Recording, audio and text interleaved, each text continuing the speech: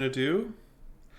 Constructed this stream, but then I won some draft matches, and I really would love to get that delicious rank 1 screenshot before I start practice for this weekend's Fade to Karma Valentine's Day tournament. So here we are. Here we are looking to draft. I guess I'll just wait a few minutes for folks to arrive. Maybe update with 3 decks I need to import right now. Let me check. Some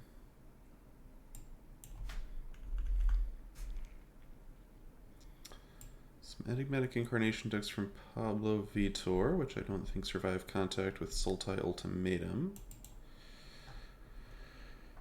And we've got the Rune deck already in the system.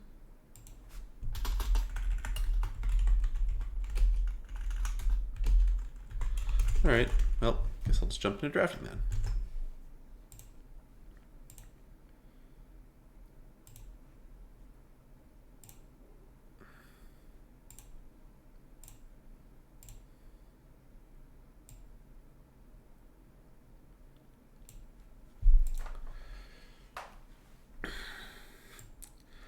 Weird amount of tension here. It's actually, I guess when you're playing for rank 1, the drafts suddenly do feel a bit more high stakes. I've been having good luck with a variety of different weird decks, so yeah, we'll see what happens. I'm ready for most things.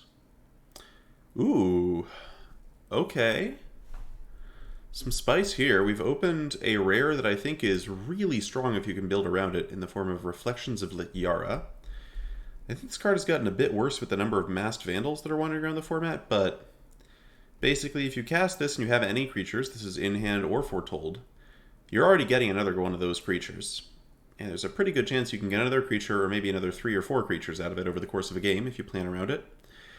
Obviously it's a miserable top deck, but given that none of the other cards in this pack are, you know, 1st or even 5th pickable, pretty happy that we actually got a good rare and I get to take it and try to play around it. So with this, of course, the thing you want most of all is Changelings, because Changelings work for all of the creature types you could name. So we'll keep an eye out for that, and wow, now we've got a pack with all of the cards I like. Goldvein Pick, I of course like. It doesn't go super well with Reflections of Lityara, but it's a good card. Can stay open to many things with it. There's just Shimmer to Fail, which fits into every deck. There's Binding the Old Gods. Frostspire Arcanist is definitely interesting. We could try to do a giant flavored thing. Or Wizards even. Not that it would be like Wizard Tribal per se, but Frostspire Arcanist works well enough if you just name Wizard on your Reflections of Lityara. I think Arcanist is strong. Binding the Old Gods does commit us to 2 more colors right away, which is tough. And I think Arcanist is like better enough than Shimmerdrift Veil that I'd want to take it. This also becomes cheaper off of Changelings, which is very nice. So I think I'm just going to take Arcanist here. There are definitely things we could have taken first that would lead me to take many of these other cards instead, but let's just grab Arcanist. Pass the picks to some other people. Alright, now we got Serulf's Packmate, so no good blue cards. I mean, Saw It Coming is fine, but I don't think Saw It Coming is quite strong enough that I'm willing to pass to Serulf's Packmate for it. Packmate, notably with Reflections of Lityara, I'm very interested to be blue-green, because the other Changelings are all green. I think the card type I've named most often with this is Wolf, just because copying a Serulf's Packmate for 2 mana off of it is just viciously powerful. And yeah, Saw It Coming I consider to be pretty mid-tier. It's an uncommon counterspell, so people get excited about it, but it's not that special. I'm just going to take the Wolf. Elven Bow is also good. Elven Bow is probably about as good as the Wolf, but having Reflections pushes me toward wanting to take more creatures. And here we've got a Masked Vandal, which I'm super happy to grab with the Reflections. Looking to cut some green here, cut Changelings. Snow-Covered Island's also nice. But, yeah, I'm already pretty interested in blue-green. Let's just see where it goes. Take that, and now I see another Changeling here. On average, I would say I actually like Grizzled Outrider slightly more than Lityara Glade Warden. I think this card's just really clunky to actually to make it work. But with Reflections and me being Changeling Tribal, I'm super down to just grab this. KSNRG, the pack with Reflections had no good cards in it. I think Reflections is a 1st pickable rare. I don't think it's like better than the best uncommons, but I think it's a 1st pickable rare, so I was pretty happy to grab it. And alright, now we've got our 4 mana 2/4 versus our 2 mana 1/3. Obviously, this card can be better in your Changeling Tribal deck. I still am kind of maybe down to take Masked Vandal. You're really high on Kinseekers. I have not been... I mean, I think Kinseekers will be good in our deck, because we're going to have a ton of Changelings. I feel like you can pick up basically an unlimited number of these, but that might also be true of Masked Vandal. I'm pretty close between these. I guess I could take the first Kinseekers over the second Vandal and see where we go with that. Certainly Kinseekers is better once you've got Reflections out. Okay, and if we're just going to keep getting Masked Vandals, I actually might just take a Snow Forest here. This is the kind of deck where I'm really going to want to be able to play a couple of Sculptor of Winter if I see them. And just the sheer number of Masked Vandals running around make me think it's not urgent to grab a third copy here. So I'll just take the Snow Forest. And here we've got another Kinseekers. Wow, a lot of good stuff left in this pack, which is encouraging. Augury Raven is interesting too, because if you just name Bird or whatever with this, you still get all your Changelings. And naming stuff you already have foretold is great, because it gives you an incredibly powerful turn the turn after Reflections comes down. Not very interested in Ice Side Troll yet. I think this card really needs pretty heavy snow commitment, because it forces you to tie up like specific lands you have to regenerate it.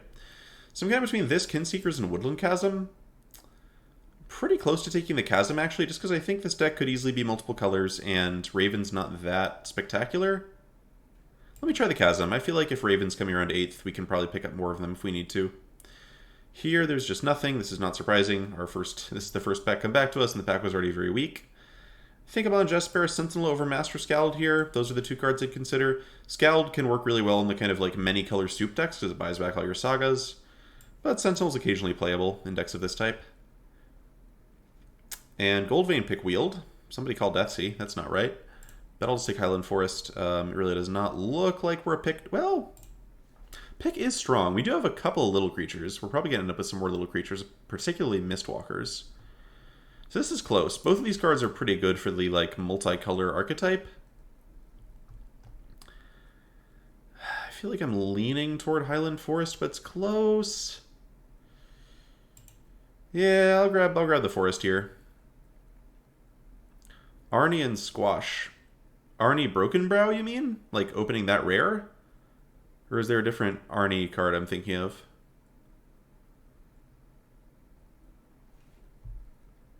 Alright, Snow-Covered Plains or Rootless You. Oh yeah, the fight.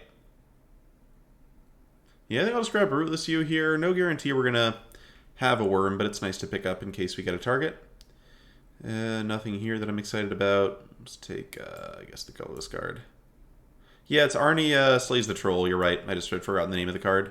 All right, and we wield Kinseeker's Masked Vandal, so we are Changeling Tribal. I don't think I've ever had 5 Changelings after the first pack. Ooh, and we got the Changeling Tribal rare. Wow, the Magic Gods are kind to us today. This card's a bomb in every blue-green deck. We might even wield it Yaramir Lake at this rate, because it looks like blue and green are super open. I'm incredibly excited about where this draft is going, folks. This is looking like a spicy one.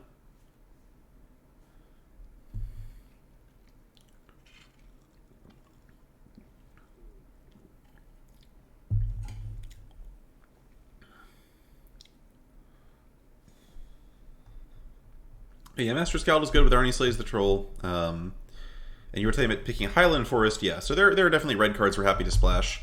The question isn't so much do we want to be able to splash red cards, it's more like Goldvein Pick also helps you splash, and can help you splash every color, albeit less reliably than a dual land. So it's sort of like getting another card that can help us splash black or white in addition to red, but it's a bit worse at doing that than the Forest is, but also having an equipment's nice. I still think, given that Pick wield, I think we can probably get a couple of equipment if we want them. Be it Goldvein Pick or Elven Bow or whatever.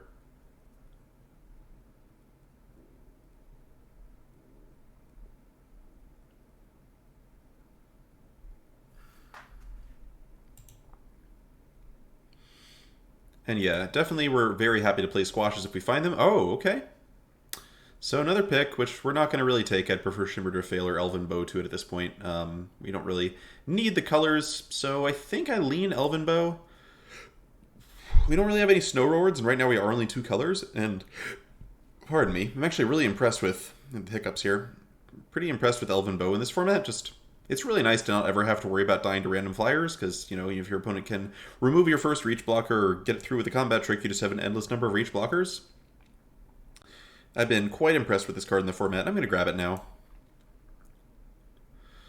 Okay, Lityara Mirror Lake is a really powerful land for us. I guess I'm just going to grab that. There's nothing here that I really feel like splashing. Blibizin. No, I have not made any. I have not made any notable white aggressive decks in my my Magic history. You need to become Aaron Girdler tonight, Chad. That's the goal. Maybe you're probably thinking of Aaron Barrich. Aaron Barrich is the kind of person who makes good white aggro decks. XD PPZ, thanks for the follow. All right, so we'll take the Mirror Lake there, and now we got Packmate. Blizzard Brawl would be interesting if we had more snowlands. I think just as Prey Upon, it's not nearly as good as Packmate. I have mentioned before that I like to cast this Naming Wolf, and that looks like a possibility. Something to note is that Frostfire Arcanist currently is not turned on at all, so it may turn out that we kind of burned a high pick on a card that we're not going to play, but that's fine. If it happens, it happens. Here we've got a very bad-looking Carful Harbinger, and honestly, I don't like Notvold Recluse very much either. I'm probably just going to get Sulphurous Mire. There's no guarantee we play either of these colors, but I just don't think we're going to need this particular random 3-drop. It's just so... we have so many playables already. I'm just going to take the Snowland in case we need to splash some kind of crazy bomb. Okay, Rune of Speed would be more impressive if we had anything to do with it. We got a Snow Plains that I'm not very interested in. A Raider's Carve that we are really bad at crewing right now. I've been seeing this card get a little more play recently. It's probably okay. But I think I'm just going to snag Rune of Speed. No guarantee we play it, but having this card means that Ruined Crown is turned on, and that's an uncommon that can often wheel. So I'm just like so unlikely to play the Thought Thief here that I'm just going to take the card that has like the high upside in case we see a Crown. And now, again, not much. Not much. Could just take the Mountain here. I don't think we're going to be splashing for Elderfang Disciple despite having a Woodland Chasm. I don't see us really playing Axeguard Cavalry or Cinderheart Giant. Disdainful Stroke is pretty meh. Notably, there are some good commons in different colors here, but not our colors. So it looks like blue and green are getting cut off a little bit from our other side. But I still expect the third pack to go pretty well, given how this has gone. So there's another Frostfire Arcanist. We still have just basically no chance of triggering this unless we happen to get 2 Behold the Multiverse. Clarn Burndle, I'm quite happy to put a Rune Crown in my deck with 1 rune. Rune Crown just becomes like one of the best cards in your deck as long as you have a single rune. And even if you draw the rune first, you can like put it on a creature and have the creature get killed and go to the graveyard. I'm just going to grab Snakeskin Veil here. I think it's a pretty good trick, and I just don't see us really getting much use of the second Frostfire Arcanist. Here I'm going to take Lityara Mirror Lake over Shimmerdrift Veil. I think there's just no evidence that we're going to be, well, currently on 14 playables. So we are on 14 playables and we have 1 Mirror Lake. So it's possible that I might want to end up splashing some red cards or something, in which case Shimmerdrift Veil is better than Mirror Lake. Nah, Mirror Lake's just so strong. I think I can take Shimmerdrift Veil in good conscience, although notably the 5-color deck is super open here. Alright, and now that we've got pretty firmly ensconced in 2 colors and 0 snow payoffs, I'm just going to take the pick. And this card's just perfectly fine equipment you can play in any deck with creatures. King Harold's Revenge, gonna take that over Frostpeak Yeti. I don't think it's great, but I think it's a little better than the Yeti. We'll take another Spider. So we're very much like just a pile of kind of normal-looking blue and green creatures. We don't have anything like a Behold the Multiverse or anything, but Reflections of Lityara is a bomb, and the Bears of Lityara is another bomb, so I'm still pretty happy with the deck's quality, and we're quite open to splash almost anything we open. Although, awkwardly, this card requires a splash that we actually can't really do. I don't think we have enough snow to make this card become close to workable. So instead, I'm just going to take Behold the Multiverse here. We could splash Iron Studies the Troll, but I think this and Behold are close enough in power level that I just want to actually get the card draw.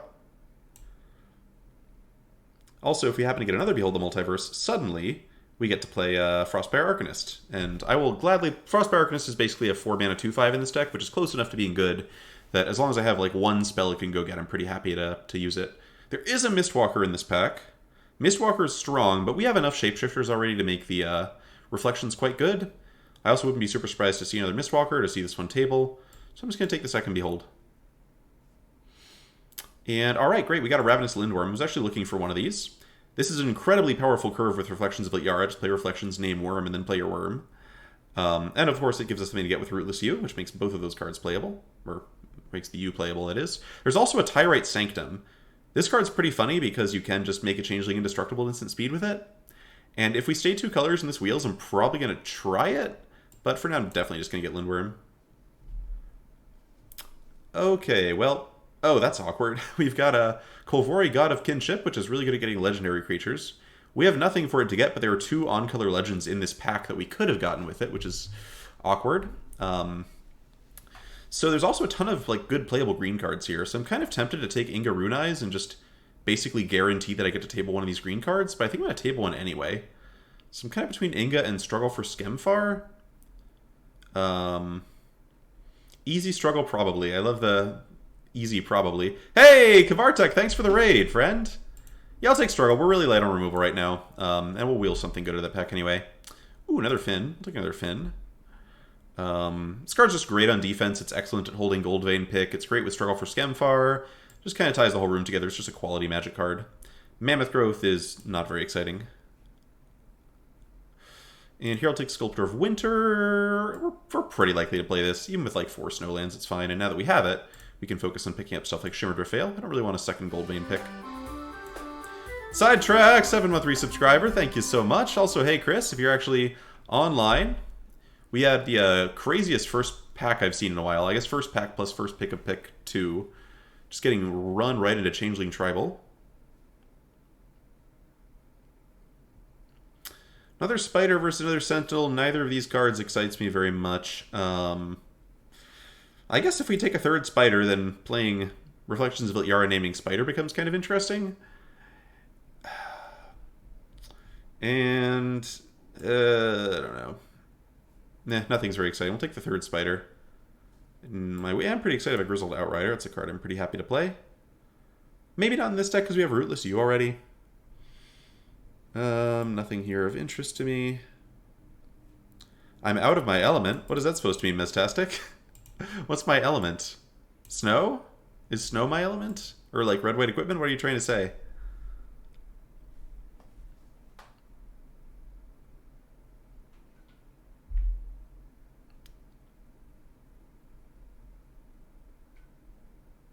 Yeah, I'm pretty happy with the quality of this deck. This is the one that's supposed to get us to rank 1 Mythic. I made a ties the room together joke. Did I? I sometimes just say things and then I don't remember that I've said them, so maybe I did. Anyway, this deck looks pretty good. Certainly ways that a deck like this can falter. We don't have the kind of card quality density that a lot of decks in this format do. I could see us, well, we're probably not going to struggle with the equipment decks because we got 2 Mass Vandals. Yeah, something could stop this deck, but I would like to see the deck that stops this deck. Yeah, I mean, Arachnoform is not the kind of changeling we're looking for, right? We're looking for changelings that trigger with Reflections of Lityara, as opposed to changelings that, become changelings after they're already in play. Ooh, we got the Vault. Nope. Let's build the deck first. Yeah, so we've got our crazy uncommon bomb in colors. We've got Double Wolf, Double Behold, Kinseeker's Glade Warden. So we're a bit chunky at the high end. I'm going to cut at least 1 Grizzled Outrider. I might cut both the Grizzled Outriders. Just one way to lose with a deck like this is to just get too chunky.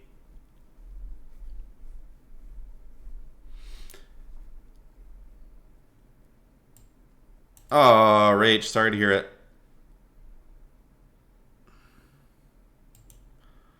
Yeah, I had to reload on gems at one point myself on the climb.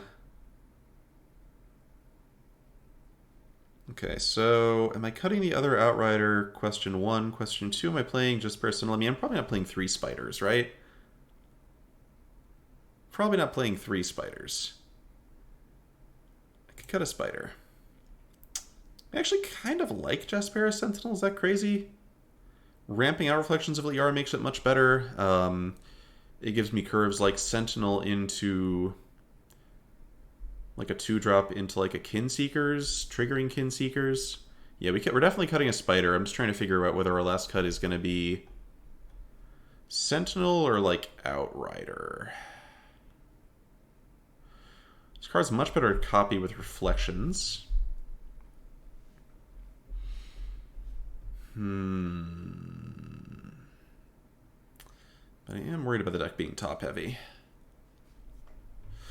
I don't really want to win 16 lands. Our deck has double Behold the Multiverse, and it's really, really chonky up here in the curve. Yeah, we're not really trying to fix with Sentinel. It's like a 1-drop, but it doesn't block much anyway. It might seem... I almost wanted to cut Sentinel and Outrider and just put in the third Spider. Spider just always trades with something, which is a really nice ability to have. And the more that my creature types kind of clump up together, the better Reflections of Lityara gets.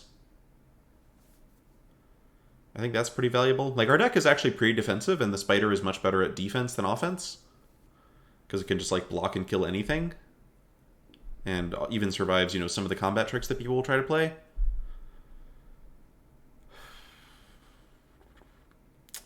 Rachel, the current creature spread is, we've got, like, I don't know, what, 6 changelings? 5 changelings, couple wolves, couple spiders, couple elves.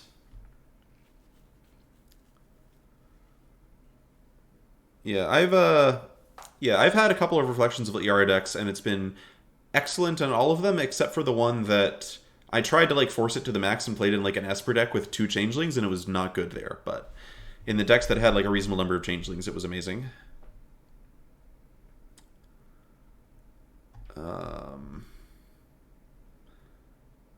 I especially like that we don't have, like, any accidental, like, legends that just die off it, except for Finn, but we're probably going to name Warrior with it.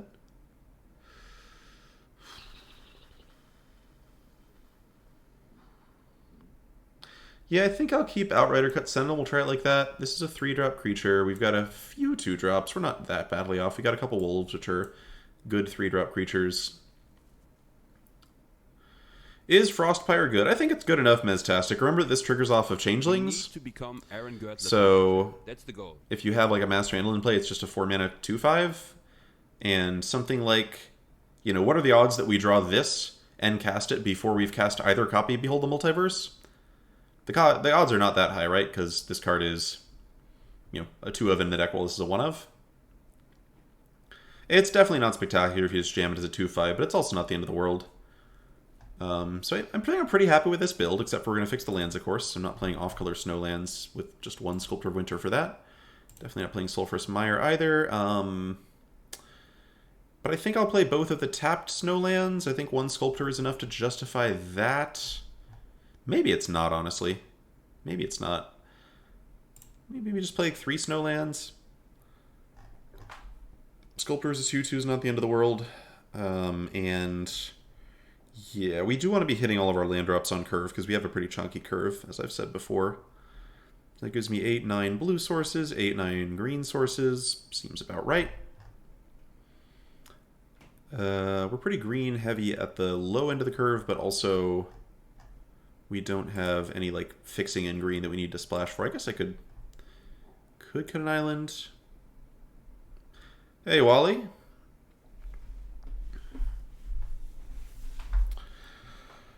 Do I want an even split? I'm really green biased, but my best cards are blue. Behold also is the closest thing I have to mana fixing, and that's blue. I think I'll go with a 9-9 split. Alright, yeah, happy enough. Happy enough with this deck. This deck I think I'm pretty comfortably just jam Master Vandal as a 1/3 for 2 and not be too unhappy about it, because we've got the Kinseekers to boost off of it. And the Bears of Lityara to pump it. So let's say that's done. Let's open the vault so it's not blinking at us the whole time. And see if we can go from 2 to 1. Yeah, Master Vandal up. It blocks okay. All the 2-drops in the format have 2 powers. That part's nice, but the 2-drops in the format tend to have Goldvein Pick or Tormentor's Helm attached to them a lot, which makes it a much worse blocker. But it's also excellent against the cards Goldvein Pick and Tormentor's Helm, so that's nice.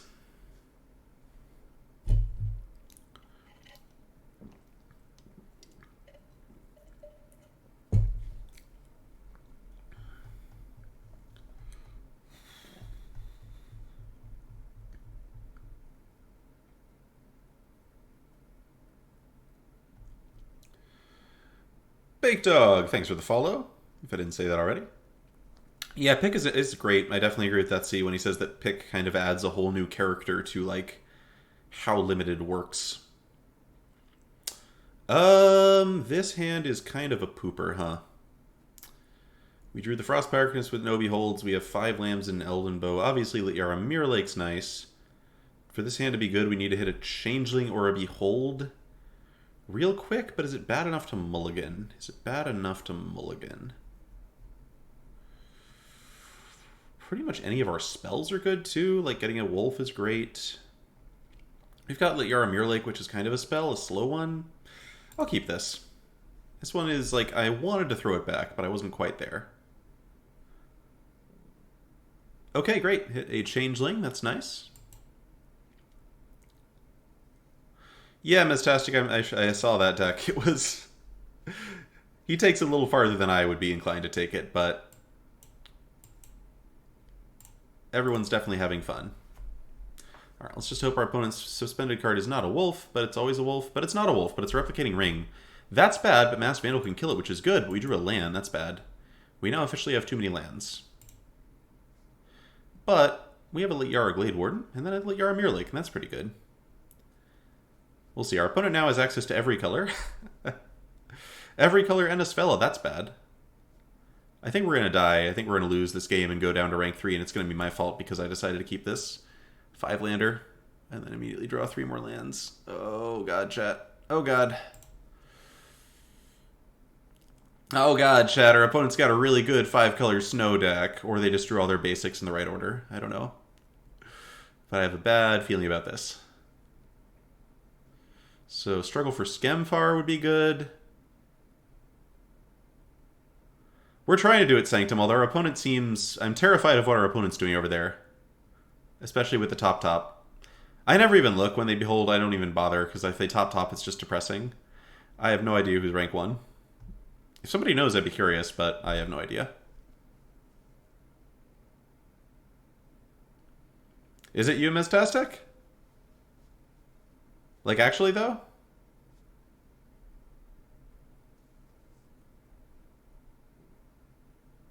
Aw, Mistastic.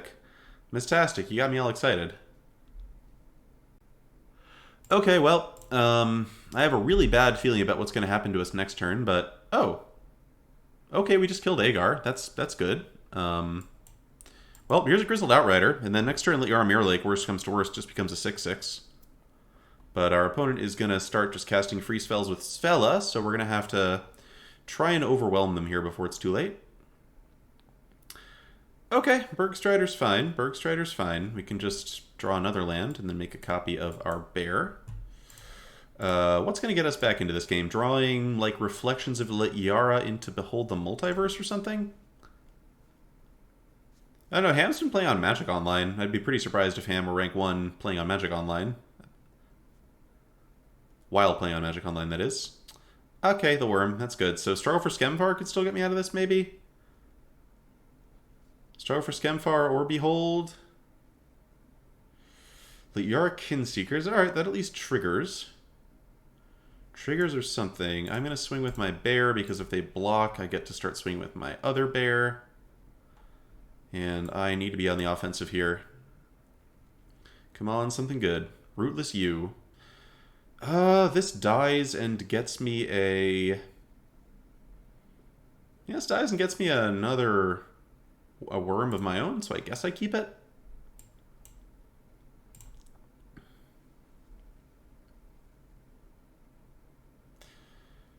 Yeah, I guess I could just be trying to scry desperately to hit Bears of Liara or something, but...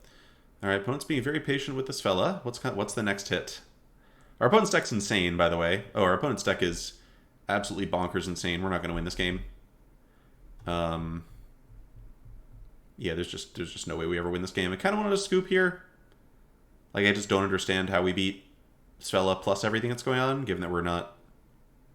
Like, it's sad because on rank 2 I feel much worse about just, like, scooping what will seem to people to be early, but we can't beat this 8/8. We just don't have the tools.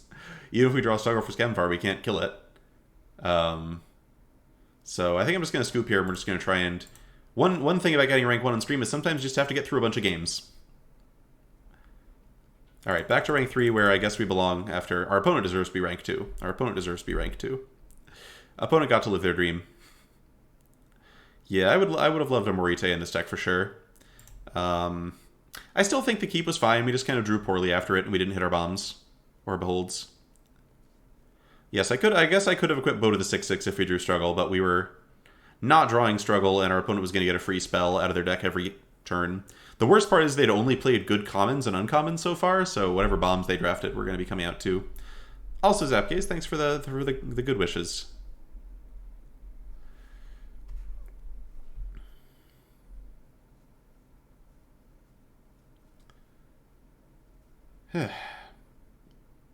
What could happen this game is we could just draw Reflections of Lityara and just blow people away.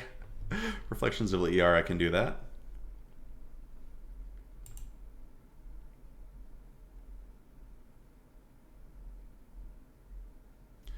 But no, Linda and Linda's friend Linda broke us down there. Okay, let's get some synergies together. This works. Need some green, but Behold will get there. And then we get to turn Frostbite Arcanist into a playable card, which is exciting. And, ooh, opponent is did not play a Fearless Pup on turn 1. That's good. Please continue not to play creatures. Why don't you just foretell something, opponent? Just foretell something. Yeah, that's right. Foretell. Foretell those cards. All right, we gotta hit blue. We gotta hit green now, though. Chasm Lindworm. Do I keep Lindworm? I mean, it's gonna be a long, slow game. But we are gonna need double green to get this down. Actually, we have Rootless U, so I'm gonna bottom that because Rootless U. It's the only thing that Rootless U actually gets for us. I mean, what could this be? It's probably just Behold the Multiverse, right? With this deck, I'm quite happy playing long games against anybody who's not doing Svella. Also, don't mind seeing Score and Effigy. Okay, so what's my plan here? Could just play Wolf. Wolf gives them pick, but that's kind of fine. They also missed a land drop. The fact that they missed a land drop means I really kind of want to block them and stop them from getting picks. I'm actually going to play Kinseekers this turn. Might look weird, but basically this stops them from just starting to get treasures.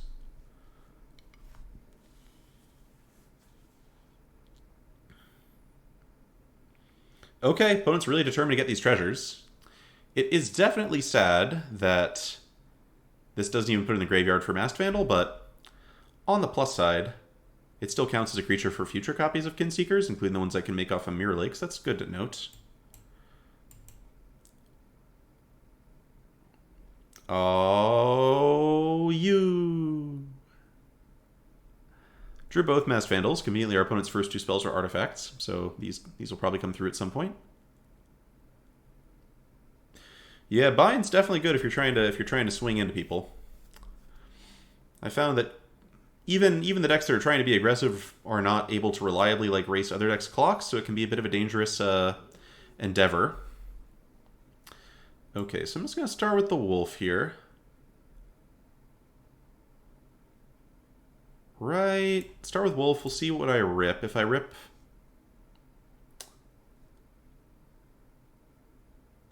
Another creature. Bears of Lityara, huh? Okay, well, now that I've drawn Bears of Lityara, this is hopefully going to change my plans. I'm definitely going to attack with you. I'm going to slam this 1/3 Masked Vandal, which might seem a little dumb when they've got multiple artifacts on board that I could wait and get a 2-for-1 off of, but the Bears of Lityara is going to turn Masked Vandal into a 4/4. And so it's really nice to have it down now.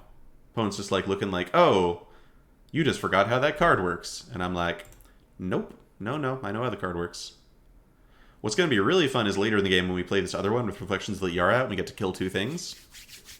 That's going to be tasty, chat. I can't wait. So we're absolutely double blocking the Scarecrow if it attacks. Losing Vandal will be a little sad, but getting creatures in the graveyard for the other Vandal's nice. Opponent is not... Yeah, opponent just looks to be mana screwed and dying, which does happen. I'm sorry to hear. Always sorry to see it.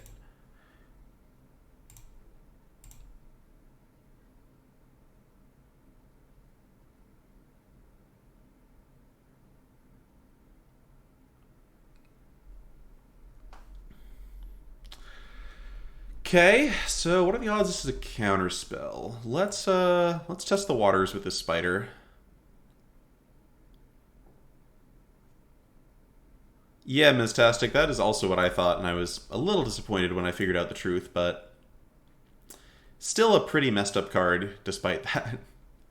Also, all the sagas in this set are just extra messed up because of stuff you can do with Depart the Realm and Master Scald.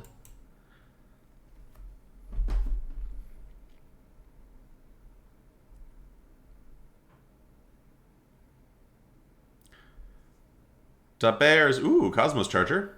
Well, that would be more helpful if I didn't have a 4/2 Spider.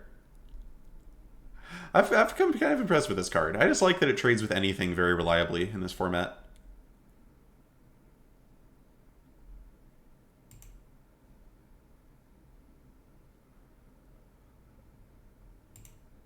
Alright, so our opponent didn't draw any lands, but we also actually just got to play good spells every turn, which is nice, and now it's going to take us a while to get back to rank 2, probably. Also, Patrick, I'm sorry to hear about the experience you had on both turn 3 and turn 4 of that game.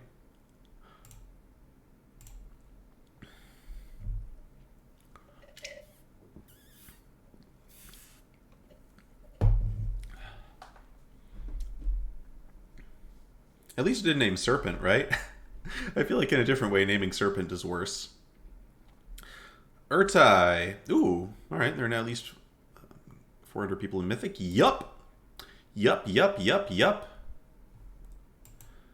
This is a curve, chat. This is a curve. We're sneeping this one. Sneeping this one. A little sad that we can't jam the Vandal or can't jam the Shimmer to fail this turn, but that's fine. That's fine. That just means we get to curve 3, tap land 5, 6. Sure hope you weren't planning to cast creatures. Opponent, sure hope we weren't planning to cast any creatures on turn 3. Or I guess turn 4, come to think of it. Also, does anybody have any idea, like, is anybody following any of the Kaldheim lore enough to know, like, what is going on in Lityara with this? Like, what happened in Lityara? Why were all the changelings bears? Like, it is a little sad that because of the way sagas are designed, they can't have flavor text, because what the heck is going on?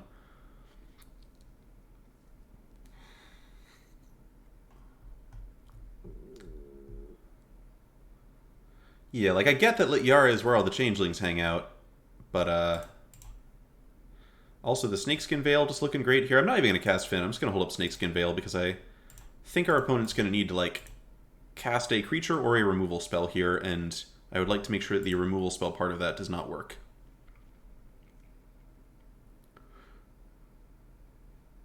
Okay. Opponent, again, looks like mana problems, although I frankly don't see anything that would have saved them here. Oh, okay. Well, Clarn Durndal, it sounds like you know the story. Snakeskin Veil's a great card. Don't leave home without it, chat. Don't leave home without it.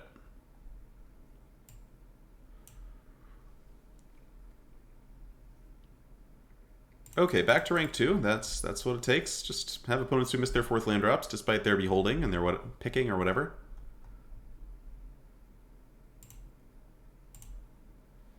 Oh no, Tammy, this is nothing like your 3-path deck, or my 3-path deck for that matter. Those decks were much more lit than this one.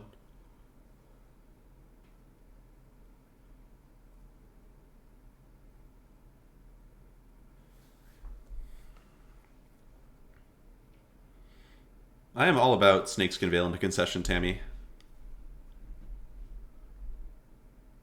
But yes, you're much more about the making people suffer. Alright.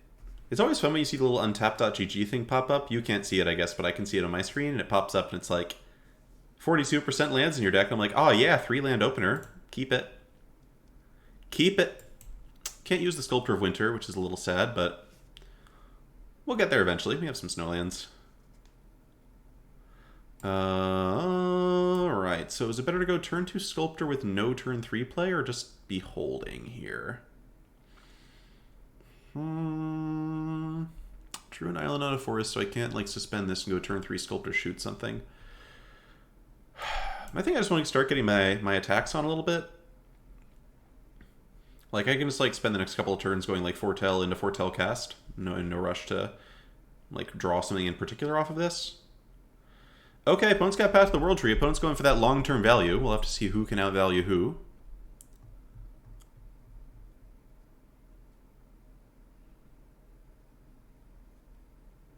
Perfect. Drew the tap land just in time to do our foretell nonsense. And this is going to be a Lindworm later, hopefully. If all goes according to plan.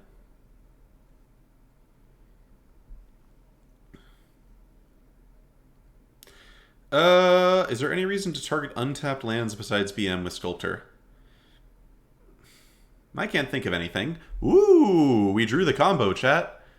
And the bug is still, it looks like the bug's still there. The bug where this is reduced by the opponent's creatures. Amusingly, if we had foretold this, I could have attacked with Sculptor and then cast this, but I'm pretty happy just jamming Behold. Masked Vandal. I am interested in Masked Vandal, I think, because it can kill Path to the World Tree. So we'll keep that. We grab a Packmate. I love that.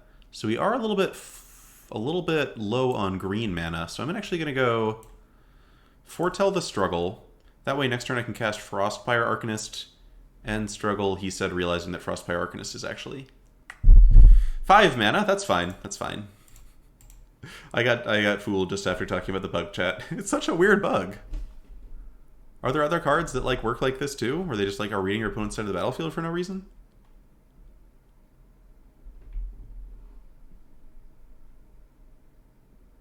Okay. So that one, Frostbite Arcanist can kill with Struggle, which is good.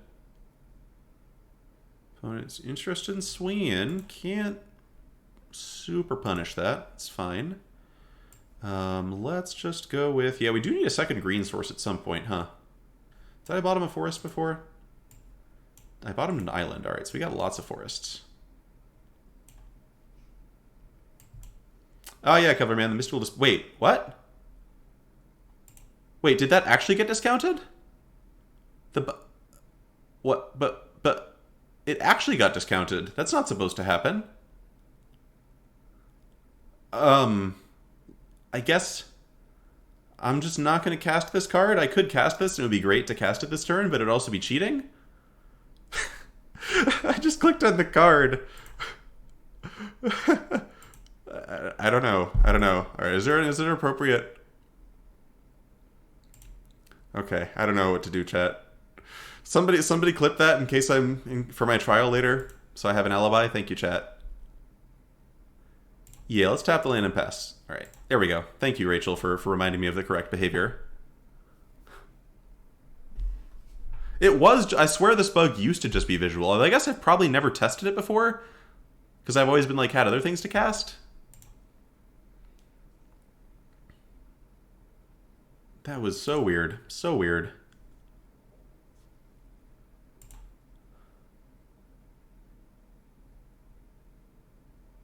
Alright, Narfi Betrayer King. We can also kill that. They've got 2 snowlands right now.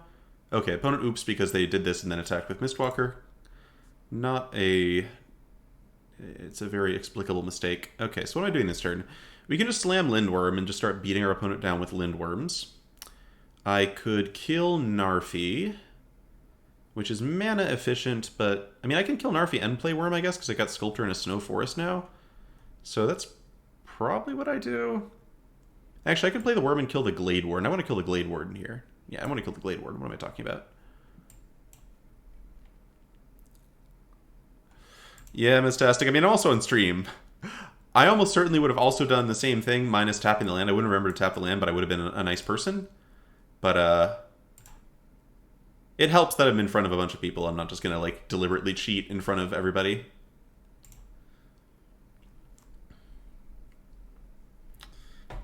Oh no. Well, there's still time to get the right clip, but I appreciate the effort, Rachel.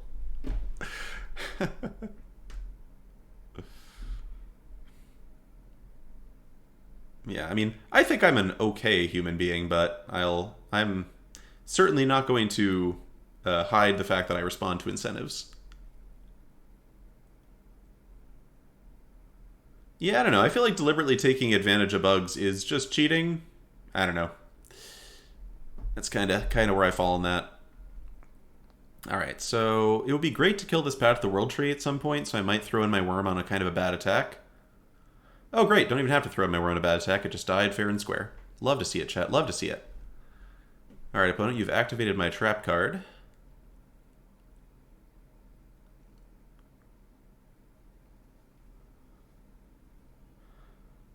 Oh, it's Reach for the Sky, wait. Sorry, I think you came in when I think you came in when Kvartek raided. Chris, if you're still on the stream, what is your partner's Twitch handle? I definitely isn't your partner named Rachel. I just assumed you were with Chris. I was just reading Rach for this guy and assumed that you were Rachel. Sorry. Okay, anyway, where am I going with this turn? I'm definitely casting Mass Vandal because they're about to have mana for Path. I should also just... I'm just going to Packmate here, I think, over the Behold. I want to keep some board presence going. Packmate's also really good to start copying with Mirror Lakes. Cast this first, see what I draw. Okay, nothing special, so we'll just go ahead and vandalize the path.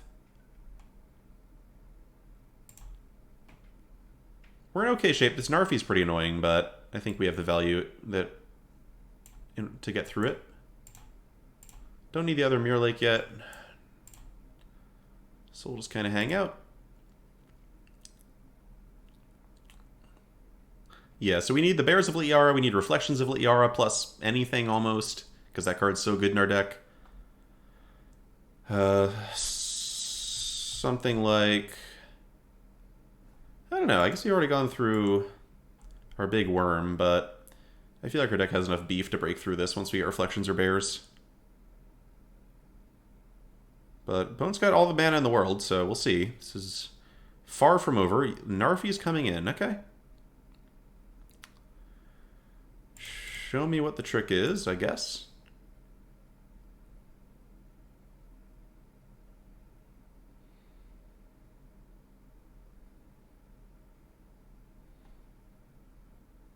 You got a Jarl? Are they splashing Jarl in their snow deck?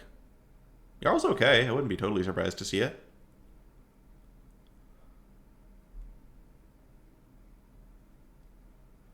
Skemfar Avenger, okay.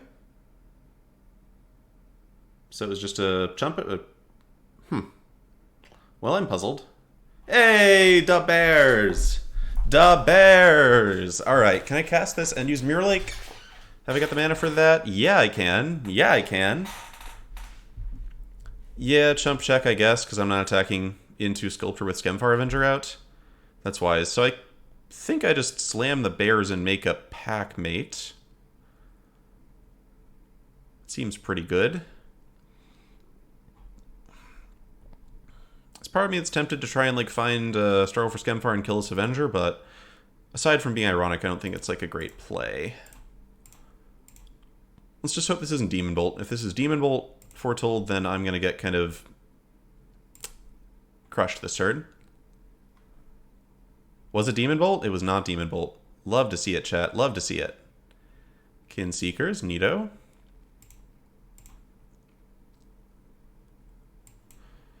Okay. Beats, Bears, Battlestar Galactica. And tacos, tacos, tacos, tacos, you were a few seconds too late to speak it to life, and for that, I appreciate you. Not attacking with Packmate here. This thing is clocking us a little bit for a turn, but I've got a bunch of spiders, which can block it a little bit. This attack's interesting. They got a... Battle of Frost and Fire? Blood in the Snow? Blood in the Snow would be very bad. We still have to just rely on getting to Reflections to win that one. But, okay. Show me the money. What is... Warhorn Blast. Warhorn Blast would get me. Oh, Crush the Week? Yeah, it could be Crush the Week, I guess. Hey, nice. Nice one. Figured it out, chat. Figured it out. Okay, that was a good little sweep. I still feel like we're pretty ahead. Okay, so we get our Behold off. Bottom two forests. You'll love to see the double bottom the forests. Give me some good spells. Give me some good spells. Those are fine. Those are adequate spells. We take those. Okay, Kin Seekers gets to come in with the extra juicy counter. Bottom a spider here. Opponent's does have the 3 snowlands, so I'm not looking to attack into Narfi here. Is it better to do Finn this turn or just play Mirror Lake? Mirror Lake basically lets me go Mirror Lake plus Spider next turn, so I think I'm just doing this.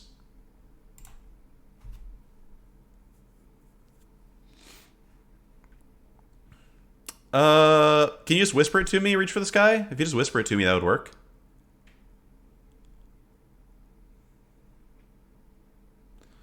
So opponent could just kill my Mast Vandal and the Bears doesn't really do anything, but Kinseeker still gets to start getting in there.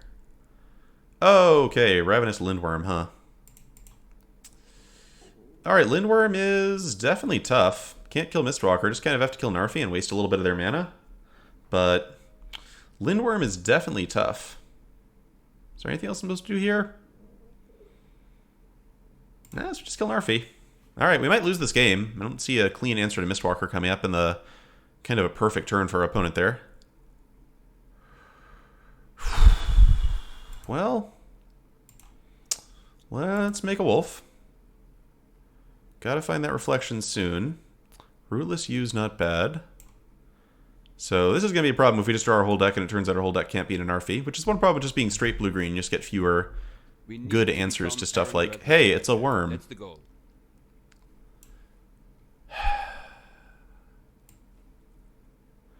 Could have copied Spider in the 5-3 blocks. That's a good point. That's a good point. It's not a bad point. I feel like just getting closer to the cards I have that matter. So I've got Struggle for... Of my last 13 cards, I've got Reflections for Liara and Struggle for Skemfar and Elvenbow. All of which are great answers to Mistwalker here. I think I go Finn. Spider's not going to block this once Narfi comes back anyway. And Finn can actually attack, get in a little bit of chip, start to make my opponent worry a little bit, maybe? Maybe? I like that Narfi ties up all of their colored mana. That's a good thing for us. Priest. That's mildly annoying. Does stop Finn from doing much. Let's go ahead, get in with our Axie boy. Titus Squall, thanks for the follow. Slam you. Doesn't really do anything, but it does combine with Struggle for Skemfar to kill... Question is there any use to playing Notvold? The reason I wouldn't play Notvold here is because if I draw Reflections of the ER, I want to name Spider right away. Notvold at best just chump blocks Mistwalker for a turn, which is not very exciting. It's not really adding anything to the board since I still don't have good attacks through Lindworm and Narfi. So I think I'm just passing. Have we played Spider over Kinseekers? Yeah, that's a good point, Audits. I forget what our opponent did that turn. They played the Lindworm?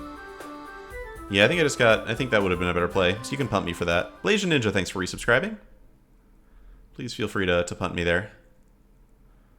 Masked Vandal just doesn't do anything, unfortunately. Yeah, our whole board is kind of getting just destroyed here. Get in with Finn. We're probably going to have to play the Spider. Yeah, it's not chumping versus the Priest, which is also pretty annoying. So we just need to draw Struggle for Skemfar, or Elvenbow. Those are both cards we've got left in the last 11 cards of our deck. There might be other stuff too, but I'm not thinking of what at the moment. We've already gone through double Mirror Lake. We got 2 Forest in the bottom. We've got 9 lands in Play Other Hands. We've got 2 lands, 3 lands left in the unknowns. Okay, Recluse is down. I'll save Vandal because Vandal can get copied, and also I just don't see it doing anything on the board here. I will definitely block the Mistwalker if I get a chance to do so this turn. Uh-oh. That's a little more pump. All right. Nope, super down to block Mistwalker here, friend. Super down to block Mistwalker. Please and thank you. Love getting an extra turn. Shimmer to fail. Not good. This is not good.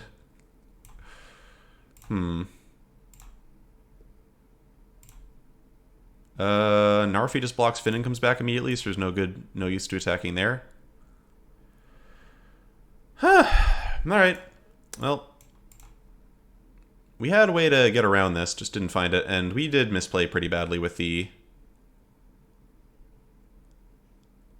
We did misplay pretty badly not using the Spider to kill this, so definitely not rank 2 plays. Elvenbow! Okay. Okay, we're still in the game. We're still in the game, folks.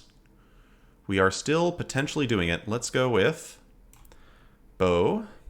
Bow knows. We get to make the free elf, which I think I'm pretty interested in doing. I mean, our opponent could, like, kill our flyer at any point, and that would be really bad. Put the bow on the U here and attack with U and Finn? If I put the bow and Finn in attack, it basically forces Narfi to die, which forces them to tap out their snow mana, but that doesn't do much else.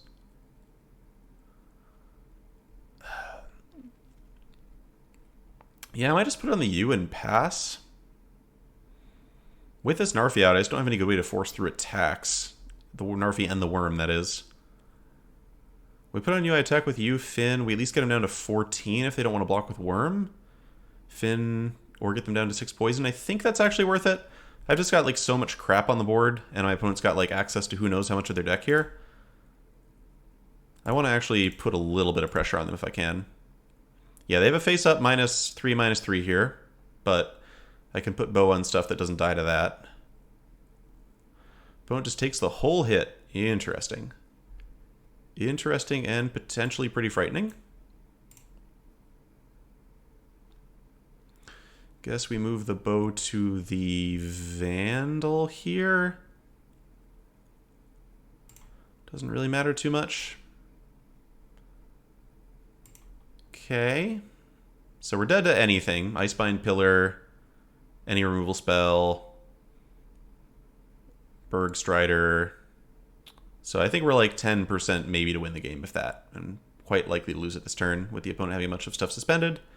There it is. Yep. And good game. Disappointing, disappointing. Just didn't quite get there with the right draw order. Back to rank 3 where we belong. Yeah, I will acknowledge this deck feels like a B, about a B. Maybe a B plus if you're being generous, but probably more like a B. It's great that we've got the bomb rares and the good synergies and all that, but we just don't have much removal. B for bear, exactly.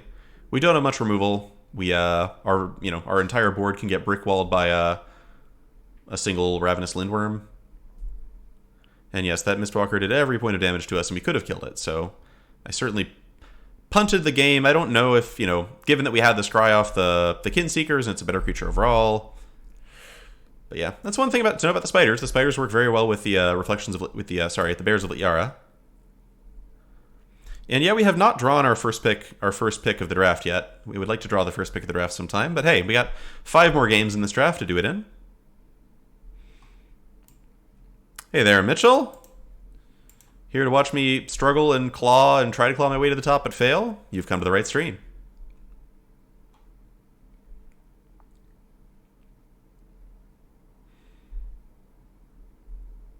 Oh, we windmill slammed Reflections of Lityara, pick 1, pack 1. Okay, well, still not seeing Reflections, but we've still got our great curve here. Even got Snowlands for Sculptor of Winter. Looking good, looking good.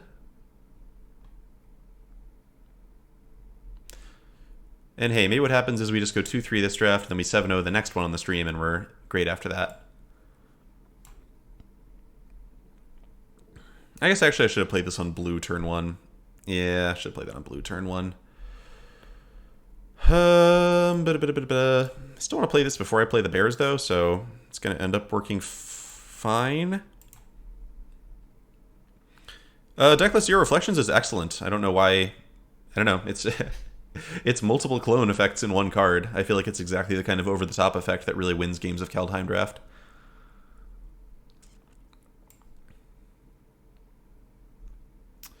Okay, so here's Vandal Savage. Setting up for the Bears.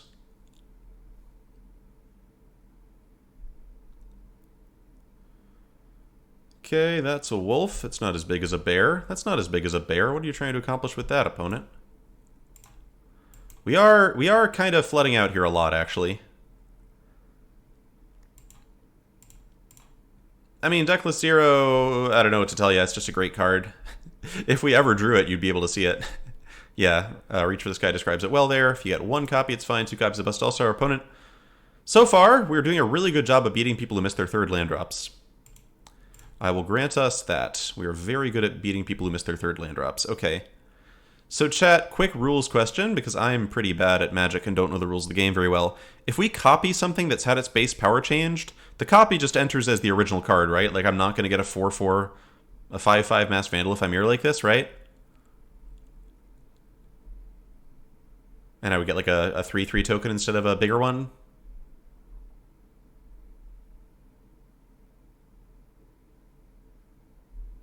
Okay, so Kellerman, I'm correct that I do not get the altered creature. Yeah, I think we're going to use it anyway, because we have literally no other plays this turn. And having another attacker next turn after we kill our opponent's only blockers is going to be probably pretty lethal, but... yeah, anyway, let's do the lake here. Copying, I guess Sculptor of Winter is our best card to copy, if we don't care otherwise.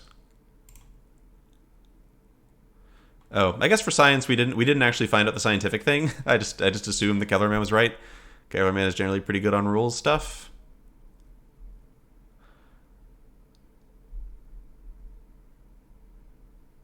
And yeah, Deckless Yar, you're correct that Reflections of Yar can be overrun by aggressive starts, but like, I don't know, I played a deck with Kaya in it, and my Kaya deck got overrun by some aggressive starts. And that doesn't make Kaya bad. Whoops! Oh god. Oh god, chat.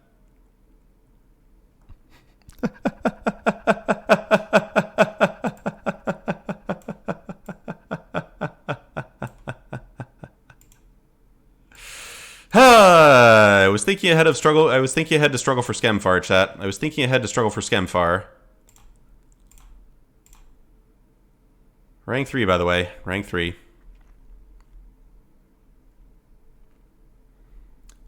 And yes, Kevlarman, that's a good explanation. Yeah, like, I thought I knew how that card worked. It looks like our opponent's probably going to die anyway, because we have a 5/5 and we're about to have another 5/5, but,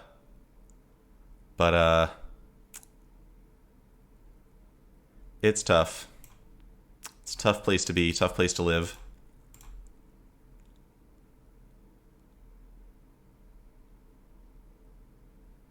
Okay, you got something clever, opponent? You got Mammoth Growth, Demon Bolt?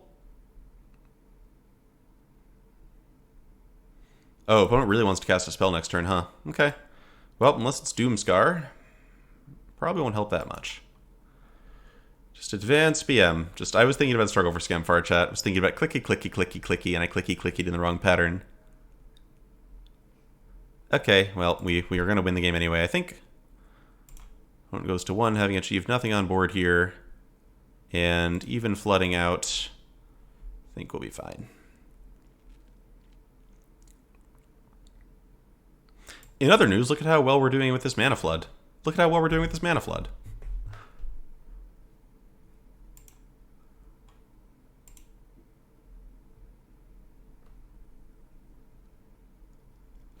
Jofu, I don't think I'm gonna have time for that now. If you want to whisper it to me, I might get around to it later.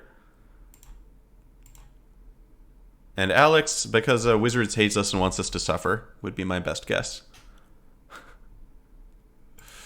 Okay, well, this is good. This time we can draw Reflections of Lityara, right? Let's draw Reflections of Lityara. Let's show chat once and for all the power of Reflections of Lityara.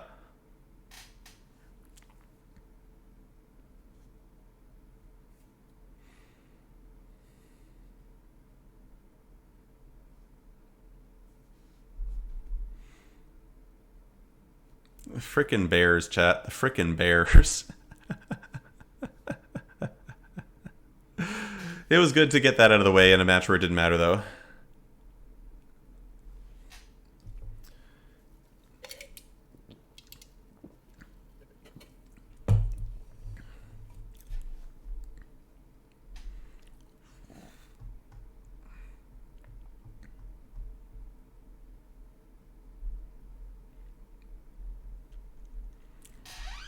Well, reach for the sky. I'll wait until it happens before I ban you, don't worry.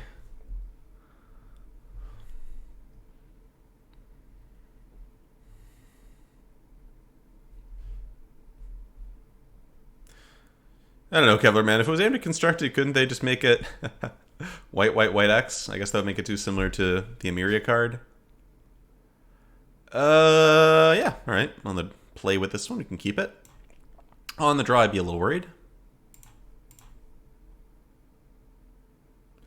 This would be a great Reflections of Liara hand, potentially.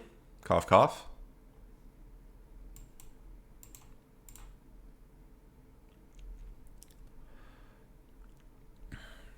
Oh yeah, we should start doing channel points gambling. Sorry, I wasn't even thinking about that, chat. We definitely do gamble channel points all the time because we are degenerates. We'll get gambling set up for the next game. Oh no, a 2-1? I don't know if I can beat that, but we're going to try. We're going to try our very best. Try our very best. It's going to make another 2-1, chat. It's going to make another 2-1.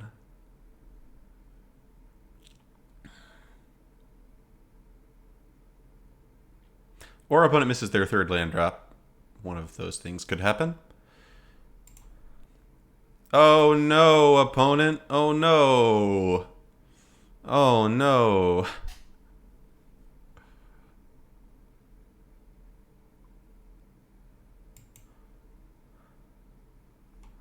Ooh, alright. Opponent's getting some spice on with the Liberator. I like it, I like it. Start with the doggo, and then we can decide whether we want to cast this or foretell the other one. Or we could just foretell this one. Man, our whole Reflections of Liara naming Wolf is going to be much less impressive, but it's fine. I just want to get stuff on the board aggressively attacking if my opponent's going to be fearlessly liberating me in the air.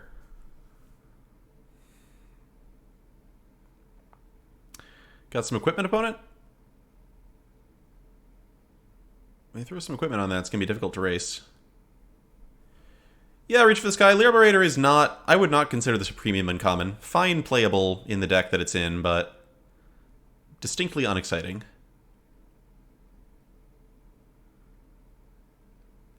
Alright, Mistwalker's going to die to Snakeskin Veils. That's lovely. You love to see it.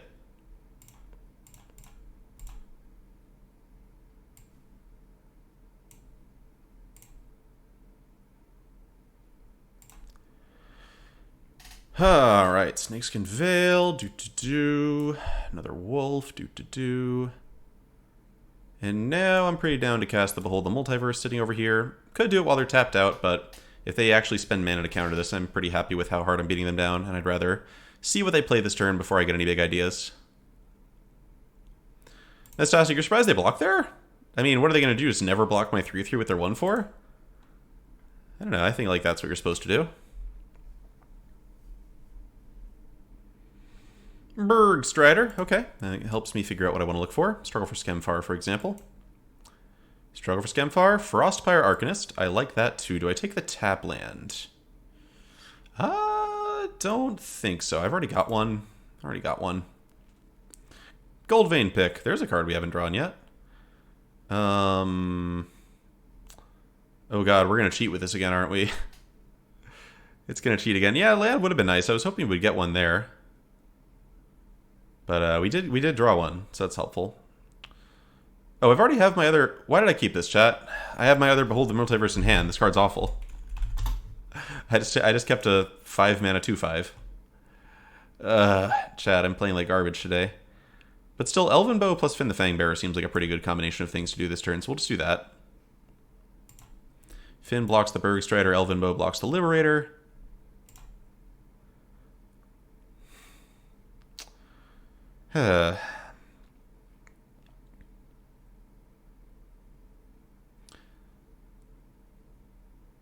But yeah, if I just bottom this and kept the Liara Mirror Lake, we'd be in a much better position here against an opponent who's still got plenty of stuff. It would appear they've still got plenty of stuff. But at least they're not slamming Battle of Frost and Fire, which I will always take. We take those every time.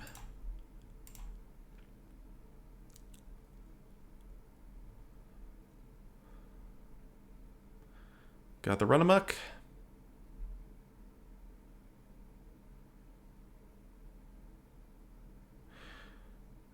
At this point, with the reflection, I believe we're supposed to name Wizard? I think it's just Wizard. Still a big a fine draw here, by the way. Is this dying? Wow, it died. What is this? What is this, opponent? What are we doing?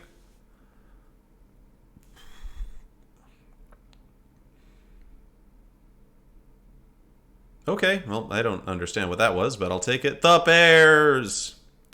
Da Bears. Oh, Ruined Crown. Ruined Crown. That's a good idea. It's almost definitely going to be Ruined Crown then, right? Okay, so do I want to try and jam some of these Kinseekers before I put out the Bears? There's a question. Could put a pick on Finn. That doesn't seem great. Many options here, many options.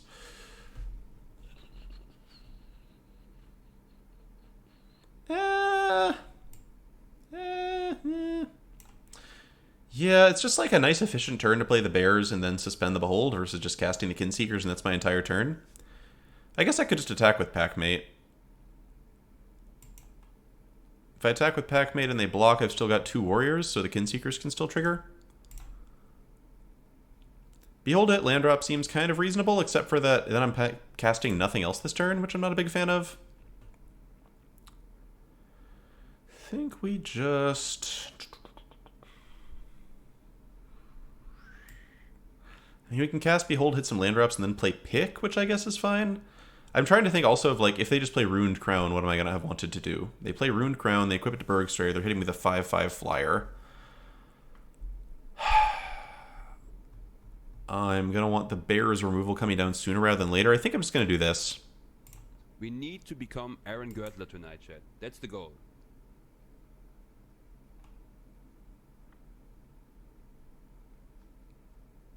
Yeah, having Behold suspended also helps us dig to Masked Vandal. We need to become Aaron Girdler tonight, chat. That's the goal. Hey, Hazy Plebeian and Frankie Shuffle, thanks both for following the stream. Agar, alright. Okay, now the battle begins. What are we up to there, opponent? Got some squashes? Are you just gonna kill all of my 4/4s? Definitely like lands. Definitely like finding lands. Okay, so...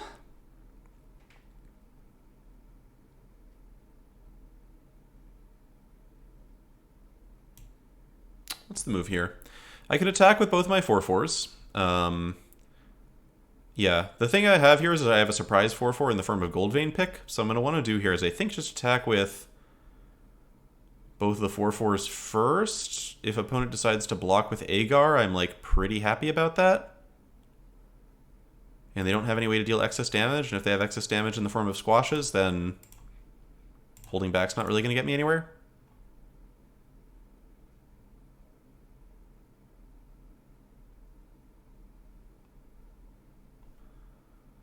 And sadly, I've already used Snakeskin Veil, so I can't like Behold to look for one at instant speed in any kind of clever way. Agar is incredibly dangerous. I think I'm winning this game pretty cleanly if I can get rid of this thing, so I'm super happy if they decide to double block with it. Okay. They could have a pump spell for the Bergstrayer, which would have been annoying there, but I just don't read them for being a deck that plays many pump spells. They can do excess by double blocking, but I still get rid of Agar, is the key thing. And if they double block in a way, I guess they could double block with Bergstrider in 2/1, but then if I order Bergstrider first, the Bergstrider still doesn't deal excess damage, right? Oh, no, wait. Okay, no, I misread Agar. So as long as they double block and a Giant is one of the blockers, it doesn't matter the Giant deals excess damage, which makes sense, because that's not how damage works. So I've got a 4/4 still. Let's go with... let's Behold, see if we can hit that land drop. Good thing our opponent doesn't know about magic, because neither do I. Alright, I like both of these. Lindworm is very good with the Mirror Lake, and I will definitely take a land drop this turn. I guess I played land this turn. Yeah, whatever.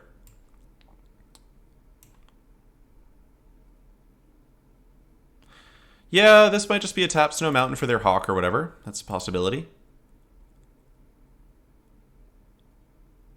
Yes, Agar is very crazy. Agar is superb. Hey, Hina Aya, thanks for the follow. So opponent gets to filter a little bit, worst comes to worst, and just look for squashes. So many bad things could transpire for us here.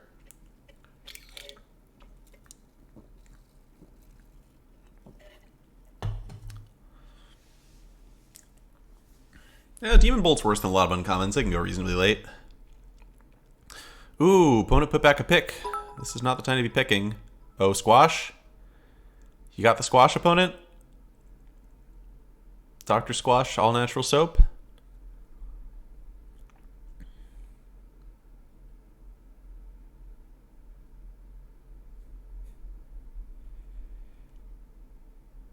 Uh-oh. No. So it begins. So it begins. Oh. Well, we didn't get punished for our bad attack, but I think we're going to get punished for... Whoop, sorry. Leaning in too close.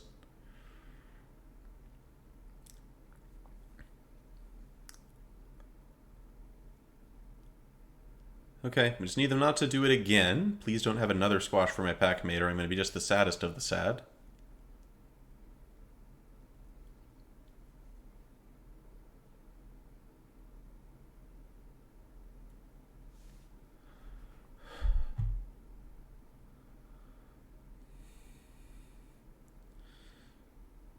Okay.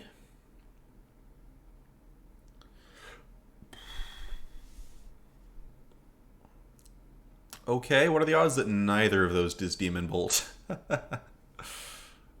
What are the odds neither of those is Demon Bolt? Okay, we're not going to do the wrong thing this time. We're going to click the Agar. If this is Mammoth Growth, then we got really pwned. If it's something else they foretold, then I don't know why they did that other than to let me untap my mana.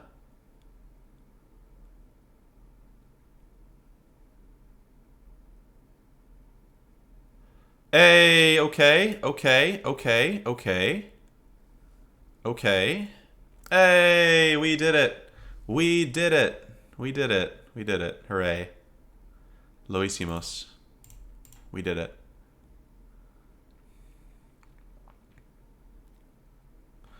Okay, what are the odds this is a saw it coming? What are the odds of that? Do I play Kinseekers to play around that? Maybe?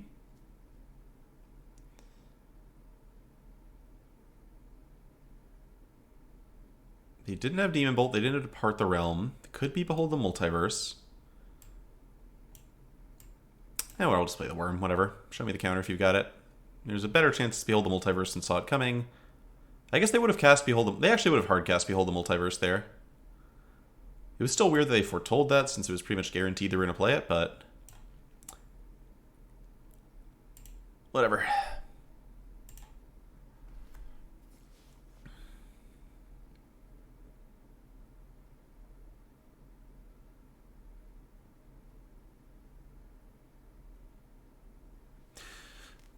It's now game 6, and we've cast both our Beholds in a couple of games, and we still haven't ever drawn Reflections of Liara. Reflections would have been very good here, by the way. Would have been a perfectly fine card. Okay, so before I go into combat and potentially lose creatures, maybe I want to cast one of the Kinseekers. Let's try that. See if we can get this ability off it before we go in. There's nothing big and flashy they can have that I would care about, because Undersea Invaders comes into play tapped. Hint, deck. Alright, bottoming Rootless U, because it's just a 5-4 with... I mean, it is a 5... I guess I just keep it, though, actually. Even if it's just a 5-4, it's a 5-4. We don't need more lands, so, sure, whatever. See if we can get this 2-1 to chump block before we slam our 4-2, maybe?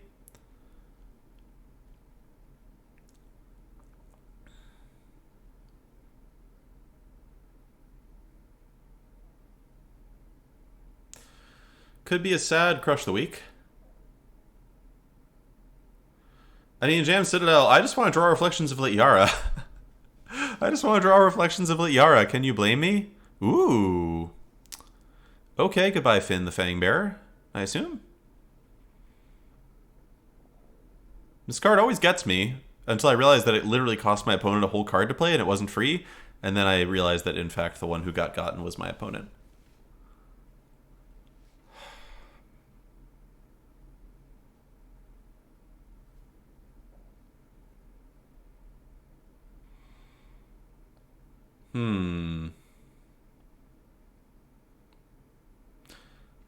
Like, Chad, I'm not wrong about this, right? Like, Brian Barrow Intruder is in fact not playable, right? I guess I could see a world where there's enough combat that you can just do that sort of thing. And I guess I liked Fairy Duelist. Come to think of it, I'm being silly, because I liked Fairy Duelist in that format. Fairy Duelist was pretty good. So I'm just being silly. It's obviously fine. Am I doing anything right now? Do I want to play the spider? I know it's on top of my deck, so it's just a 3/5 that uses my treasure. I mean, I should just play it. The only sweepers my opponent can have are Cyclone Summoner and, like, Battle of Frost and Fire, and Liarkin Seekers is, in fact, very good against both of those.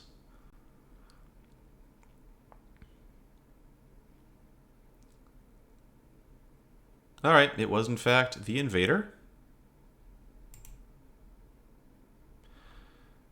Opponent's still just going to slowly die to Finn.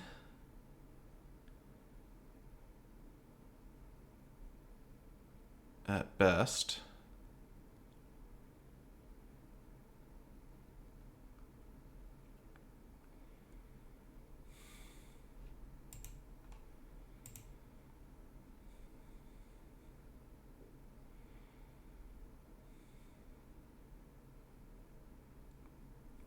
Yeah, I'm definitely feeling the deck's limitations here. It's like this 5/6 suddenly presents all sorts of difficulties for me.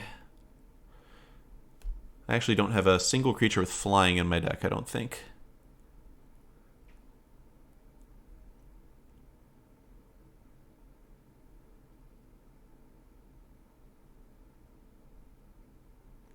Okay. Sure. Alright, I guess I'm glad I actually committed some stuff to the board here, since that could have been... That actually would have been a lethal attack if they had a removal spell in hand and I didn't play 2 creatures, so... Glad I can... Well, I didn't consider Doomscar Titan, but I'm glad I just erred on the side of not being stupid and playing things when there's no Wrath in the format that I care about.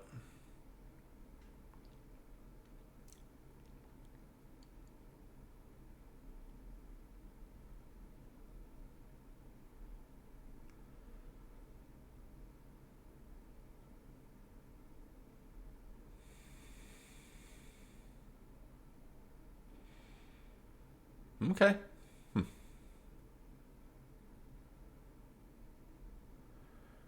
I mean, I'm definitely not single blocking. I'm definitely double blocking if they attack with something I can double block and kill. So, that would be fine. Alright, am I just swinging with Finn? I could put a bow on Finn and they can't even block with Doomscar Titan. They'd have to double block with Titan and the 2/1. That seems kind of decent. Because, like, the Kinseekers aren't really getting in there against the Undersea Invader. I could double equip a Kinseeker attack. That doesn't seem good either. Let's just go with,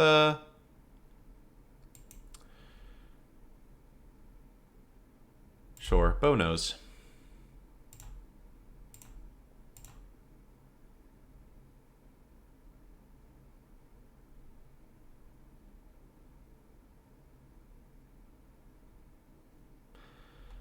Yeah, that's, by the way, is why this card is actually... I would consider this to be pretty close to a top-tier uncommon. It's not Avalanche Caller or anything, but it's much, much stronger than the extent to which I see it getting passed around pretty late.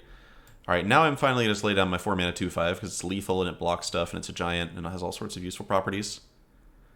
Hey! Oh no, my library's going to get shuffled. My library's going to get shuffled. So whatever I bottomed off of the, Behold the Multiverse, now I'm going to draw it. I guess it's the other era Mirror Lake, so it's not so bad.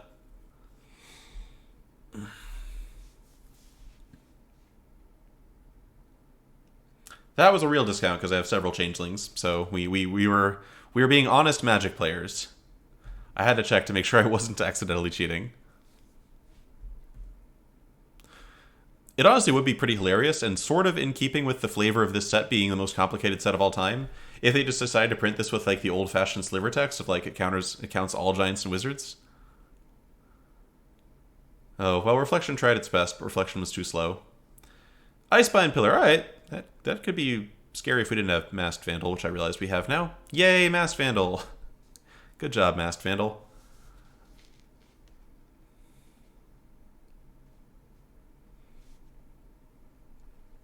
Opponent's also super dead.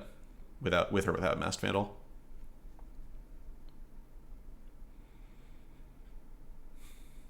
Okay, so we're just going to make the maximum number of 2-power attackers here and kill them.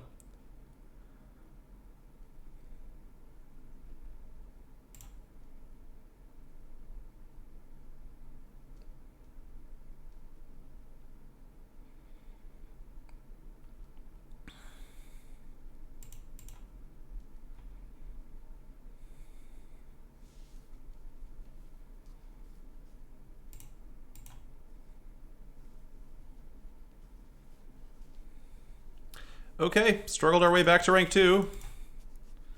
So, what punt did we learn not to make this game? We learned not to make the punt of randomly deciding to keep Frostfire Arcanist when we've already drawn both of our Behold the Multiverses. Let's take a look at the deck. Having played some games with this, do I want to make any changes? The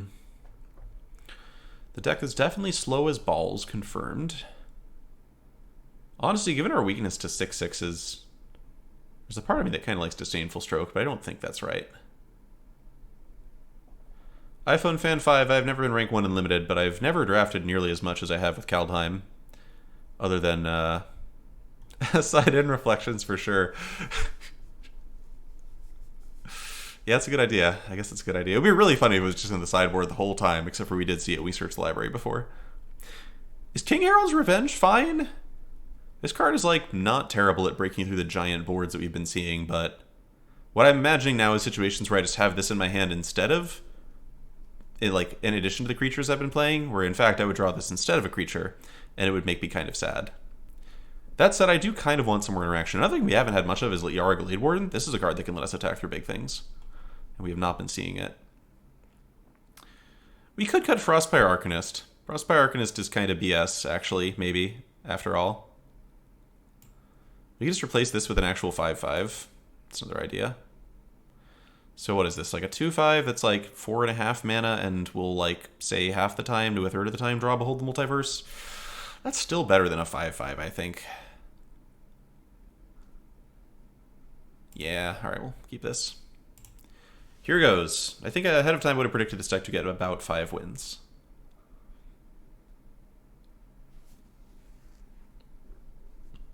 J-Dog, King Harold does not do what you think it does. I mean, it does give trample, so it works with Death Touch in that way, but it doesn't force all creatures to block. If it did that, it would be very good with Finn indeed, but that is not what it does.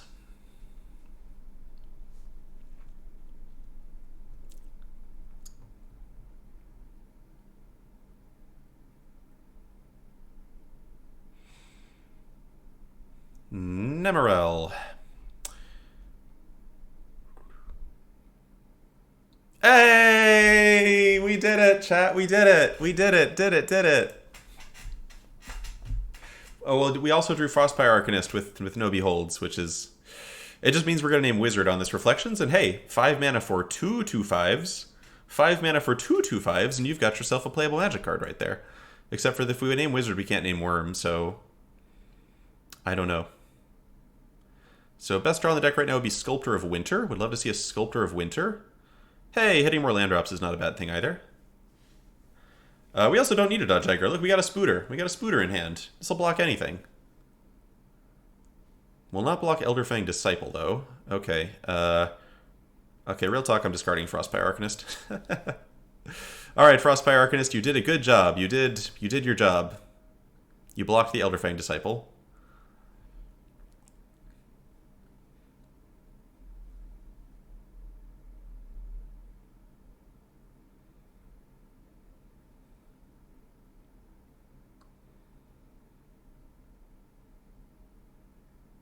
No, the bow. Not the bow. Ooh, Vandal.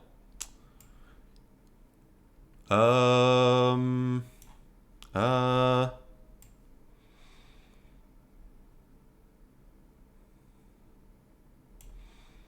I guess I'll just kill the bow. Attack with Spider, and I'm down to trade Spider for both of their 1/1s.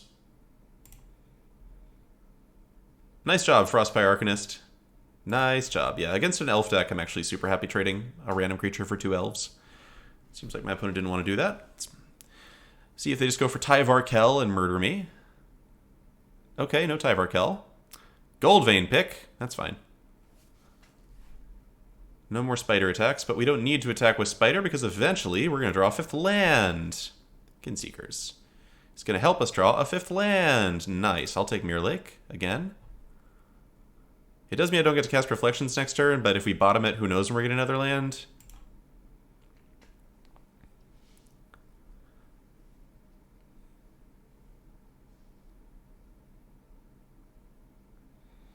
I wonder how our opponent will feel when we cast this card and just name Worm. Just name Worm. That's when they're going to cast a frickin' second Elderfang Disciple, unfortunately. This is not an instant. Yeah, this is only a sorcery. So we're super getting in with Kin Seekers.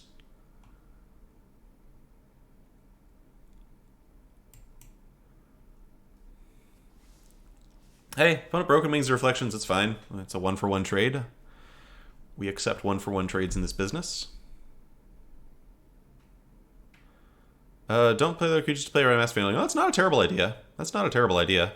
I don't hate that idea. We might actually do that. I mean, we're definitely not attacking this turn anyway because they've got a 4/4 now. I guess I could attack with Finn. I'm still probably attacking with Finn this turn. Right? No, they double block Finn and they just lose an Artifighting Disciple, so we're not doing that either. Ooh. Huh. Okay, so renaming L for Worm, chat. I know what you're going to say, chat, but I still have to ask. Are we naming L for Worm?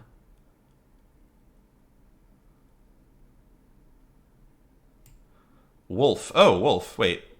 This is not a wolf. It's a bear, and it's an elf. You almost got me. You almost got me with that wolf.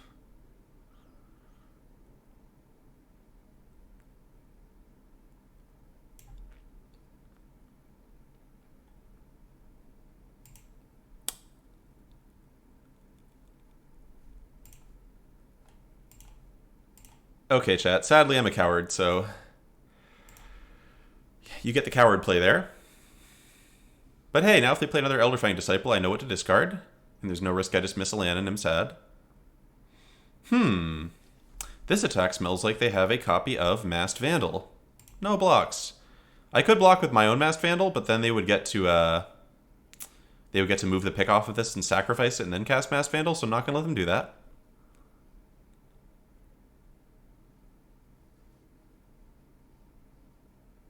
Dead Spider works for me.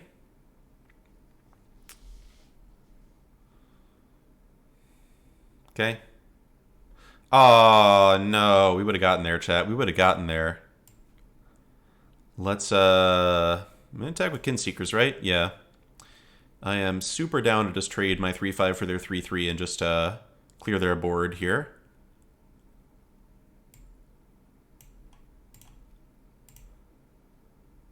But yeah, so you're about to see what Reflections of Yara does, which is, this is already a 5/5, and now every time we draw a Changeling, the Changeling is going to be 2 Changelings. And we have a lot of Changelings.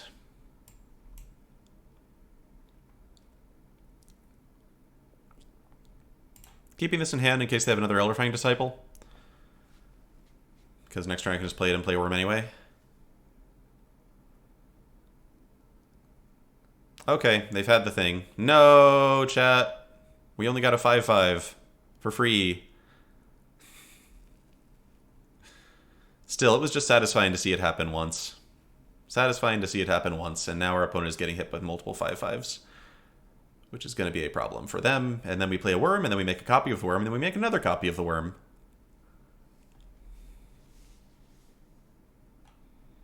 We got a 5/5 for 5 mana that had protection from Masked Vandal, which is all you need in this world, in my opinion.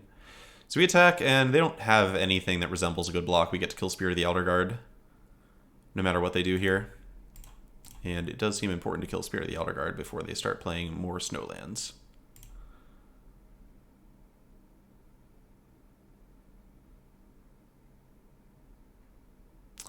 Okay, opponent also has decided they want to get some more Snowlands down. Okay.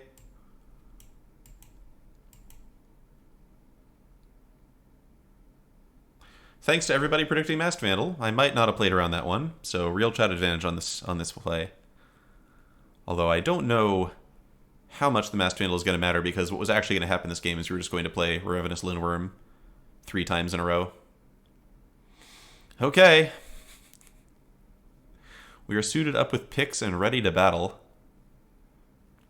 Oh, okay.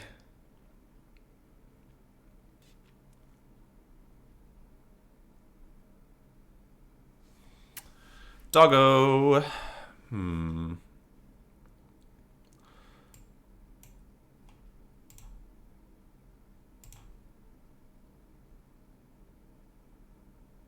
Okay, so I'm attacking with just the worm or the worm and the two 5/5s. The 5/5s can get double blocked by Spirit and a token.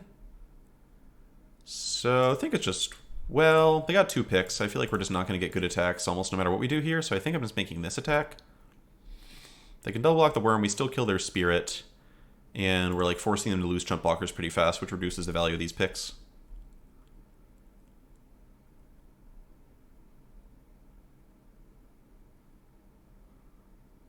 Ooh, opponent going all out to kill this, huh? Okay. So allow me to get rid of 3 creatures. This way? I think the other way, right? Let's do it this way.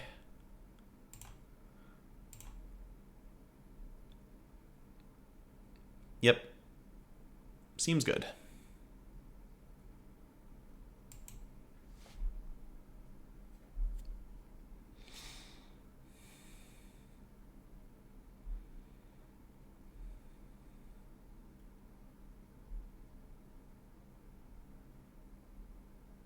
Hey, Reflections of Lityara won the game! Reflections of Lityara won the game! We did it. We need to become Aaron Girdler. Johnny Ann, thanks for the follow. Yeah, honestly, Reflections probably goes down like a half letter grade from where I originally had it now that Masked Vandal is universally agreed upon to be playable. I mean, it was playable before, but I feel like people actually run it more often and understand how it works a little bit better and are just generally better at stuff. Yeah, Johnny Ann, I mean, if I actually hit rank 1, I might write up something on Reddit to, like, share my reflections on the format briefly. Yeah, get it? Reflections? Anyway, but yeah, I'm certainly not anywhere near the peak of where one could be drafting the format. I would definitely have a lot to learn talking to someone like Ham, who's done even more of it than I have. This was also a draft that was kind of on rails from, like, pick 1, pack 1.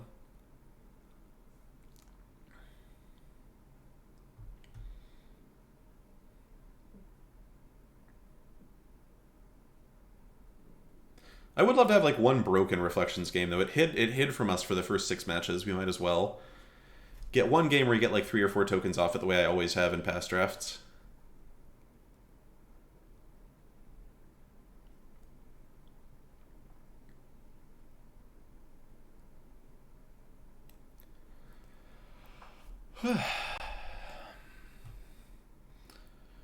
Yeah, Mr. Friday. The Sacklands have definitely added some interesting texture to the format. It is a bit of a shame that, like, it turned out the 5-color deck was so good at splashing them that they don't even give that much advantage to being a 2-color pair, but... Alright, we'll keep this. Fine curve, even if it takes a little while to get this one out. Hey, there we go. Exactly what I needed. Spooter's going to block anything, even with a pick. I guess not a dog with a wolf with a pick, but... they don't have that, so it's fine. Let's remember that if we hit a worm off of this, we should put it on the bottom so that Rootless U has something to go do. Hey, it's more Spooters. You gonna Demon Bolt this one, buddy? Demon Bolt. Okay, my 12th pick ate your 5th pick. Maybe. Ooh, Drago Recruiter with no creatures yet. Hey, Finn the Fangbearer, looking good, buddy. Looking good. Look at who's helping me tempo and cast Behold the Multiverse.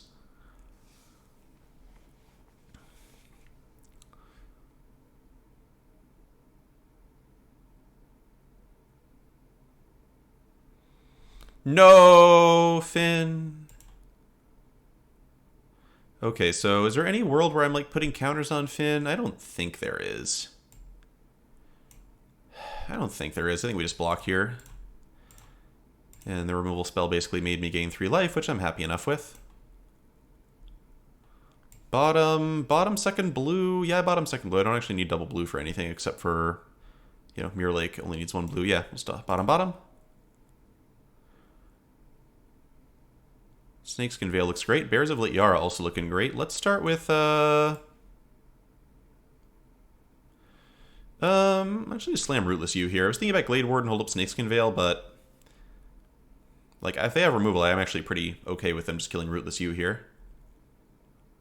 Yeah, it was a very aggressive Crown. Opponent really wanted to get some damage in. But Wither Crown in general is just a card that's hard to play correctly because it's really bad. And so there's just not generally a way to play it correctly. Like, this card definitely represents a really steep fall off in terms of... I feel like this might be the card that, like, Limited Resources was most wrong about. Not that they were, like, trying super hard to be right or anything, but... because it's, like, early and you're not trying to make predictions that... But anyway, Wither Crown is terrible, never play it. I don't think I've ever seen the card come down and actually be good. I've seen it come down and occasionally act almost like a removal spell for, like, a second or two, but... it's really bad. Hardenfell, Horn of Bounty. Alright, well, let's find a Masked Vandal for that, shall we?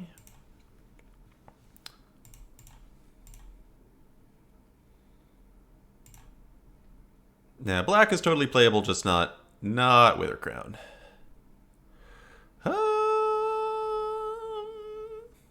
Alright, this seems like actually a pretty reasonable time for the Bears. We got the Veil up, we can Suspend Behold. Foretell it, that is, I always say Suspend. Next turn we can play the Spooter.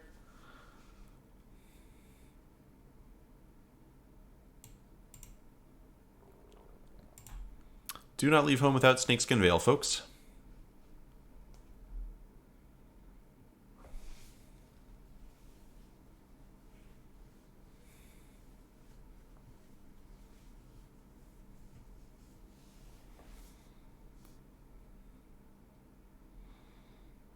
Okay. I gotta say, this has looked kind of like about the average case for Horn when I've seen it in Limited. It's like a good card. Bergie's, you know, super playable. Solid card. You should take it. But,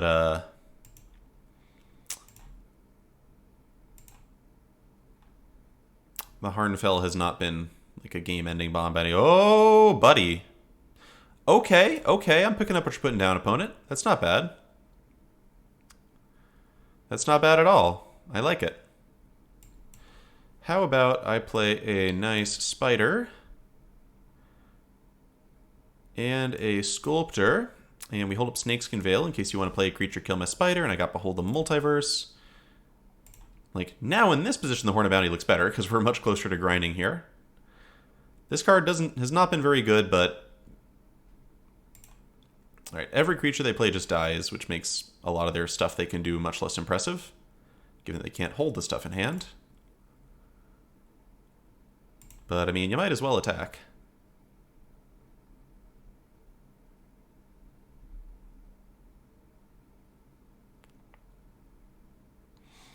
Alright, so in case the last card in their hand is removal, I'm gonna not play the Behold right now. I'm just gonna hold up Veil. I never want to tap out a Veil here. Click.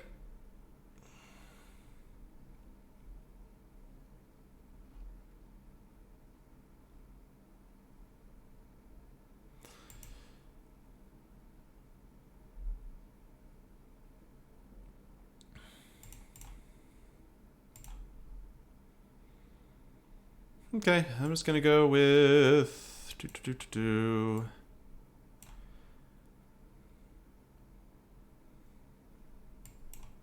Still just gonna hold on to Behold here. Since I have good plays for the turn, I might as well see what my opponent's turn looks like before I do anything. Opponent is very flooded. Hey, Raven Wings. Cool. Opponent just flooded out horribly this game, too. It's what, they've discarded like 3 lands already, and they've hit 9 more? Make that... Yeah, alright. Opponent was just insanely flooded this game.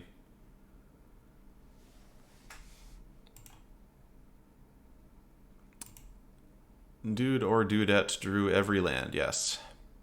Tough. Tough stuff. Alright, so what we're looking for now is probably Masked Vandal. I guess Masked Vandal just kills the Horn, which we might also do. Lots of options. Packmate Bow. These actually are both great. I'm just going to take both of those.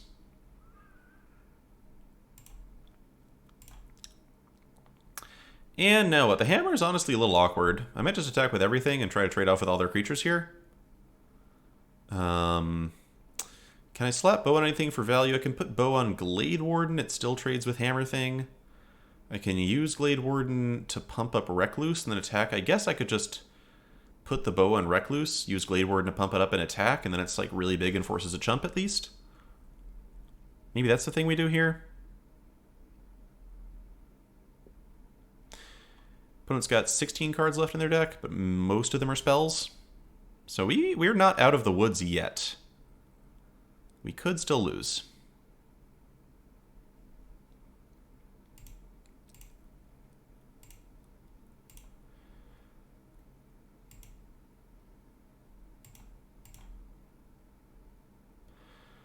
We could also try to bait with Veil. I just feel like our opponent's red-black deck has to have removal in it, and so eventually we're going to see what the removal spells are, and then we're going to actually be pretty happy if we can... I'm actually going to decline to pay because I just want to attack with Spider here.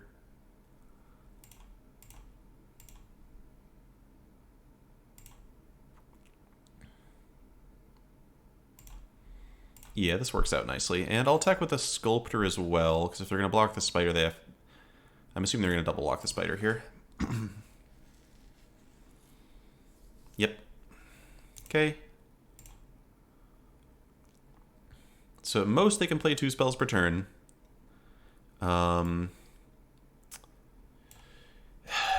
They could hit a discard spell and take my Veil, but... Or hit a removal spell this turn, but I think it's worth it to actually do the mana efficient thing here. I don't know. Maybe it's silly. Drew another land. They hit... Ouch, a combat trick. That's unfortunate.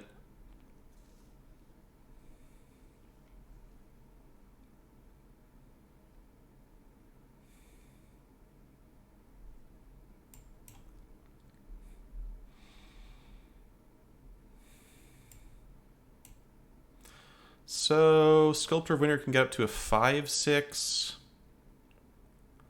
They did, in fact, have Tyrite Sanctum in their deck, which I guess... I mean, they have Burgi. Burgi's a legendary creature, and they're a 2-color deck with a Sulphurous Mire, so, I guess I can see it. So I can pump the Sculptor...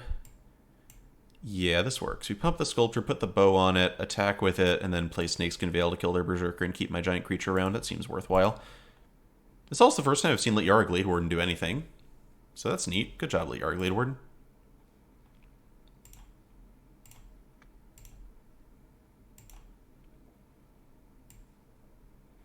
Yeah, I almost took a Tyrite Sanctum this draft for my deck because it has a bunch of changelings and it can make them all indestructible. Okay, opponent's down to 13 cards.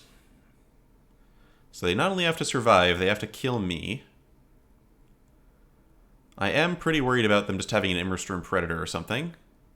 Yeah, that's the part that's tough, right? Is when you have to discard, like, the actual spells you draw because they're just not good enough and you need to have other spells.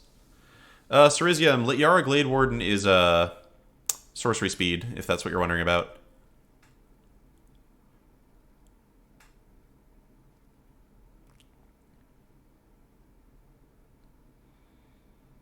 Also, the wolf couldn't attack.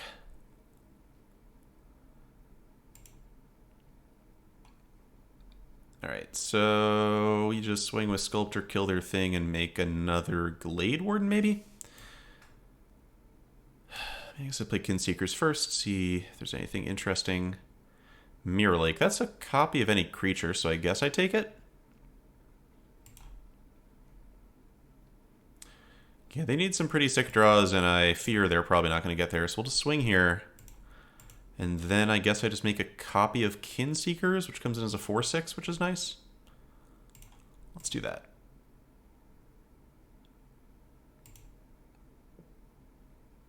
I don't really need a mirror on the Warden, I don't think. I'm in no real hurry sack. I guess I could be getting rid of this Link for more creatures because Blood on the Snow might be about the only card that gets them out of this, but you know, if they have Blood on the Snow, they're not getting anything back. Yeah, that was just a rough game for our opponent. Their draw seemed... I mean, their deck did not seem great, but also the draw they had with their deck seemed horrible. The Harnfell just finding land after land. Alright, 6-2. Pleasantly surprised. Pleasantly surprised. If we go 6-3, we probably don't lose that much MMR.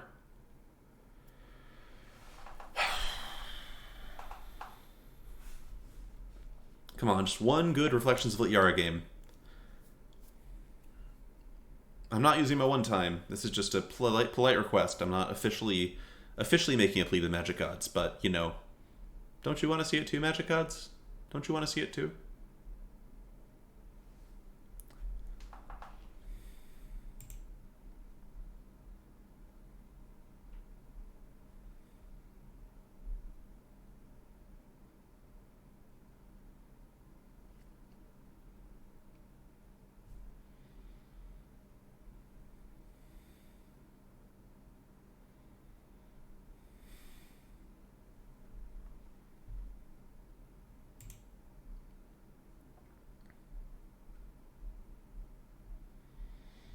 Da Bears!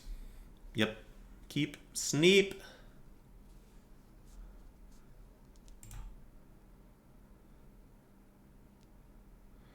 So, Kevlar Man, which type of streamer am I in this in this designation? Cast a creature. That's right, you sucker. Cast a creature and you just see what's going to happen to you.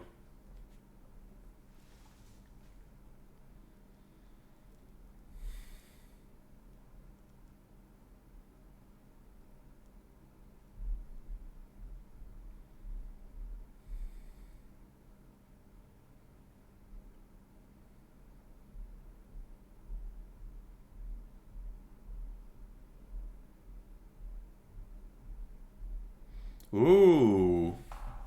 I think we figured out what we're going to do with the Bears. I think we know what we're going to do with the Bears here. Ooh, more? But wait, there's more. Okay. Let's go with... I just want to kill this Avalanche color sooner rather than later, I think. So we'll play the Bears here. Even if they can get rid of the token and feel really smart, I just get to play Not Vold Recluse with Snakeskin Veil up, so Avalanche color is dying.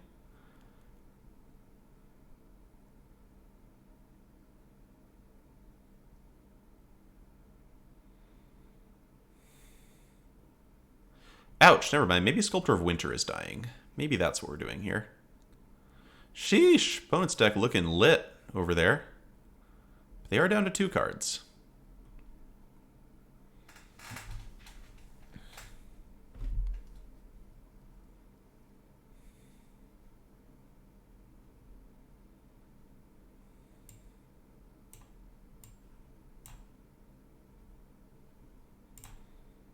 Yeah. Now this is the game where I deserve to, from my opponent, to go like Cosma here and just kill me. Could just be a Cosma turn. We'll see. They have played some high picks already, but...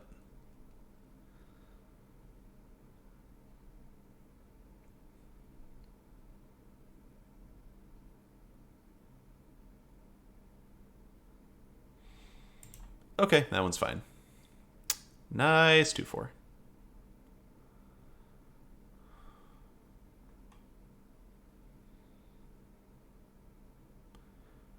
I could have done that, Kevlar Man, but then if they have a removal spell from a Not Vold Recluse, I just can't get the Bears effect. So I was very into, like, guaranteeing removal off of this card.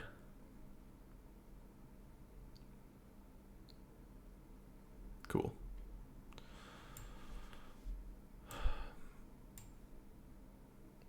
And we could try and kill the Sculptor here, but I think that given that their best play was a Kinseeker's last turn, I'm pretty much just want to jam a 5-4. And then next turn we've got Outrider plus Struggle.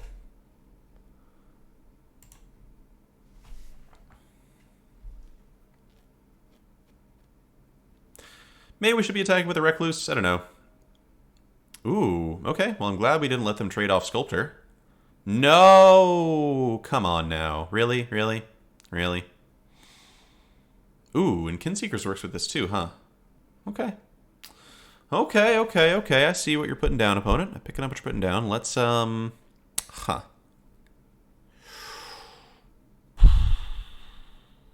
So... I'm trying to figure out whether I attack with Recluse. Am I down to trade Recluse and Snakeskin Veil for their Giant Elf? Because I couldn't just cast Grizzled Outrider and then struggle their thing. But what I might want to do is attack with both, see if they block with Outrider, cast Veil to kill the Outrider, And then just play my Outrider and have Struggle for Scamfar up for next turn.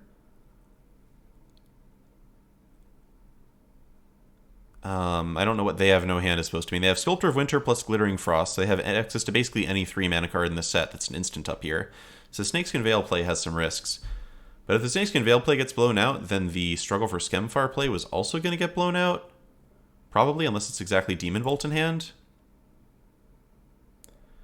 So I think I'm just attacking.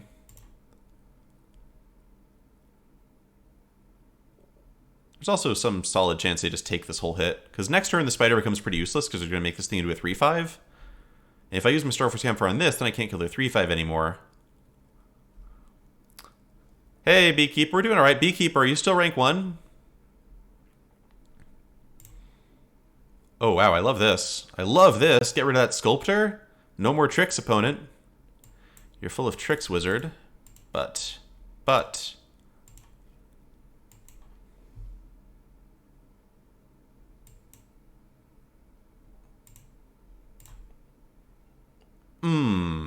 Taste it, Herald Unites the Elves. That's what you get for milling your 5-5 on the last card. What else do they mill? Sculptor, Troll, Collar. So, like, the 3 seasons could be pretty good for them here.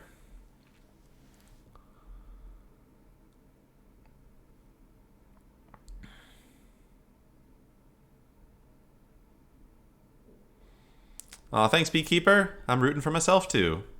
And rooting for you to open some Tybalts or whatever it is that people are supposed to do on Magic Online. Could have made quite a bit of money if I'd been drafting Magic Online, but I also would have been able to draft much less because Magic Online is very slow. Ooh, okay. Alright, that's some good stuff. That's some good stuff. I see you, opponent. I see you.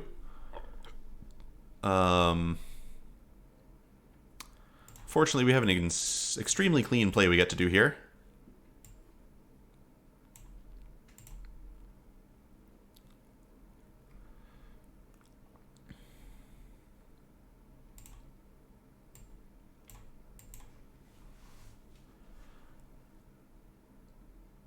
Yeah, Veil would have been nice, but it got use anyway.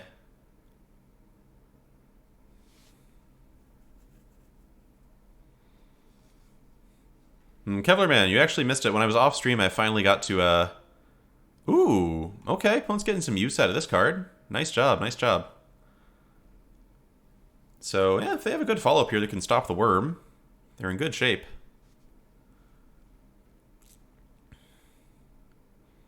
Okay, that doesn't stop the worm, but the copy of it will stop the worm, except for that Glade Warden is now here, so that's rough for you, opponent. Sorry about that. I'm about to get Lightning Helixed. Alright, so we are going all in. If we draw Reflections of Lityara now, I'll feel pretty silly.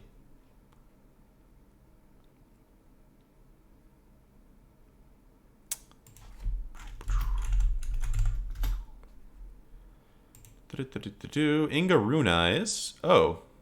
Okay. So that does line up pretty well against Lindworm, sadly. Ooh, Behold the Multiverse. Alright, well, let's see what that gives me. I will take another Behold the Multiverse. That looks great. And let's just buff this and attack, I think. Plenty of creatures in the graveyard. You love to see it. So this forces the double block if they want to kill it, but if they do the double block, I'm actually quite happy because I would love to see their Grizzled Outrider die, because they can't Mirror Lake the Inga, because it's legendary. Wow, okay. They might have scryed something good at the top of their deck, of course, but we'll still take this. Alright, but they have a Mirror Lake. They did some scrying. We'll see how this goes. Glad they gave us a Snowland at least. It was kind of them.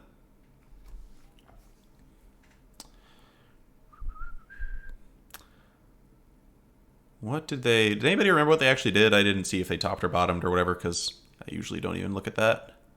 Oh no, opponent! Wait, does that work? No, it doesn't. No, it doesn't. Yeah, yeah, good game. Ouch! What a way to end.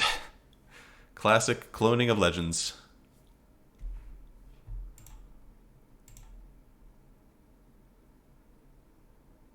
Alright, well, got to 7 wins. Still rank 2. I think we went from rank 3 to rank 2 with the 7 and 2. I imagine that rank 1 is in a really good place wherever they are. But still a good little performance. Let's, whoops. Let's do it again. Gotta get to that rank 1 slot. Yeah, the deck wasn't really doing anything fancy. We basically never drew Reflections of Liara.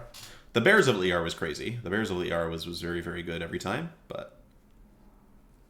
Do informative draft. Well, I'm going to be doing a draft to try and maximize winning, but I always do talk about my picks. So hopefully it's informative. All right, wow. Okay, so this is a very interesting first pack. We've got 2 just very strong uncommons. Poison the Cup is better than Basalt Ravager, I'm pretty sure, but in a worse color. And then we got Runeforged Champion, which ranges from completely unplayable if you never see a rune to very, very good if you're doing the like rune equipment thing. I think that when Runeforged Champion is good, it's better than either of these 2 cards. And I think if you first pick it, you can pretty much always get a rune. So I'm down to start with Runeforged Champion. I would not fault anybody who wanted to start with this card or this card. I think these are all reasonable first picks. But I've liked Runeforged Champion a lot. There's also a good chance we can wheel Master Scald because it's a really strong pack. And Master Scald goes very well with Runeforged Champion and runes in general. And hey, we immediately got a rune. So Fear Judge of Valor is a really good card for black-white. Not sure we want to be black. It's a pretty bad color in case you didn't hear. And this rune is a very good rune, so we're just going to snap that right up. That's not the right kind of rune. That's not the right kind of rune. Come on. Get it together. Okay, so now there are basically 2 things you can do with Runeforged Champion. You can just play it in some kind of aggro deck. Or you can play it in sort of a 5-color snowy type deck. Where it's pretty splashable, and then the runes you play are pretty splashable, and the 5 colors of snow makes it much easier to play the other runes you're getting. So this pack, I think, is between the card that keeps us just in white, taking solid picks, which is Starnheim Courser, or Rimewood Falls, which sets us up to be in some kind of snowy deck and puts us in a position to take more colors. I don't think Bound in the Gold was in conversation. I don't think you can risk not getting runes. And Rune of Sustenance is about as good as Bound in Gold anyway. I think Lifelink's really strong. So I think I'm going to take Rimewood Falls here. I think Courser's nice, but I think we can get a lot of creatures that are about as strong as this. And Rimewood Falls just keeps us really open, which I like. Maybe I should take Courser. Fine, I'll take Courser. I was pretty close between those. Oh, wow, alright. So I saw a Glimpse of the Cosmos, and I got really mad that I didn't take the blue-green land, because that would have made it perfect to take Glimpse of the Cosmos. But now we have a Dwarven Hammer, so I think we have a direction. This card's a Giant Bomb. Red-white equipment's a perfectly solid deck, and this card certainly goes well with runes. This card certainly goes well with runes, so we're going to have to see if red-white equipment can put us over the top for this next draft. Alright. Sfella Ice Shaper. So had we taken the blue-green land, we would have taken Glimpse the Cosmos into Sfella Ice Shaper, and we'd be well on our way to a fun rainbow deck with really powerful cards. But now I'm just between Starnheim Courser and Story Seeker. And these are close. Starnheim Coursers go down in value to get more of them because, you know, the reduction ability sort of does less. This into Dwarven Hammer is still really powerful, and I'm kind of inclined to take it. Story Seeker is very good. I think this card is underrated. I think a Lifelinker is just so good with all your equipment that I think this card is better than Starnheim Courser in a vacuum. This does synergize with this a little more, but I think I'm going to take Story Seeker. It's just so hard to... Yes, Courser plus Runeforged Champion does make runes free, although you're unlikely to have enough runes for that to be relevant. Here I'm just going to slam the Tuscari Firewalker. Forging the Tyrite Sword is really cute. It gets Dwarven Hammer, but I think that it is just not a good card. If you draw it and then we just draw our hammer, it's really, really bad. It's kind of slow. The treasures help it be less slow because it sort of reduces the cost of your equipment by 2. I'm still just going to slam Firewalker. We might even wheel the Forging the Tyrite Sword. The fact that people take lands out of packs helps us with that. Okay, so this is an interesting pack. We've got our off-color Rune and Rune of Flight against Run Amok, which is a great combat trick. Rune of Flight, really good if we end up doing Gold Vein pick stuff. Also, of course, it's colorless with Runeforged Champion, so that combo works pretty well. I think this is pretty close. Blue is also wide open. There's a Giant's Amulet, so who knows if we end up splashing more blue or even playing blue-white somehow. Run Amok's really strong. Run Amok is doubtlessly strong.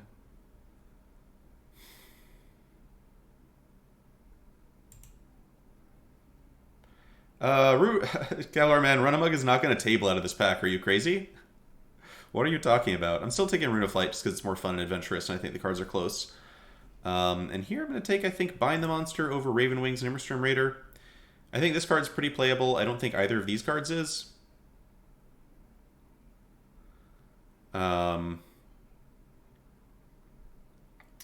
Yeah, Hammer's a little bit better than the other equipments, but I think Elven Bow and, like, maybe the Elmiel or the Helm are, like, relatively close to it. Yeah, let's just take the playable card here. I think if you have to play Raven Wings in your equipment deck, something probably went wrong. Yeah, you might be right, Beekeeper. Maybe I'm too down on it. Wow. Okay, so all three of the cards we wanted came back. That's excellent news. I think between the three of these, wow, actually there's Spectral Steel here too. Spectral Steel is also great for us, but I would gladly just slam this pack. I think Helm is the strongest of these cards if we know we're going to be red-white. But I think I just take another Courser here. Close call, close call. Scald, actually, maybe it's... Scald is very good with our double runes. I'm going to take Scald. I think we might also just wheel the other Courser that was in the other pack. Looks like we didn't. Okay, I will take a Tuscary Firewalker because it's playable in the red-white deck. Don't want Ice Tunnel. I don't think we're going to be splashing black in this, but we could be blue. Could be red. Take Dwarven Reinforcements. We're probably going to up red just because it synergizes better with everything.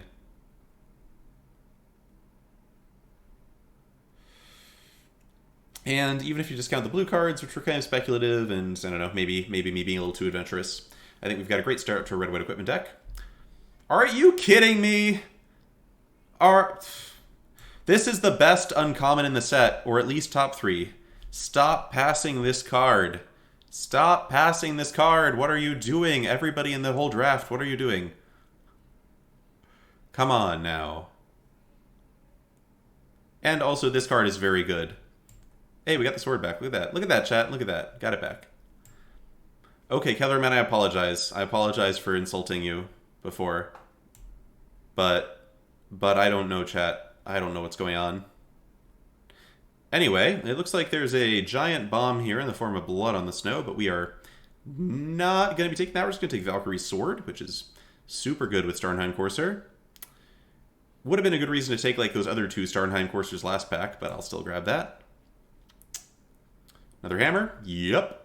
Hammer. Darn it. Now I really wish I had more Coursers. I feel very silly. Although I'm still happy with Story Seeker, because 2 drops are important.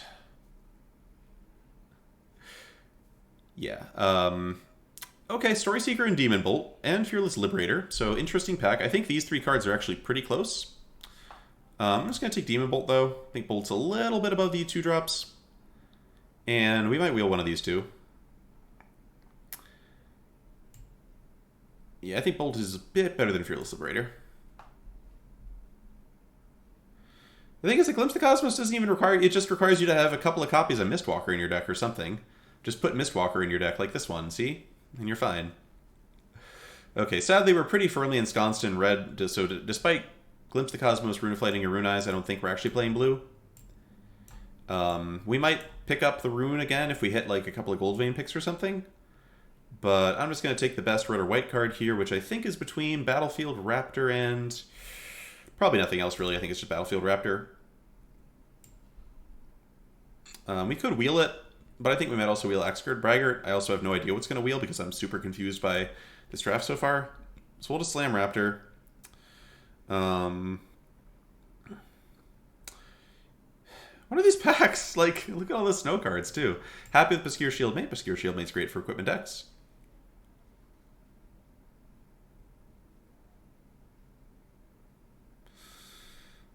Alright, Usher of the Fallen versus Dwarven Reinforcements. Usher being cheap, yeah, makes it better here. It's also just a much better card. I think Dwarven Reinforcements has gone up for me and Usher of the Fallen has gone down, but I still prefer Usher. Another Mistwalker. So we could have had a nutty white-blue Flyers deck as well. That was... Or just a crazy snow deck with the Glimpse and maybe even splashing Dwarven Hammer, because who cares?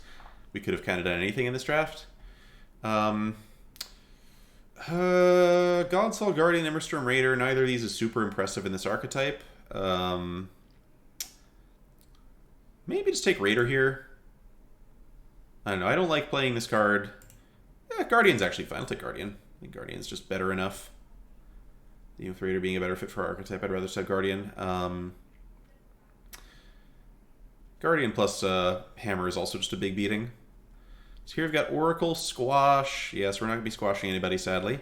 It is kind of funny, this red card you just can't put in a red-white deck or a red-black deck. So easy Doomscar Oracle, it's a better card than 3-2 haste. 3-2 haste is bad. Here we get a Shimmer to Fail. Love Shimmer to Fail. We definitely don't want to play too many copies of Master Scald, so I'll take my dual land there. Hey, Story Seeker did wheel. Awesome. So yeah, this draft is a little less interesting. The last one we're kind of on just doing an archetype here. I love the 5-color snow drafts where you can kind of like pick up all these weird little micro synergies and have to manage your mana base very carefully and all of that, but sometimes you just hammer people and that's also fine. Although I really am sad about those coursers. Would love to get another courser or two in the last pack. Hey, Braggart did wheel. I think that card is a lot better than Breakneck Berserker, which just runs into every 2-drop in the format pretty much.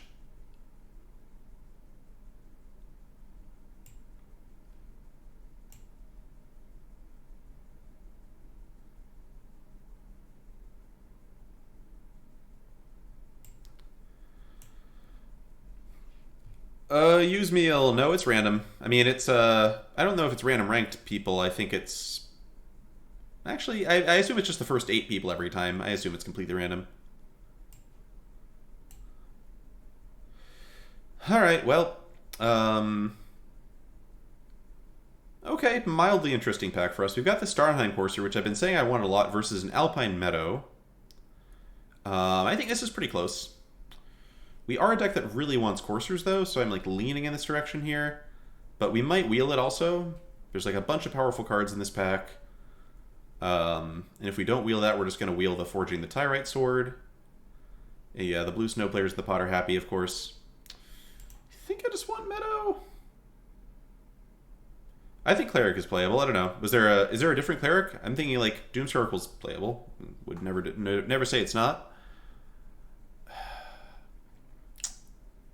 I'm taking the horse here. We might wheel the Meadow, too. The red-white Snowland is not one that's in high demand. Okay, here we got a nice Demon Bolt. Easy pickup. Rune of Speed. Oh, yeah. Oh, yeah. There we go. There we go. If we wheel that Spectral Steel, I'd be pretty happy, too, but Rune of Speed's perfect.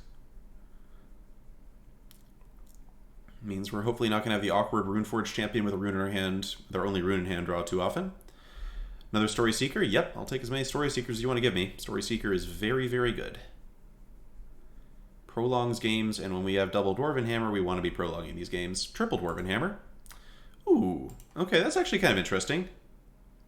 Third Dwarven Hammer, but with only 2 Starnheim Course for the pool versus just the pick. This one's pretty close. This one's pretty close. Might just take the pick here, honestly.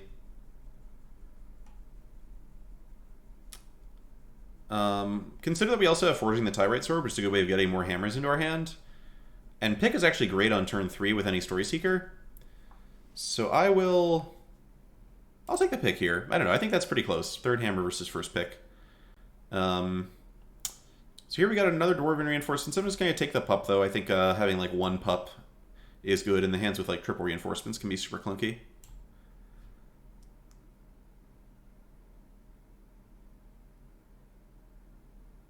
Yes, Pup wears equipment very well. Pup is a good boy.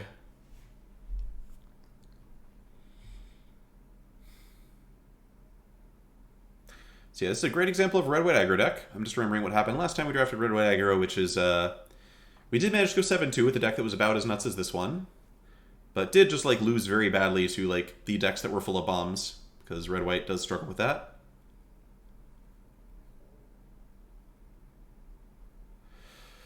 So we're just hoping to dodge, Alright,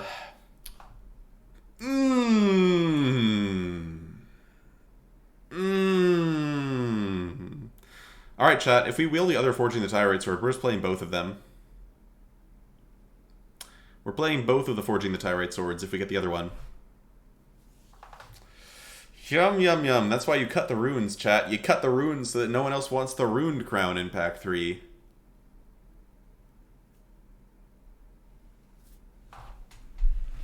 That's why you cut the runes. Alright, none of these cards are very good. I guess I'll grab a God's All Guardian. I almost want to take Cerulean Frostpire away from someone.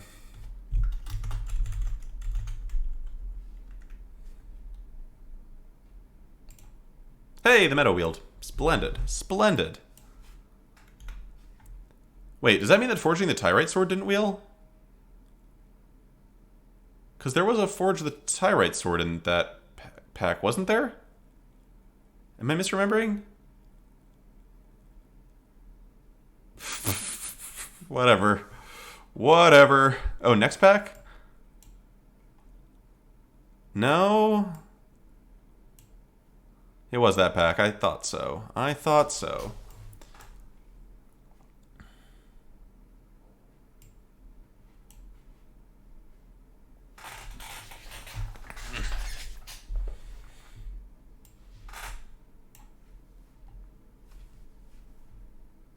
Maybe someone opened Halvar Pack 3. That, you know, it's just as likely as anything else. Okay, so we gotta make a lot of cuts. Fortunately, some of the cuts will be pretty easy to make. I'm not playing Immerstorm Raider if I can help it. And I just don't think this is the kind of equipment deck that needs to play stuff like Maxford, Braggart, or Godsoul Guardian. I think we're just trying to go very wide and have as many creatures in play as possible that we can throw stuff onto. Pretty happy with the 3 1-drops. Pretty happy with this combination of 2-drops. Some of the 3-drops, even the ones that are pretty good, have to go with this. Is definitely not a deck that has to play Doomscar Oracle. You're better than that. I don't think this is a 16-lander. If we had a couple more Goldvein picks, it might be a 16-lander. But with Dwarven Hammer in your deck, it just pays such rich dividends to be able to hear your 5th and your 6th land drops. No, Dual Strike is... Dual Strike, you're just paying like 2 to 3 extra mana to get an extra copy of a spell that cost you 2 mana or something. No, and not good. This deck is just like super consistent. It looks like it's just going to be super consistently beating people down. I don't want to add cards that risk our consistency. I don't think Tyrite Sword is bad. I don't know. I guess we have so many good equipment that we don't really need this to go get them for us. I could see that argument. We just kind of be playing 3-drops. Maybe we'll cut the Forging the Tyrite Sword there. We get this with 3 more cards here. Yeah, we definitely don't want both run amok. We could think of having one. What's our current creature count like? We got 13 creatures, 2 Dwarven Reinforcements, so effectively 15 creatures. Could cut the other run amok. I could see that. Just separate things into where they actually fall on the curve here. Master Scald. So Master Scald, now that we don't have Forging the Tyrite Sword, is less appealing. Obviously, sometimes your artifacts will be destroyed. Sometimes your runes will go to the graveyard. But I think this is just like a 4-mana 5/5 often enough that I'm not so interested in it. We've also got multiple other cards that can just pick up our runes from the graveyard. So if our runes are going to the graveyard, it's like, you know, we might have a way to get them back anyway. And yeah, we could just cut the second run amok and just have this extremely clean deck. Maybe that's it. Just creatures, equipment, demon bolts. That's all.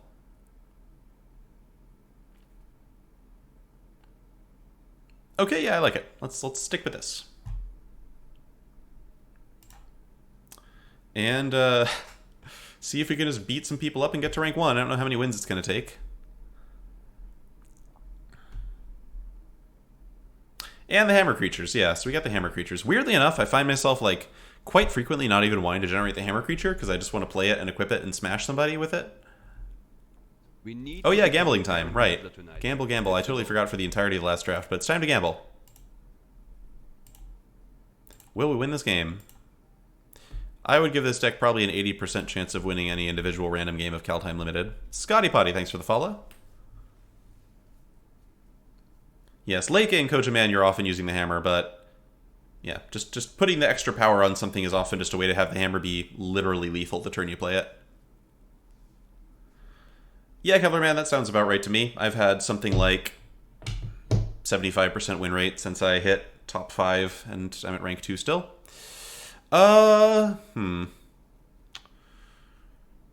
Santa has some potential issues of just being really slow, but it's sort of what we need. It's just, you know, we have some creatures, and if we ever draw an equipment, we're in great shape. Nah, CW. Sort of what I was saying before is like, We are already a very consistent looking deck, and I think sacrificing the consistency to add a chance of a bit more power is probably not worth it. Although without an Axe Guard Armory, I could see us going to 16 lands. I could see us going to 16 lands with this one, maybe. I played 17 lands last time, had an Axe Guard Armory.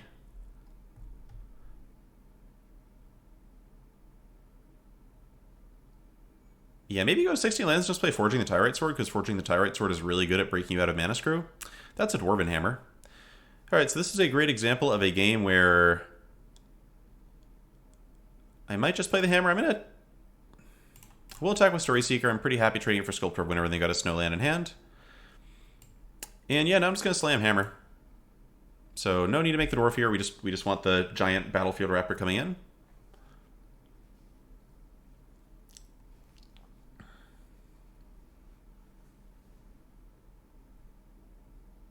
Slammer the Hammer, yes. Yes, yes.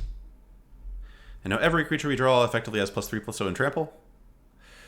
And this Guardian Gladewalker is not going to help you. And Story Seeker makes it just like laughably ineffective to attack with Sculptor of Winter because we're just gaining life when we hit them back. And hey, this is at least an efficient turn to cast a tap land.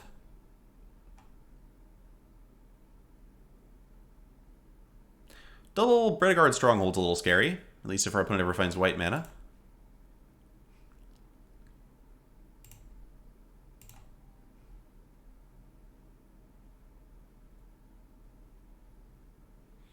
Ooh, Frostbite?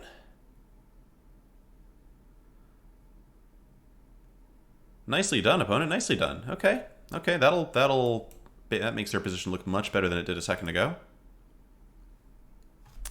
I don't really think I want to trade off the Seeker yeah, there may have been some consideration for it. The Sculptor of Winter is pretty powerful, I guess. I don't know. It's just like, what are the odds they have Frostbite versus just the Hawk getting in? I think the Hawk's just holding the equipment much better here. It's sort of like, I want to put the hammer on the thing and then force them to use removal to deal with the thing the hammer's on. And then move on from there. Flying MTG My Day is going really well. Rank 2. Okay, now what? Got a 5/5. Got a 5/5. Okay. Well, we might just have to bash through that with Story Seeker. Jeez. Okay.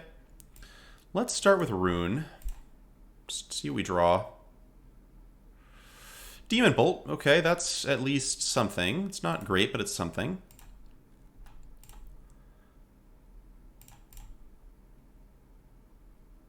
Prey discard. Wow, they just took it. Alright, so opponent's got removal. Opponent's got removal. Probably struggle for Skemfar, which at least means they gain 5 more life. Race Amy is going to be really difficult if I ever draw another creature. Oh, hey, thanks, FlyMTG. Can you whisper that to me? If you whisper that to me, I'll see it and fix it later. Alright, not a struggle for Skemfar, so we are just getting beaten down. Alright, need to draw some creatures. So far we've hit 2 in our top 12. We have pretty good creature density, but we are definitely under some pressure here. Yeah. And of course, for every game we play like this, when I have 17 lands in my deck, sometimes there'll be games where I draw exactly 4 lands, and am really happy to see the 5th one so I can get the hammer down more effectively. So we just ran very, very cold. Oh, and our opponent has a Seeker's Chariot, so now we're going to lose. Okay, chat, we're going to have to win up the next bunch. Sometimes your opponent just has the efficient removal spell, the multiple 2-drops, and then the best rare in the set. Not the best Mythic. There are several better Mythics, but it's the best rare in the set, and that's Curtains for us. Okay. Best to get that one out of the way early, I think. Alright, but without an Axe Guard Armory, and with good color sources, like we have multiple dual lands, we don't need to worry much about colors, probably go to 16 with this.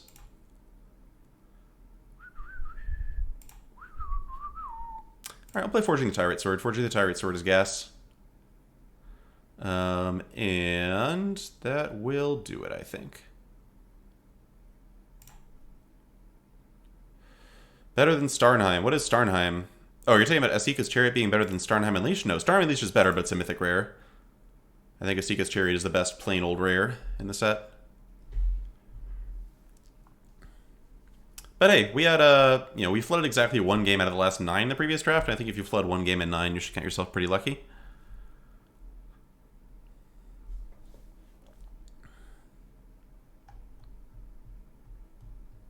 But yeah, that's why it's hard to get rank 1. You can't, just because there's enough luck in the game that you need to draft well, play well, and not punt. And we have at least we've punted a fair amount the last draft, so we'll have to avoid it here.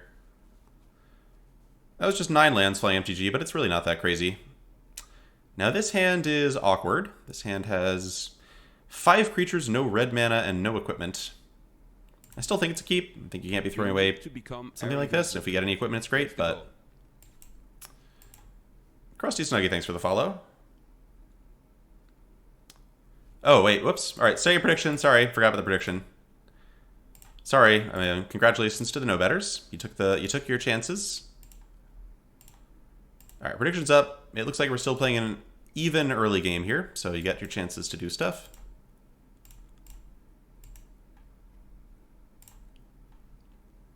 I don't think Goldspan Dragon is... Oh, Immersturm Dragon, yeah. Immersturm Dragon is up there. I think it's a little worse than Chariot, because there are a bunch of removal spells that can take it out, and Chariot's just, like, impossible to answer efficiently. Okay, so... If my opponent has, like, an equipment to put on Story Seeker, I'm going to be sad no matter what, but Shieldmate's the most effective blocker for it.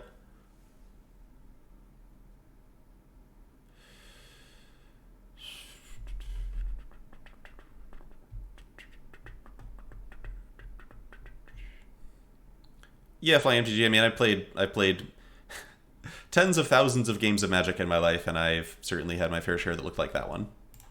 So yeah, our opponents just got the start that we wanted to have every game, and we'll see. They're doing the right aggressive thing here. Now they have equipment every... Ouch. That's really strong. All right, red for Demon Bolt. Red for Demon Bolt. Baby, oh baby. Got him. Got him. All right, we're just throwing this out right now, giving them no chance to have a pump spell or anything. And, alright, that by itself sets the game back to a reasonable point. It is worth noting, of course, that Dwarven Hammer is worse at blocking than it is attacking. And in matchups like this, the player who can go a little bigger usually wins. And I'm a little worried about the black giving them the ability to go a little bigger, if they have something like a Firja, for example. Yeah, no complaints about that mountain showing up when it did. It was a good mountain.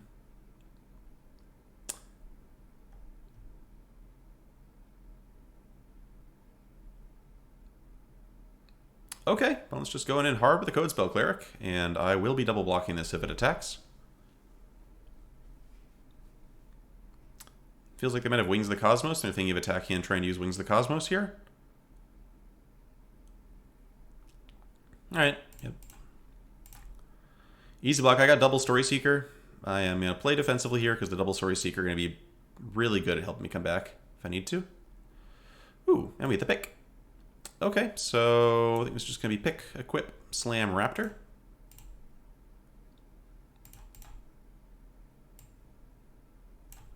That was a really good draw.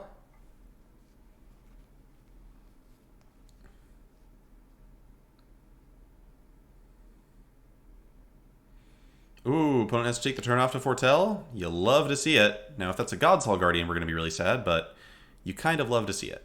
So, I think this is just going to be Rune of Speed.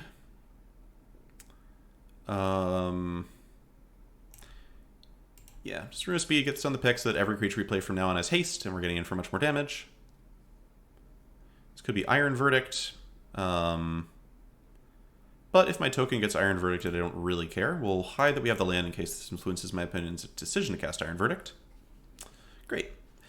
And, I think the play is just Story Seeker here. I'm kind of tempted to suspend the Bolt as well. Yeah, actually, I'm going to suspend the Bolt here. Foretell the Bolt, that is. Because this means if they have Doomscar, they're getting much less value off it. Doomscar is a real card in the format. Okay, they just died. Yep, alright, so hand turned out well. Hand turned out well. We got lucky and drew the lands, and we're maybe starting to recover our MMR from that last loss.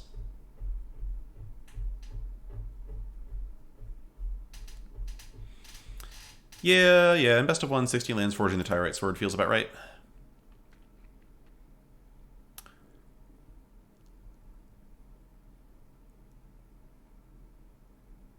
Hey, congrats on making your money back, Necrosissa, and yeah, I'd say I hope I'm a good person to watch, and Autumn is certainly a good person to watch.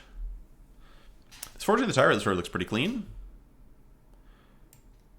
I mean, if it were another creature, I guess I'd be like marginally happier here, but...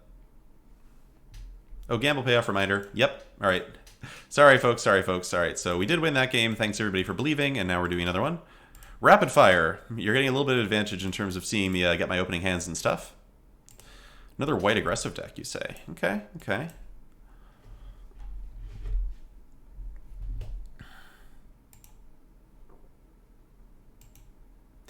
Yep, would love a Story Seeker. Do not mind seeing my opponent slam a 3-2. Ooh, Valor of the Worthy. That's cute. Okay. Runeforge Champion. All right, so I could just bolt this thing out of the way. I think the move is it's correct just to jam Runeforge Champion here. And grab, like, the Lifelink rune. Yeah. I don't mind taking 4 off the Oracle. Opponent's on 2 lands here.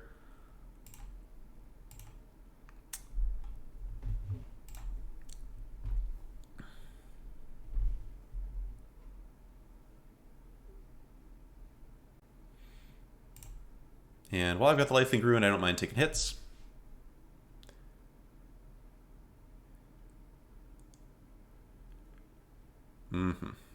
Okay, so this looks like it's just going to be...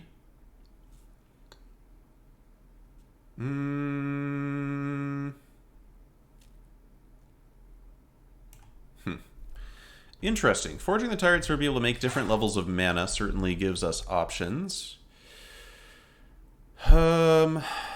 I could slam Hammer, and then next turn I can just put Rune on the Hammer and start attacking, which seems very good. Actually, now that I've said that, that seems like what I should do. It would be nice to get the Dwarf off the Hammer, but I think just getting the Lifelink hits in faster is good. We could also play Forging the Tyrant Sword, suspend Demon Bolt. I don't want to play this Rune or anything, because I really want to put it on the Hammer instead. We could play things out a little slower. We could bolt the Oracle now, and then next turn we play Hammer, and then we put the Rune in the Hammer after that. Maybe that's a bit better.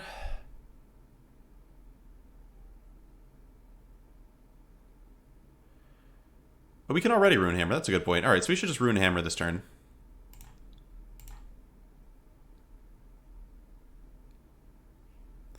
So I'm going to have Wings of the Cosmos. Alright, yep, this does give him a chance to do that, so we'll go ahead and say no.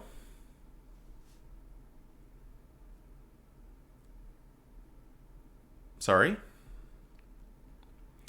And now we'll just chill. Jam Citadel. Well, I'm not playing any music right now, so the VODs will be available. And it looks like our opponent's just horribly mana screwed, which is, as always, kind of a disappointing way to win a game, but we'll take it.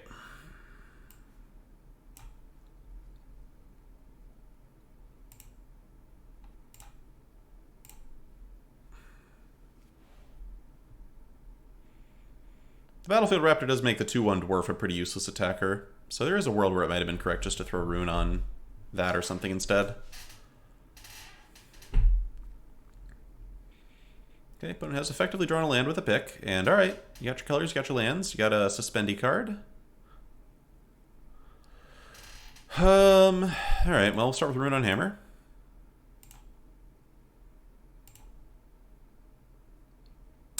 Oh, there might be a flying MTG. That's a good point. I should probably look into that. I will, where did it go? Throw that into my notepad here.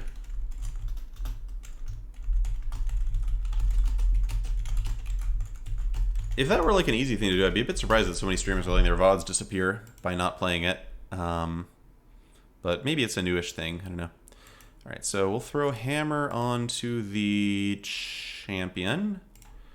And if opponent has Demon Bolt or Iron Verdict, so be it. That's fine. The Fearless Pup still comes in next turn.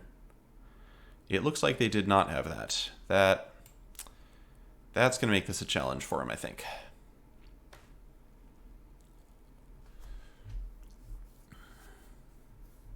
And yeah, someone should always bet on no. We're never 100% to win. Not in the first 2 minutes of the game, at least.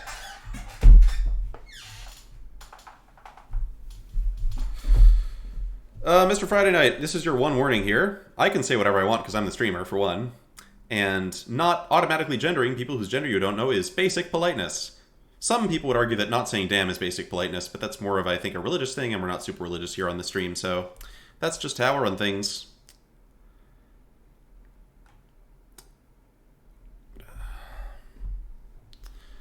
Okay, what am I doing now? What am I doing now? Probably a Smash for Champion. I can attack with Pup too, but Pup just trades for Raptor and it costs 3 mana to do that. I don't really want to do that. I think we just... Alright, nope. Usemeef, no, or Usemeal, however you say the name.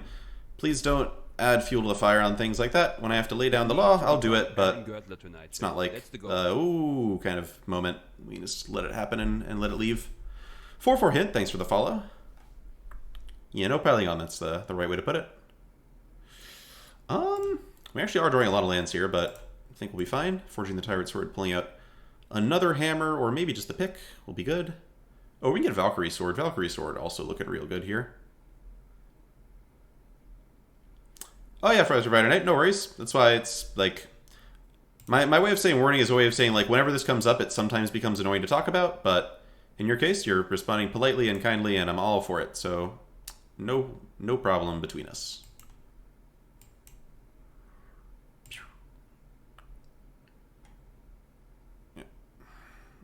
And decklist here, I don't think there's anything to explain. I feel like we explained it pretty well here. It's possible that casting the Dwarven Reinforcements is like a little greedy, because there are Wraths in the format and we could get blown out by one still. But being able to get Valkyrie Sword with this in 2 turns definitely reduces our risk, because that just presents another very powerful creature. Barrelor, no, we don't have Halvar. We have a bunch of very good equipment.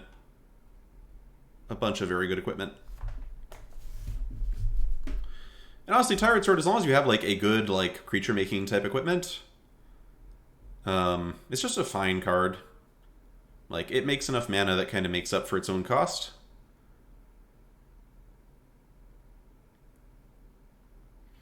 Alright, opponent binds, I assume, the hammer. Right? We bound the hammer, right? Do we bind the hammer? No, we did not bind the hammer. A Run-Amok should punch through. We're not playing any Run-Amok in the deck, but if we had one, it would punch through, I guess. At this point, I might just be... I'll just swing a Fearless Pup this turn, it'll be fine. We're also almost out of lands, which is pretty fun. So I'm not going to like throw away 3/2/1s against their board, but I'm pretty happy swinging with Pup. But it really should have bound that hammer. Really should have bound that hammer. Okay, and we're just going to move hammer onto something. Well, we have the mana to make it pretty efficient.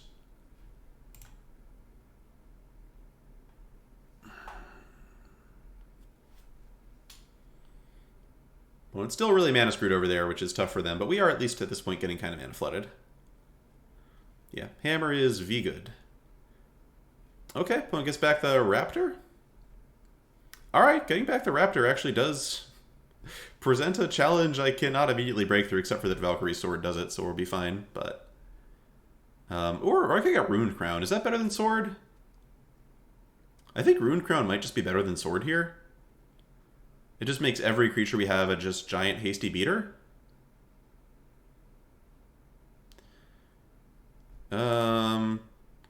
Yeah, I think it's just... We do have another Rune in the deck, right? We haven't played Rune of Speed yet. We have not played Rune of Speed yet, so... Let's get the Crown here, I think. Close call, but you see we have like a bunch of equipments that are all good enough to be playing the Tyrant Sword enchantment, so I actually think it's great here.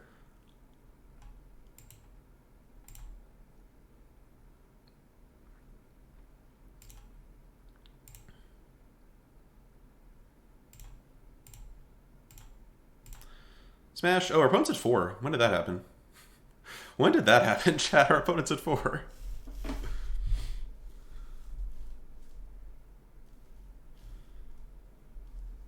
Death Touch Rune on Hammer does sound very good, I agree. Opponent really preserving this Raptor to the best of their abilities. They're really trying.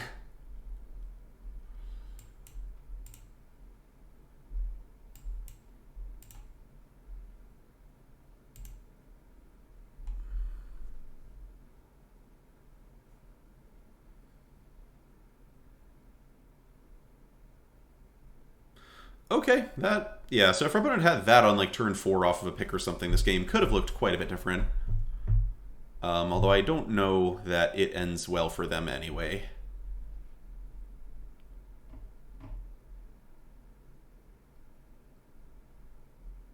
Yamaja's nice. When I saw this card, I expected it would be kind of an obnoxious bomb, and it's actually, like, for the sacrifice of having to, like, pay this mana cost, it's actually pretty fair. Oh, the Raptor's a 3/4 first striker. Huh. I cannot break through that, but I think we just kill our opponent here, right? Yeah, we kill our opponent with haste? Do we? I can put the crown on one thing and the hammer on another thing? We did just rip our own first striker, which is helpful. Oh, our own Raptor gets haste and... Never mind, okay. I forgot that it gets haste too, chat, because we've developed some stupid level synergies here. Set that crown on the Raptor. And if we attack all, they have to trade their 2/2, but they eat 2 of my 2/2s. And they go to 1. Is that worth it? I don't think it's worth it.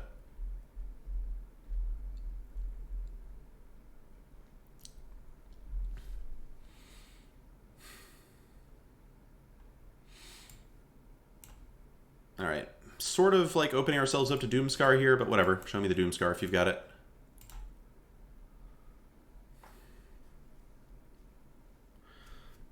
Because you're going to need Doomscar and you're going to need answers to every future creature too. Nope. Not enough. Not enough. Solid, but not enough.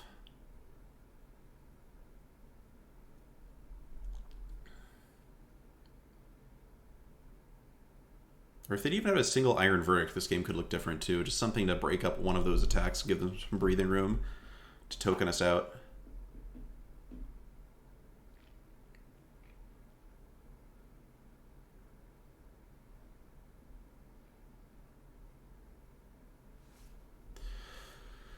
Okay, I think we're just coming in one at a time still, right? This is now 7 power trample. They need to block with at least 5 toughness, meaning 2 creatures. We attack with this and all the 2/1s, they're actually dead though, right? Yeah, they're actually dead if I do this. There's nothing in white that for 2 mana is going to kill this coming in. Yeah? I don't think so. I think we just get him now.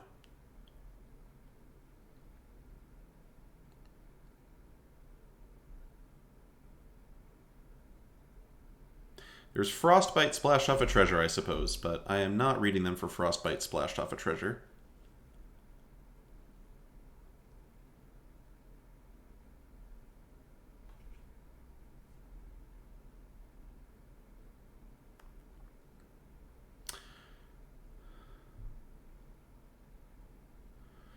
That doesn't do it. Yeah, the fact they're starting to line up blocks on this thing means they're dead.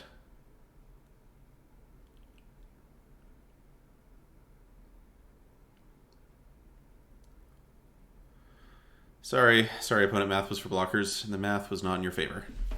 Okay. Alright, now we're actually going to remember to do the prediction. So now 2 and 1, and still at rank 2. We won! Alright. New prediction. Alright, let's do we'll spice it up a little bit and say we win both of the next 2 games. Make it a little more even betting.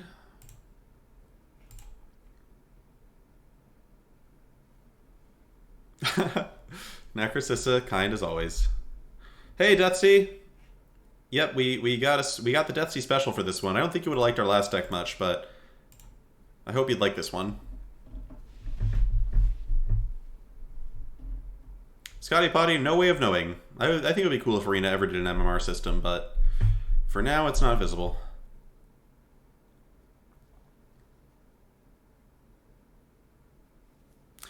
I'd say if I win the next 5 games, I think there's a good chance to get to rank 1. But for all I know, rank 1 is like 20 wins ahead of everyone, is like playing as we speak. That's kind of how it was. There have been times when I was rank 1 on the constructed ladder and people could win like 18 straight games and not catch up to me because I just developed that much of a of a lead. Yeah, surprise is always lovely. So I have no expectations. I'm basically expecting to be at rank 2 the whole stream. Beautiful hand. Beautiful hand. Keep that in a heartbeat. Are we up against another white aggro deck? Deathsea, what did you do to everyone? This is like our 3rd straight white mirror. Flag MTG, yes, I'm very familiar with the MTG Elo site. I learned about it first when I played DreamHack, and learned that DreamHack was a... Oof! Alright, opponent is getting there. Getting there with this bird, Pete's sake. Okay, so this is... Having only one white source makes this hand a little awkward. I'm definitely down to attack with Usher. If they want to block with Cleric, I'm happy to trade 1 for 1 and make another creature.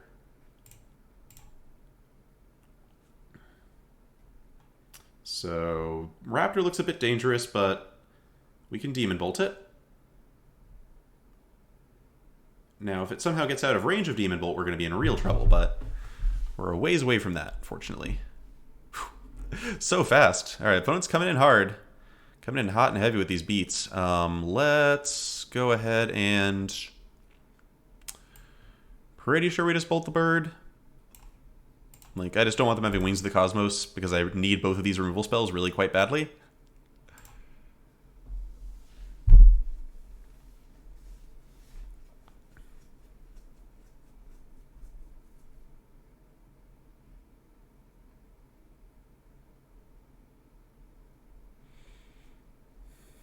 Ouch! Alright, well we might just lose this one, chat. Our opponent's got the an even better start than our start.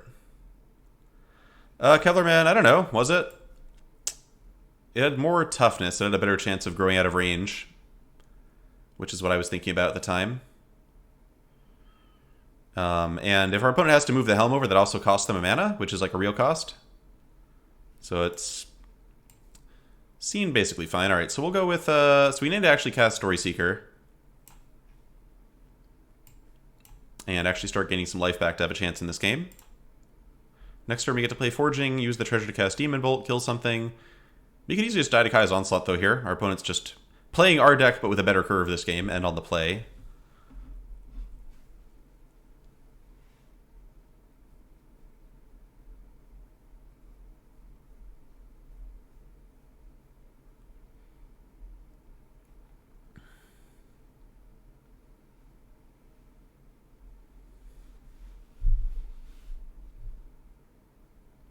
Okay, Raptor... Raptor's pretty scary because that can block the Story Seeker. Yikes. Okay, opponent's got a plan put together. They've got a plan put together, and that plan is to block Story Seeker. Ruined Crown. Does that save me? No, I'm pretty sure Ruined Crown doesn't save me. I can kill the Raptor, attack for 2, gain the life, but I think I'm just dead. Right?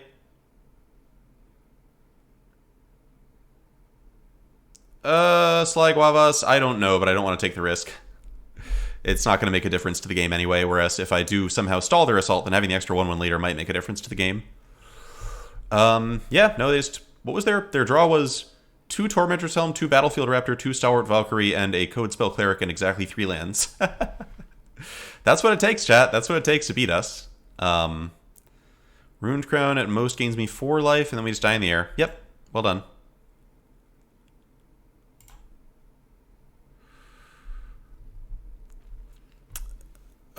Jam Citadel Easy Clap. Did I take Scaldover Helm? The thing was, at that point I still wasn't sure I was red Jam Citadel Easy Clap. We still had a couple of good blue cards.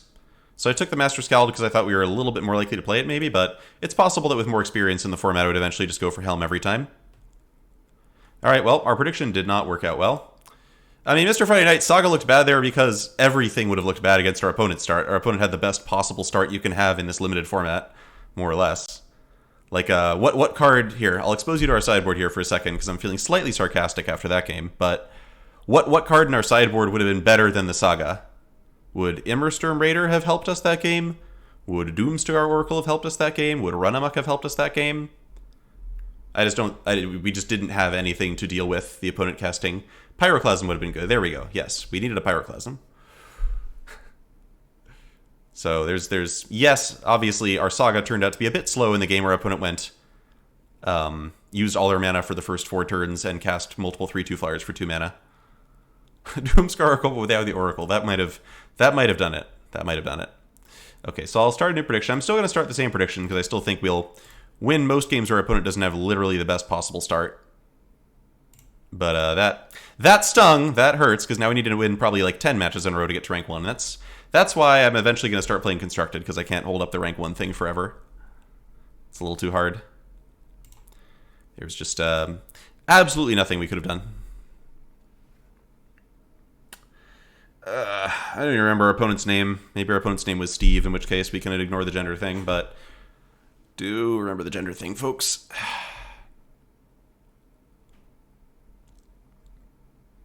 Thanks, Mr. Friday Night. Appreciate it. No worries.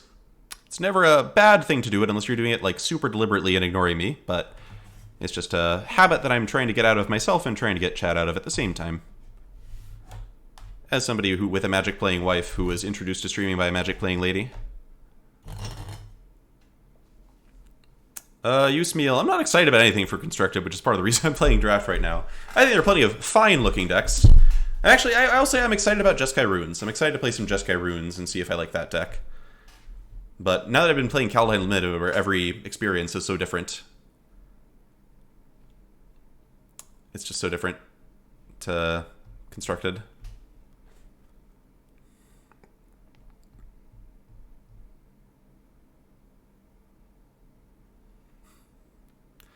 Magic Hogwarts Doctor Waifu. Yes. If people want to see Jeskai Runes in action, it was played by Andre Strasky in one of his matches against Crokies on Crokies' stream today. And I think Andre has also been playing it on his stream, on other streams of his. Yeah, Captain, I might do that at some point. I think people like gambling a lot, and I like giving people more chances to gamble. There we go. There's a good hand. There's a good hand. All right.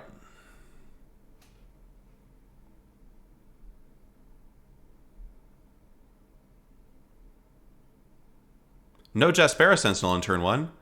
No Jaspera Sentinel on turn 1. Opponent, you're supposed to cast Jaspera Sentinel on turn 1 there.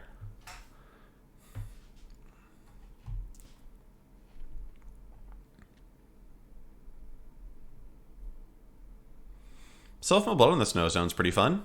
Are you trying to set up the combo with it? Ooh, Finn the Fangbearer. Okay, Finn is very good on defense. Must admit, Finn is very good on defense. Also, what idiot put Forging the Tyrite Sword in this deck over the 17th land? What idiot did that?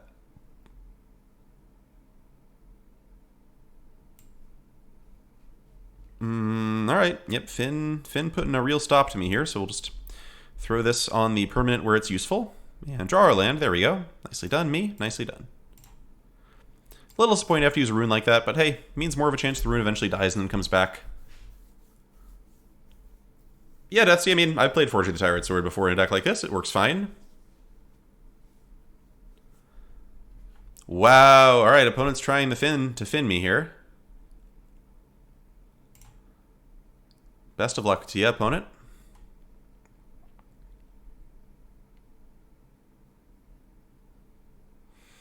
Ooh, trying to fin me with no card to drop to cover that. Interesting. Alright, so I'm just forging the Tyrite Sword here. It makes treasures, gets me mana, that's all good stuff. And eventually fetches a Ruined Crown, which might mean that I want to chump with Battlefield Raptor at some point. We'll see.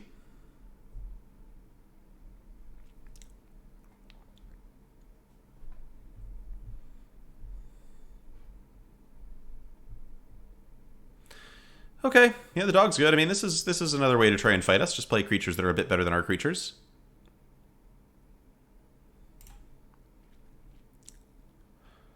Opponent missed their 4th land drop, though, which is a common theme in the games we've been playing today. Alright, smash with Raptor Pup.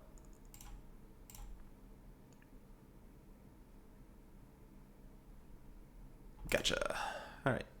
And I think it's just Firewalker here. I'd be down to block Finn at this point. Finn's a little bit annoying.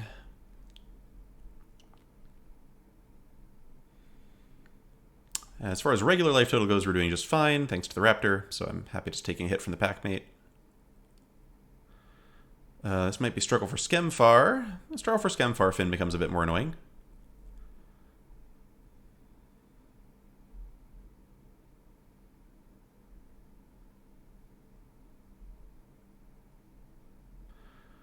The struggle for Skemfar, let's see, also means that one of these things isn't attacking this turn. Cool, alright. So no Finn attack this turn, I like that.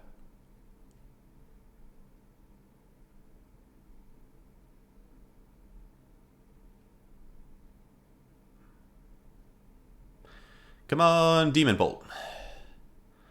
Hey, we did it. We did it. And what am I taking? Still only 4 lands. I think I just grab Ruined Crown here. Right, the equipment that also cantrip seems good. It's not time for Hammer or Sword. And pick is fun, but we can't pick End Demon Bolt here, so I'll just grab Crown.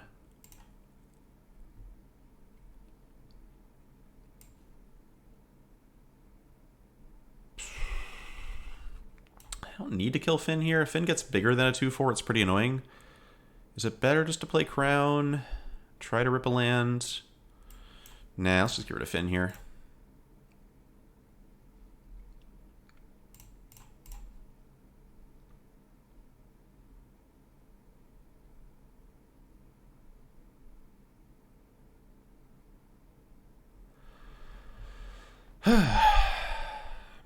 Yeah, this is the reason I like playing 17 lands in the deck, right? It hurts to draw too many lands, but in some ways it hurts way more because your cards are more expensive than they look in some ways. Like we've got 3 drops and we're drawing a card a turn to spell every turn, and opponent double foretells.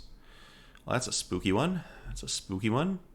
I feel like they might just block the pup here, but I think I'm still supposed to attack with it. Alright, good. Still not blocking pup. I'm into it. And here, just going with Rune Crown, I really want to draw land. Really want to draw land here. Land would just open up so much for me. There we go. Was that so hard? And Slam Story Seeker.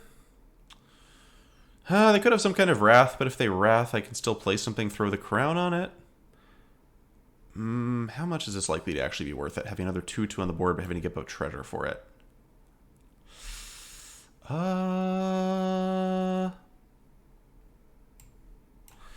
Think I'll do it. Think I'll do it. If they have Crippling Fear, then it's a little sad.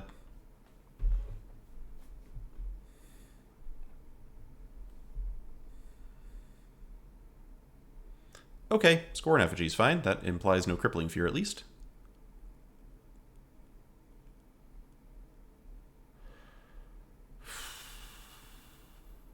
And sometimes in our lives we all have pain, we all have struggle. Sorrow. Why do I always think it's struggle? I always think it's struggle. Opponent's in no position to counterattack. Good.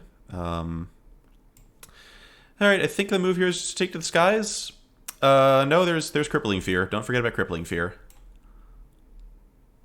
So, some chance, I guess, our opponent's got Poison the Well or Feed the Serpent, but gonna make them show us. Actually, why don't I just equip Story Seeker here? Let's equip Story Seeker. Story Seeker gets a nice attack in, and our opponent has to choose whether they're going to kill our flying horse, which is very annoying for them, or just kill this thing, which can attack them too. Cool. Alright, I like that exchange. That was definitely Feed the Serpent, being very foretold.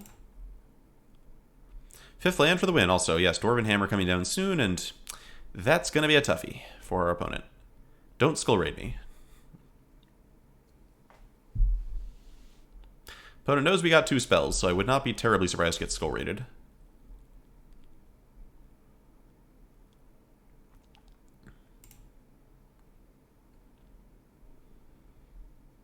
Alright, I'm assuming this person's name is Matt, so yes, he can't attack at this point. Alright, I'm thinking this is Hammer. I think if we try to equip Starnheim Course for attack, we're just going to get shot out of the sky, so I'm down to Hammer while the hammering's good.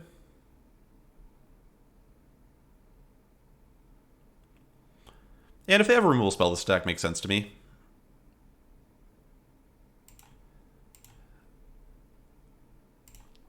Alright, is there just kind of flash reach trick? I don't think so. I think Courser just gets in or gets killed, but at least gets in.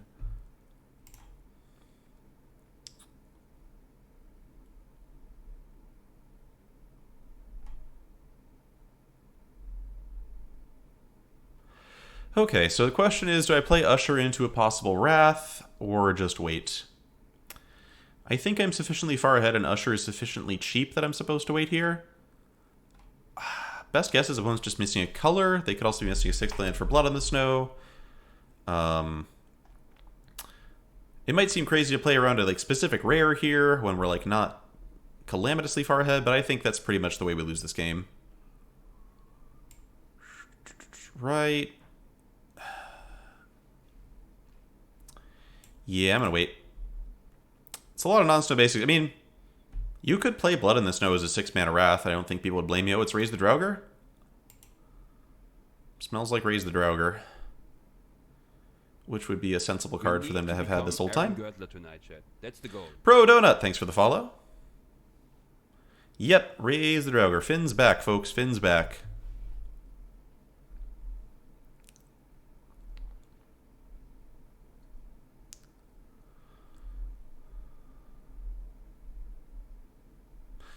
Really not looking like Blood in the Snow, huh?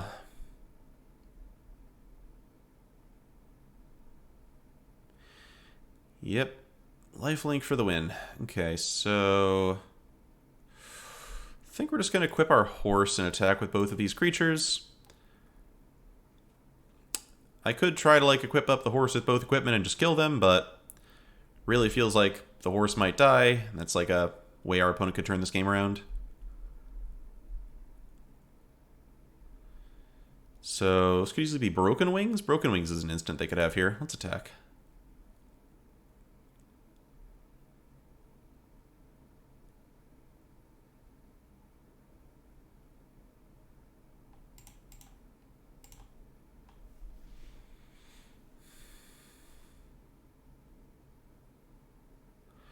Nope, just more food for the serpents. Alright.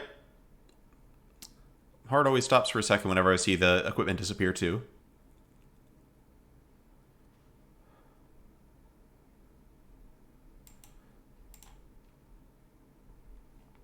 Alright, so now pretty comfortable throwing out another creature and starting to equip the pup, which is very hard to block. And even something like a Lindworm, there it is not going to be that helpful to our opponent here. Finn certainly can't attack. Opponent has forgotten about the wolf having first strike. That's too bad. No mercy.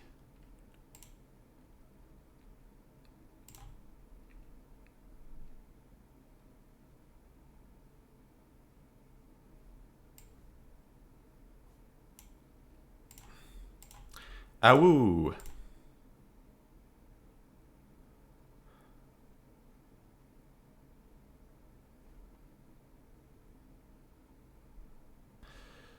Okay.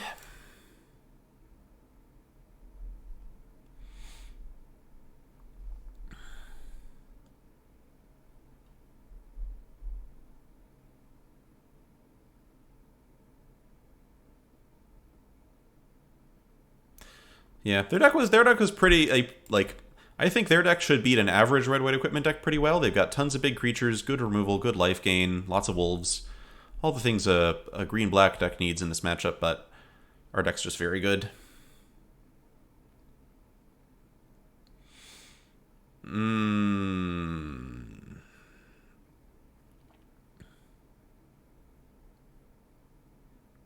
Alright, they get to live for another turn here. Big worm, doing work. Are they still dead? So I can slam Usher, put the haste rune on it. Fearless Pup goes down to a 4/1, which can only boast for 6, which can't get through the worm. I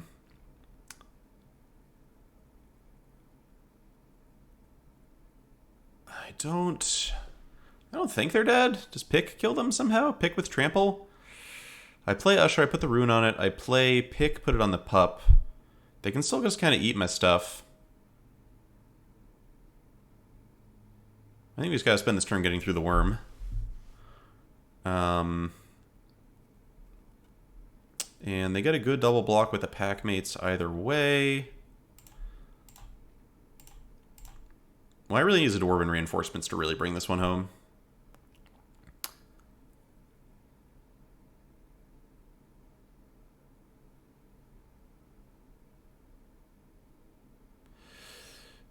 Re-equipped a Story Seeker, puts the Story Seeker to a 7 power creature. That might be fine. Might be fine too. I just felt like being a bit mana efficient here. Okay. Goodbye, Pupper. You did well. You did well. Pick is lethal. Well, it's a bit late for that then, isn't it? Okay, now I really don't think they have a sweeper, and I think it's much more likely that we die to something like Skull Raid taking our last spell, so we're just going to play stuff.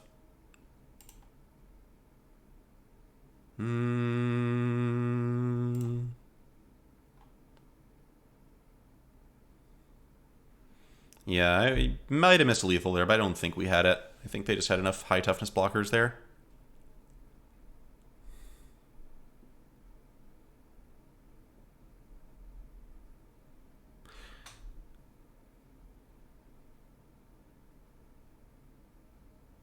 Okay, opponent finally gets rid of the hammer. Which is pretty good. I don't think it's quite enough, but it's pretty good. What else is in your hand, opponent? Another Foretell card. Alright, Mammoth Growth, maybe? I guess Struggle for Skemfar would also make some sense. So we're gonna crown this guy. Attack with these two. Plan on trading with 2 wolves and boasting. Every creature for a long time is going to have some chance of being lethal, but the game's not over. The game's not over. Not by a long shot.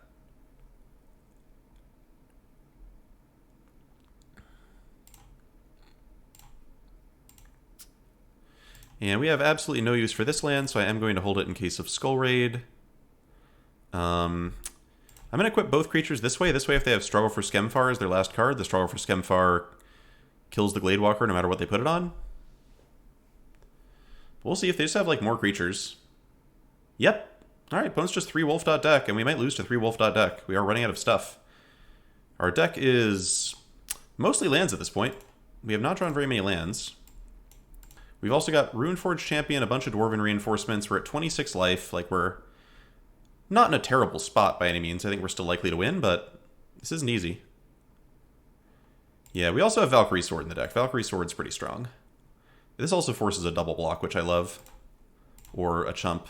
No, it doesn't quite, actually. They just block with Recluse. I think we still attack here. I think we just still attack while the attacking's good. Opponent's fighting hard. They have now gone through 24 cards of their deck, and they've seen... I guess that was 7, 10? Eh, they're through most of their lands, too. Alright. Yeah, I guess the sword's a reason to do some stuff. I'll play out some lands here. Wolfgang, thanks for the follow. Yeah, opponent's been doing the right things. If they kill this, they get to start attacking me back. If they have a Masked Vandal, we could be in a lot of trouble. Where's our Helm? Tormentors. Oh, wow, it's Masked Vandal. Okay. Okay. Yeah, I'm keeping 1 land now. So we have Valkyrie Sword. We have 1 Valkyrie Sword in our deck, which can win. We have at least 1 more Starnheim Courser, right? I think we have at least 1 more Starnheim Courser. Yeah, we have 1 more Starnheim Courser. We've got Runeforged Champion, which is at least very good. We've got a bunch of lands. Oh, no. Oh, no, Chad. I think we're going to go 2-3 with this deck. Yeah, I mean, opponent was incredibly, like, unbelievably flooded this entire game, or mana screwed the first few turns. And they played 3 Packmates, so it makes sense that they can beat us in a long game. They didn't target the rune, they targeted the crown. The crown's gone. So, they're still at 1 life, and they don't have a way to gain life right now, except if they get the Lindworm back, I guess that's a way to gain life. That could be tough. Valkyrie Sword will still kill them if we find it, so I think we're about 50-50 here to be able to win. But they're about to get Lindworm back, and that's not going to be easy.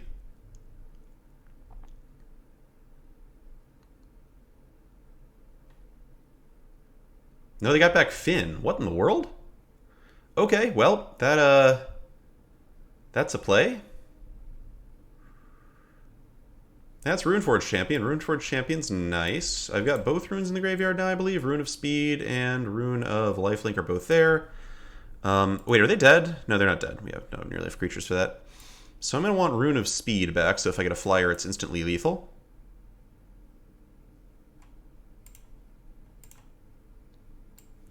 Throw it down on the equipment. Come on, horse off the top. Hasty horse. Okay, to scary Firewalker is not bad at all. Gladly slam Firewalker there. Opponent really should have gotten back Lindworm. They got more removal, I assume. Good old-fashioned The Rock. Oh, I should have equipped. I should have equipped. That's dumb. Here, no reason not to equip something to something. Wouldn't have saved Firewalker. It would have been nice. Okay, so we now have 13 cards left in the deck. 2 of them win the game immediately. Opponent knows that any creature kills them if they attack, so they're sensibly choosing not to attack. Beskir Shieldmate, okay. I like this one. That hasten trades and makes another creature, so we're going to do it, for sure.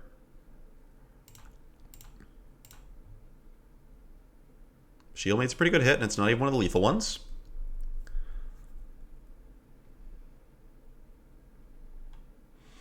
Okay, now we re-equip Pick to the 2-1, I think, so we can block Finn. Opponent's down to 12 cards, so we draw it first. I mean, it's not going to come to that. Our opponent has to kill us, or we're probably going to kill them. Horizon Seeker's not very good. That doesn't really substantially change the way the board looks.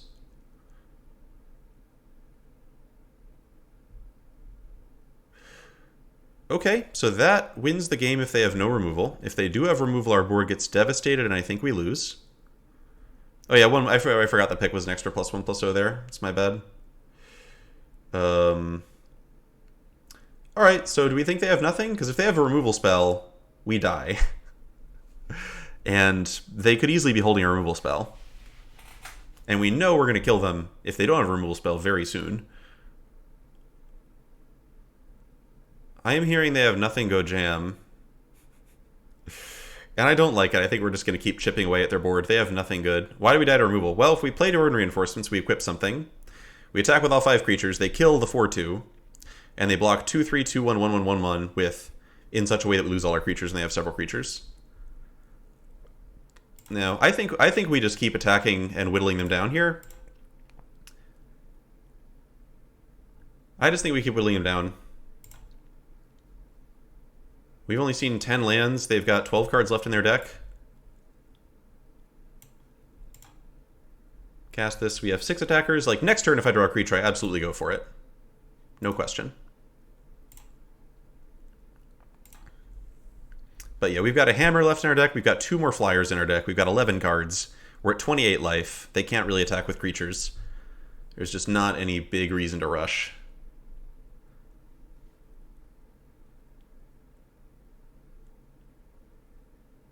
Yes, as Detsy says, Boros is a control deck. Now I'm going to attack with everything because they would need 2 removal spells. And I don't think they have 2 removal spells. Okay, they didn't have 2 removal spells. Well, that was harder than I expected it to be, but we did get them.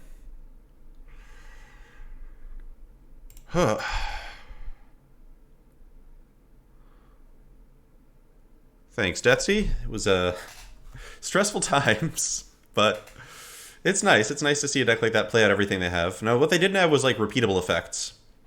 If they had been able to, you know, have an avalanche color or something and they were a snow deck that game, we would have been dead.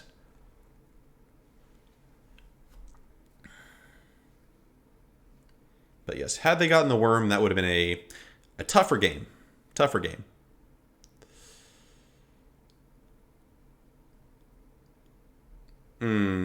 Yeah, Detsy, that's a decent point. I think they would have had to kill the token there. We would have had the flyer. Yeah, it was probably... I'm sure I didn't play that game perfectly. There were way too many equipment decisions.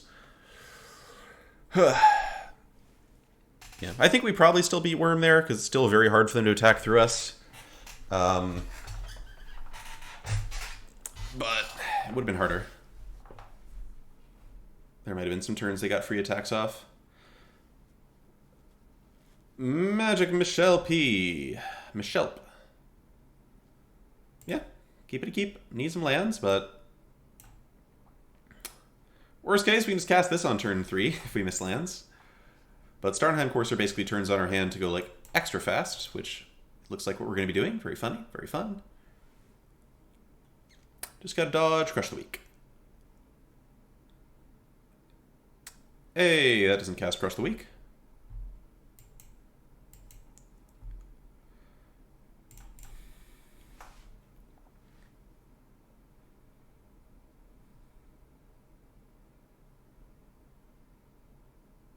That doesn't cast crush the weak. Ooh. So I could just hammer, make a dwarf. I could also pick, equip the Seeker, get in for 5, make a treasure, and then cast... Well, nothing special, I guess. I could also Starnheim, pick, equip. I'm trying to hold back one creature. Again, just trying to think in case they have a sweeper. But maybe I just shouldn't be playing around sweepers. Alright, fine. I'm not going to play around sweepers this time, chat. You got me. If we get hit by a crippling fear next turn, I blame you. I blame all of you. Each and every one of you, I blame. Well, I guess the treasure at least means that we get to play a hammer. This is probably a situation where playing scared around removal actually hurts me more than just going for it.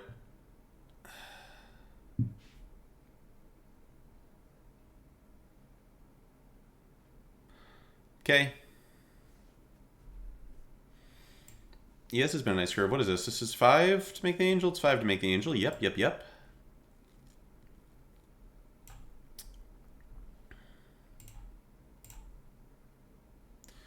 I'm on a horse. You can whip your Porsche, but...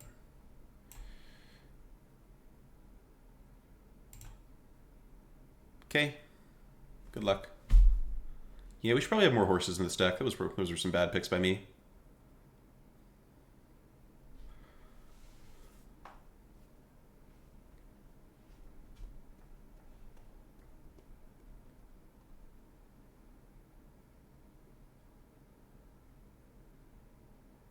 Okay. Alright, alright, alright. Playing scared is for scared players. Not for us, chat, not for us. Let's pay out that prediction.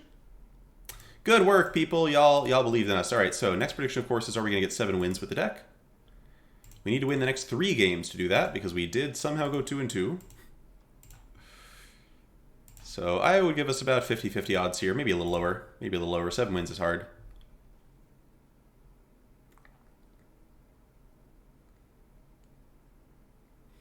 But yes, Boros indeed go burr.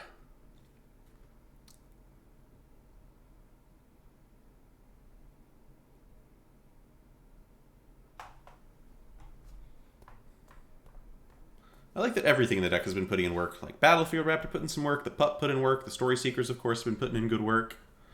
The Hammers, the Valkyrie Sword there. I have no idea how many wins off rank 1 I might be, and I don't want to even try to speculate, because if I speculate, then I start having some hope, and Arena's really struggling, so I'm going to restart Arena.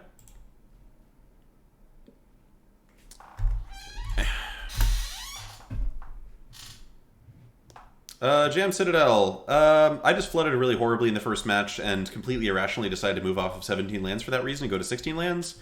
But I was being a little bit too much of a coward to completely go to 16 lands, so I put in a Saga that makes some treasure. Also, I think the Saga is just good, and chat was trying to get me not to play it, and I gave in to chat for some reason. I think the Saga is actually just great in our deck.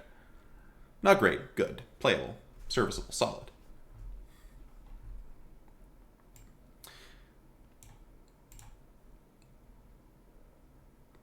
Yeah, I mean, expectations make an X out of pectinations, so don't do it.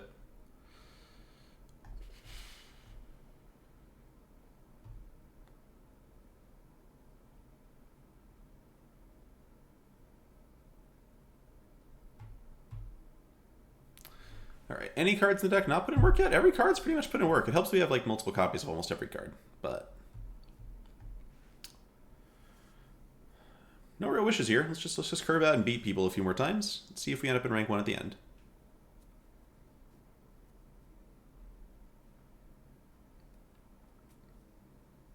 I guess while we're waiting, I'll make a little announcement. I am playing in a constructed tournament this weekend, the Fade to Karma Valentine's Day tournament, against a ton of other streamers, and I will be streaming that, as well as the other participants. So if you want to catch that, tune in around 9 a.m. Pacific Standard Time on Saturday. I'll be playing constructed. I have no idea what deck I'm playing yet, so you'll get to find that out as I do. Make a command. I should make a command, huh? It's too late. It's too late. I'm not going to be streaming until that tournament, so it's a little too late to make a command here, but I hope to see you. You know, if you follow the stream, you'll know when it's happening. I'll be going live with that.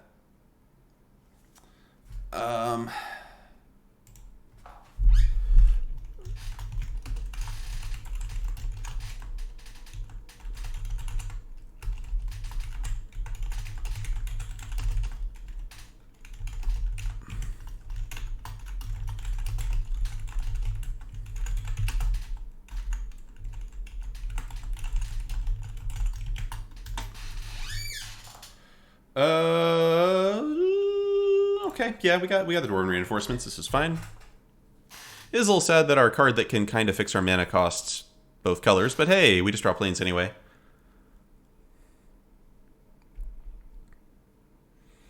Okay, opponent looks to be maybe red-black aggro. Red-black Death Knell Berserker. Yeah, it's a matchup I am perfectly happy to play against. I'm just going to start Story Seeker over reinforcements.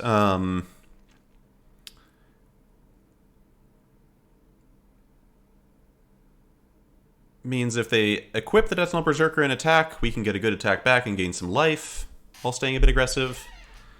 If they don't equip the Death Knell Berserker and just attack, I might just... Ooh. Dragonkin Berserker, you say? You say. Okay. So, reforging the Tyrite Sword and trying to get a Dwarven Hammer and just suit that up with the Lifelink Rune? Or do I just play Crown and suit that up with the Lifelink Rune? I feel like we're just going to Crown and we can put the other rune out next turn. That seems fine.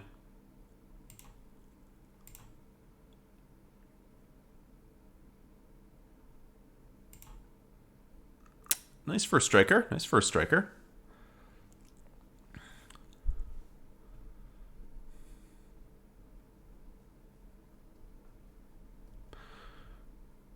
Huh. And we're just sitting there. All right, so could be Frostbolt.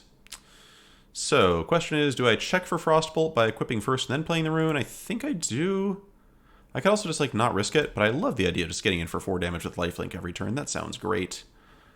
Let's check. I can just play another Story Seeker if they have it, and it looks like they didn't have it, so... Let's go fast. Sorry about the Runeforged Champion here. Runeforged Champion is not outstanding in this game. I could try and, like, put the rune on Story Seeker and... hope to get back with Champion later, but this is fine. Just having the giant lifelink equipment should be good. And if they shatter the giant lifelink equipment, we can get stuff back with Runeforged Champion anyway. Okay, opponents decide they're not blocking, might as well attack. Are they just mana screwed? Yeah, that's tough. That's tough. So in that case, I think we just keep making lifelinkers.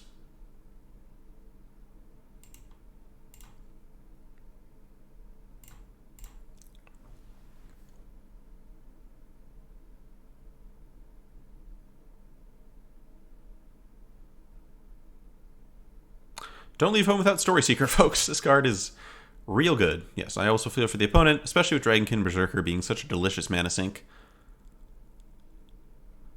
It's just a hard place to be.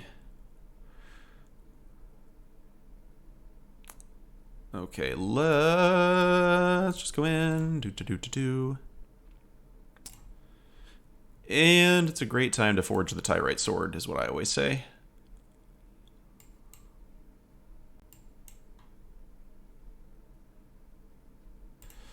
Let's Firewalker. Firewalker's a good one to be attacking with repeatedly.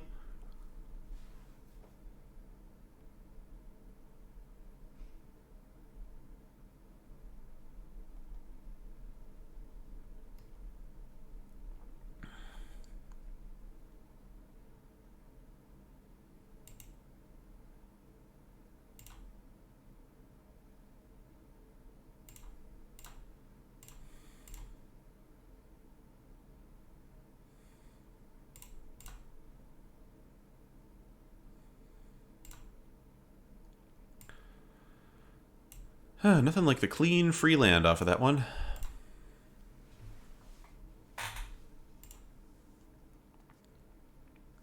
So next turn we get Valkyrie Sword with haste, I think. Opponent's hanging out. I guess that's probably Feed the Serpent, so maybe we don't go for Valkyrie Sword with haste. We could just go Hammer. Sword's still pretty good, because then we just equip and we play the sword after they play their Feed the Serpent. Let's get the sword here.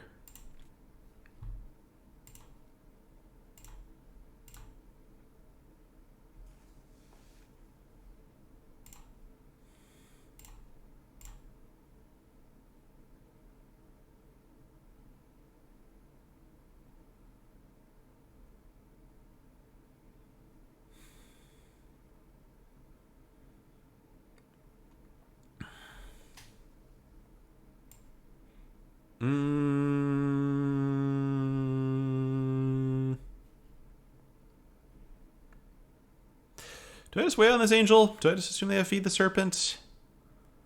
I don't really know what's going on here.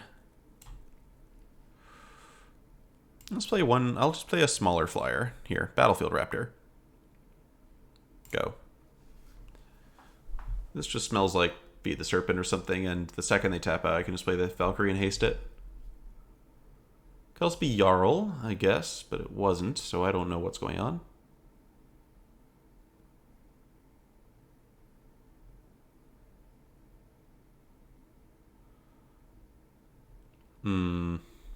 Okay. It was probably just nothing the whole time.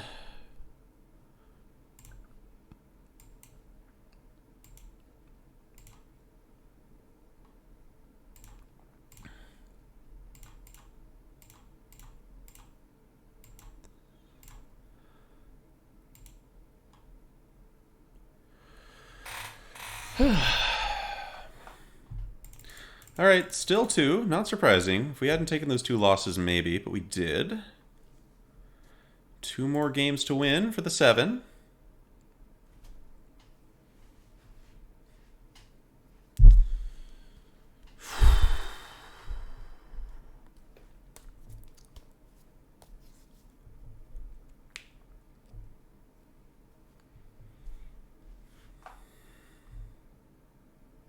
We need to become Aaron Girdler. Glider Silkworry, thanks for the follow.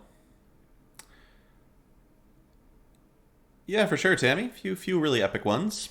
A lot of people being mana screwed or whatever on both sides, but some epic stuff too. I'll even call the one where our opponent had 3 lands and just killed us on 3 lands very easily a good game, because that was truly just someone besting us at our own nonsense. Scourge Effect, thanks for the follow.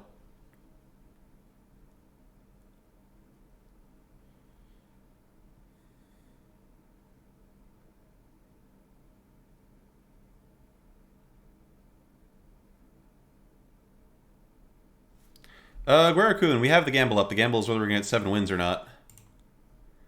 Right? Yeah, 7 wins or not. Oh, wow. Nose got a lot of support for that one. Wasn't expecting that. Good luck, all you naysayers. Just like to give a shout out to the haters and the losers.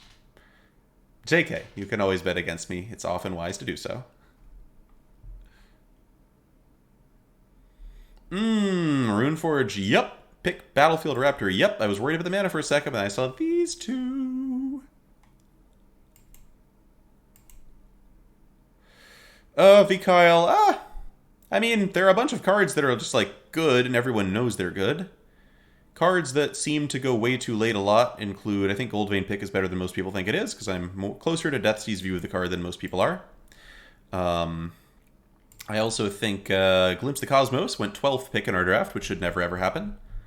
So Glimpse the Cosmos is a card that should always be picked up very, very early in a pack. I don't know, the 5/5, probably see a few more late 5/5s than I expect. I think that card's just very solid. Avalanche Color, that card's also pretty solid. Alright. Burb, put a burb on it. Play Story Seeker. The reason that I'm doing this is that this way if they kill my Raptor or bind it or something, I can still put the pick on something and get in. Whereas otherwise I might not risk the treasure when I need it for red spells, but I think I'm doing okay.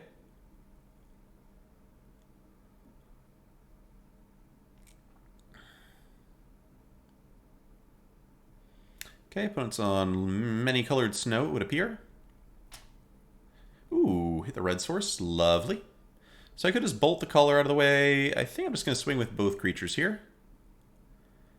I guess actually, no, that's dumb. I should have played the mountain, because now if I attack with Story Seeker and they have like Snakeskin Veil, I feel pretty dumb.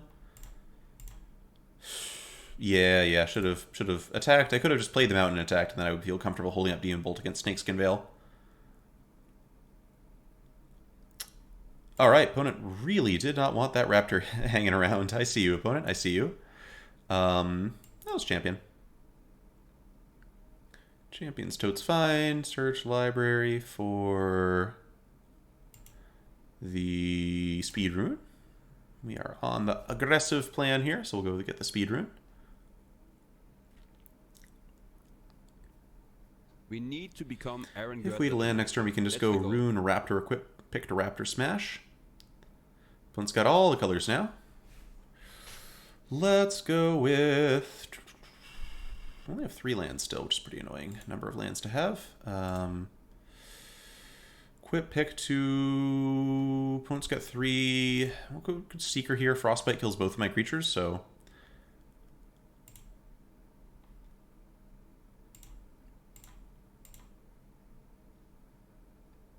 Oh yeah, champ reduces the cost of the rune. That is right. That is right. Oh, opponent can make a dude. Oh, this attack's really dumb. Alright, well, punting me. Our opponent might not make a dude because they might be scared. But punt me for that. That was really bad. Okay, they have Mammoth Growth.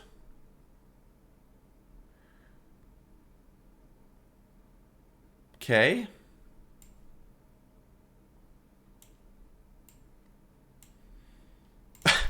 We baited them into such a state of confusion that they were helpless against our power.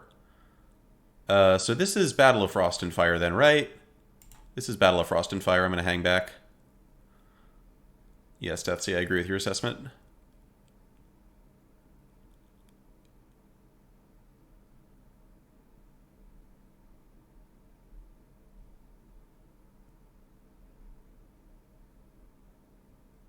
Okay. That also makes sense. Well done, opponent. Well done. Opponent's holding us back nicely, for sure. And if they have Battle of Frost and Fire, we're going to get extra debated by it. It would seem. Let's see. Let's attack here. And then probably just double foretell. Play around the battle a bit. No blocks. Interesting.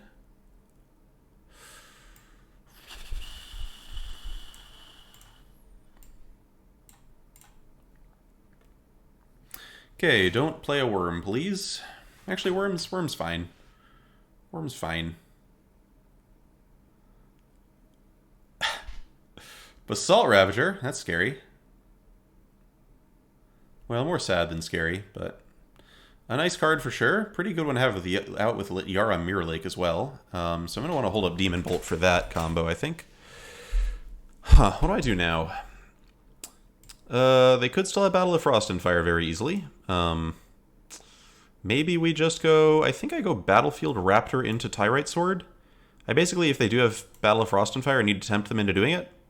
And this way, all I have is a nice little treasure. My opponent might not... If my opponent lit Yara Mirror Lakes, we get to kill the Ravager in response, which is excellent. Port of Carfell too, huh? But you are... Yeah, they're 1 black off of doing that. Okay, a lot of stuff going on here. It's looking like a grind fest. Alright, I'll block. Sure. You want a Port of Carfell it back at some point? That's fine. Is that what we're doing? We got Swamp Port.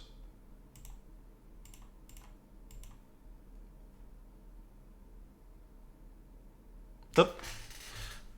Thanks, Snacker says, Mr. Friday Night, thanks for the follow. Sorry I missed you there for a bit. Alright, it was just a worm. Okay. Game is looking like an interesting one. All right. They have a worm. They've got 1 usable effect here that's going to double their worm. So, let's see. I think the play is going to be... cast Starnheim Courser and foretell the other Demon Bolt. Get in with the Raptor here. Basic idea here is that my opponent might try to use this on their Lindworm, and then I double bolt it. They might expect one Demon Bolt. They're probably not expecting two Demon Bolts, is the hope. If they have Battle of Frost and Fire, I get to kill the Lindworm with one bolt, which is fine. At least opponent's definitely not ghosting. We know that much. Alright, so opponent mills, and they're going to get back Basalt Ravager, which we are going to kill immediately. So that there are no kills off of this. Thank you.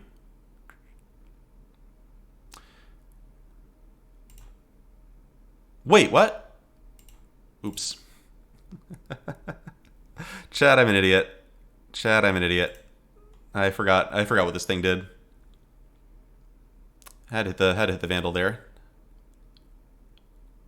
Alright, that's well, it's 2 punts in one game for me so far, so we're obviously doing a great job here at the end of the night.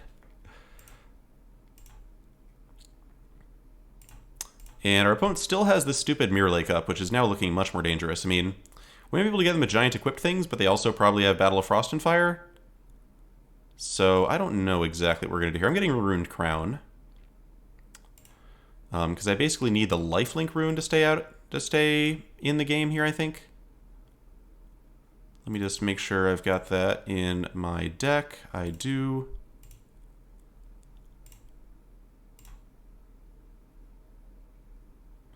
Drew another hammer. We need to become Aaron Girdler tonight, chat. That's the goal. So we'll just go ahead and play Reinforcements out and attack with Raptor here, I think.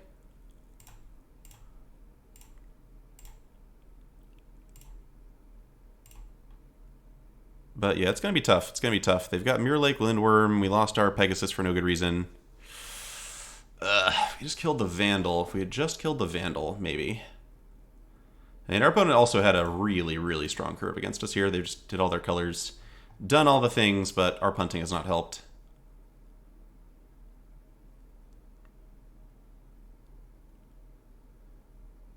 Imagine not knowing how Basalt Ravager works. Oh, wow.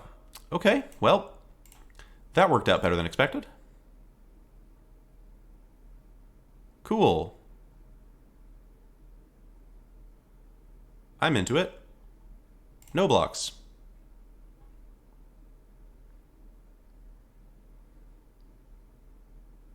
Cool.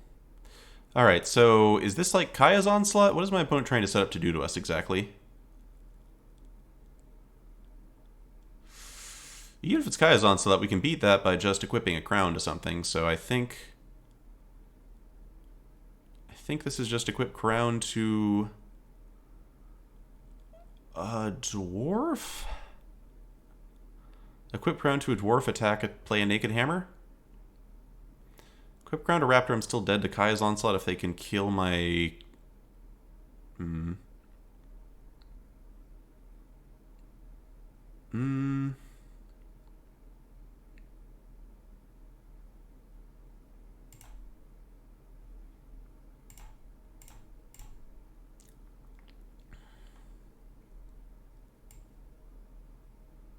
Yeah, I'm on the hook for a re-equip next turn, it's true.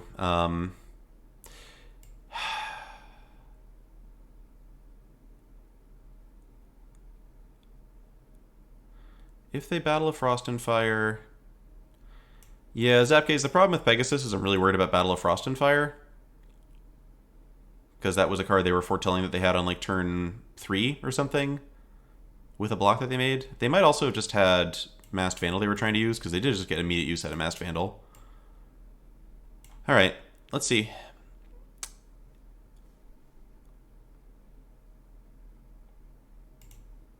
Yeah, it's tough. Can't play around every card in the format. There's a Path to the World Tree.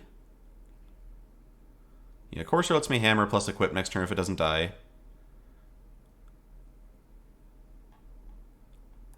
Purrs, thanks for the follow.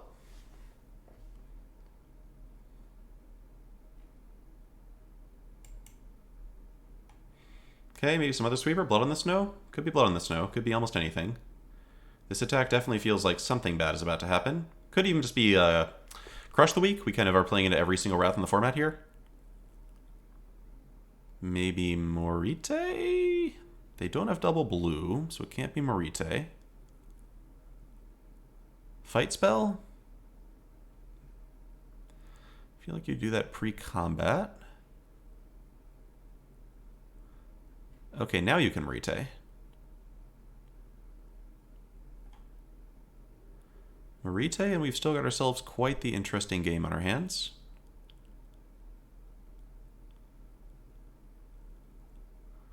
Could be a misguided race. I don't know. I'm smelling Marite here. Oh, Draugr Necromancer. Okay.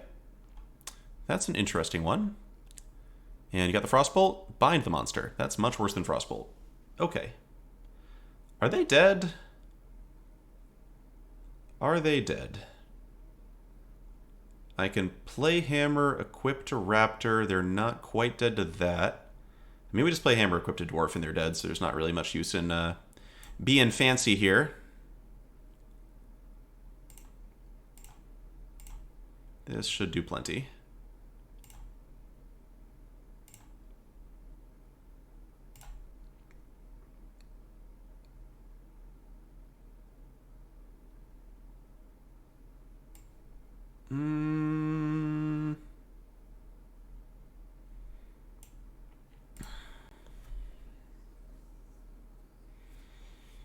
Okay, great. Yeah, well, the Basalt Ravager punt was really bad. The Avalanche Color punt was hilarious, but we somehow got there anyway based on the strength of the deck, so if I make it to rank 1, it's good karma for, I don't know, the games we lost in this draft is supposed to be good karma for that game, because that was ugly. Ugly, ugly, ugly. But yeah, draft Dwarven Hammer. Dwarven Hammer is really, really good. It's really, really good.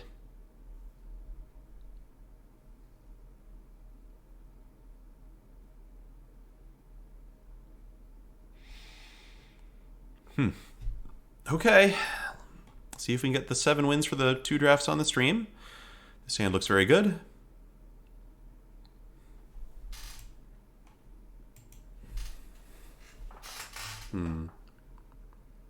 Ghosting out. I don't understand what that means. I don't feel very transparent.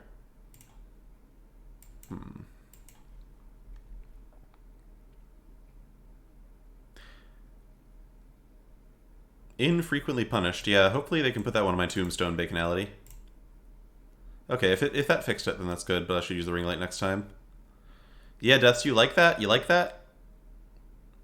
I bet you like that, Deathsy. We need to become BDQ, thanks for the follow. That's the goal. Boop. Alright, we got wolves. You got wolves, opponent? Yeah you do. Yeah you do. Woof woof. Woof woof, opponent. Okay. I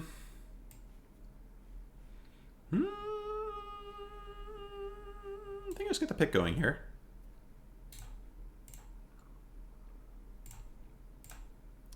Alright, well we beat 3 wolves in a previous game. We'll see if we can do it again here. We could have all manner of scary stuff.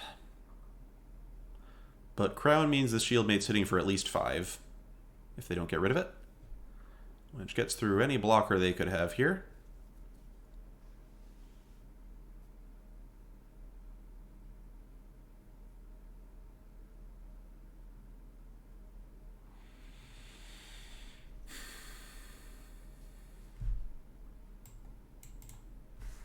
Okay.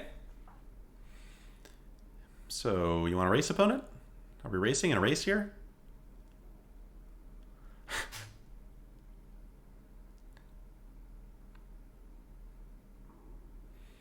Frosty Frost, okay.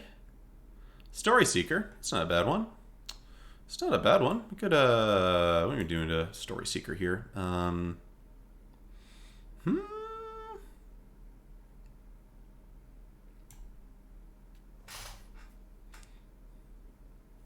A lot of options. So we can throw a lifelink on the shield mate and just smash with the crown. We could also attack with shield mate, see if they block, play hammer. And hammer blocks Story Seeker, and if Story Seeker gets kind of buffed, which is nice.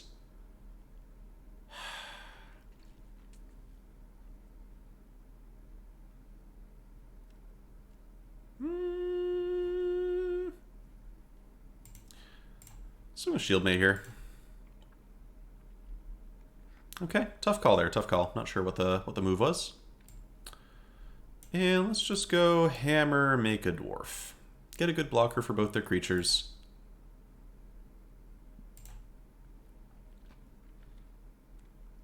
And then we've got the crown to help me do the lifelink racing along with hammer, if they, like, kill the 5-1 in attack.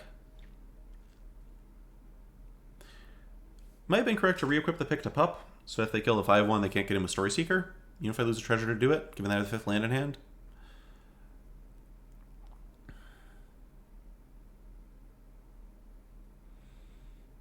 Okay, Gladewalker doesn't really help unless you can kill the dwarf. Can you kill the dwarf?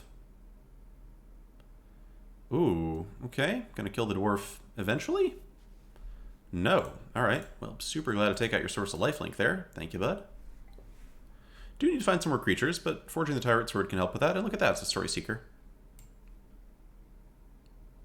So now we're talking really easy Runed Crown.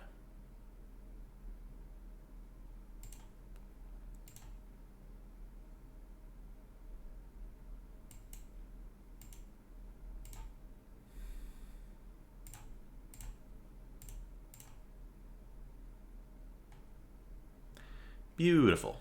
Beautiful.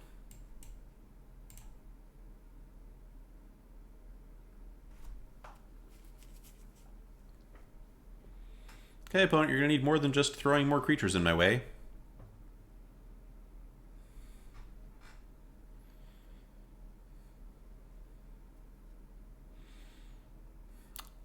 I don't know if you heard me, opponent, but I said you're going to need more than just throwing creatures in my way.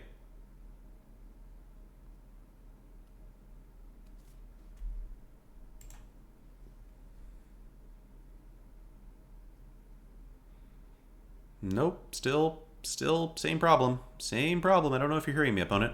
Alright, so I equip Hammer to this attack. They do get to exile it with Fall the Imposter, which is a little annoying. I could also equip Hammer on Story Seeker attack with both of these. They can just block Story Seeker with Shield Mate, which is a little annoying, then I still get this taken out. Yeah, it's just better to go Hammer on Shield Mate here. Sure, they'll like take the hit and kill it, but it's fine. Oh no, really? Okay. Great. Love it.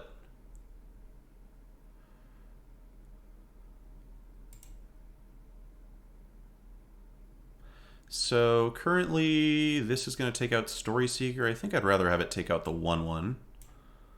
So we'll go Tyrite Sword. And actually this means I can't really determine what happens, huh? Let's just equip Pick to the... That'll pass, actually. Whatever. I'm at 22. I can take out my Story Seeker. It's fine.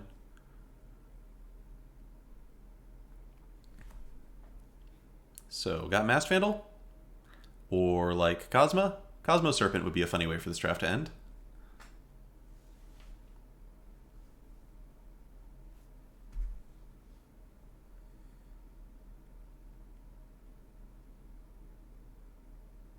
It is the smallest world, Guericon, and it's super weird how small the world is. Alright, so this feels like they either forgot about the wolf having first strike or they have a pump spell, but... looks like they just forgot. Ooh, okay, great. As far as rares go, that is about the least scary one you could have found, opponent, so I appreciate you.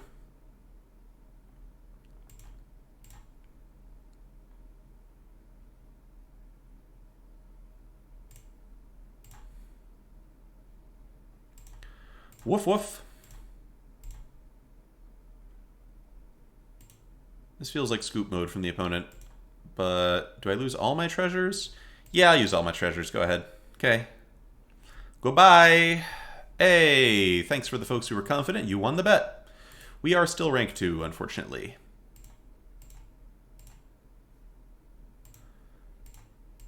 Oh, did I have a land drop that turn, Tammy? I didn't even notice.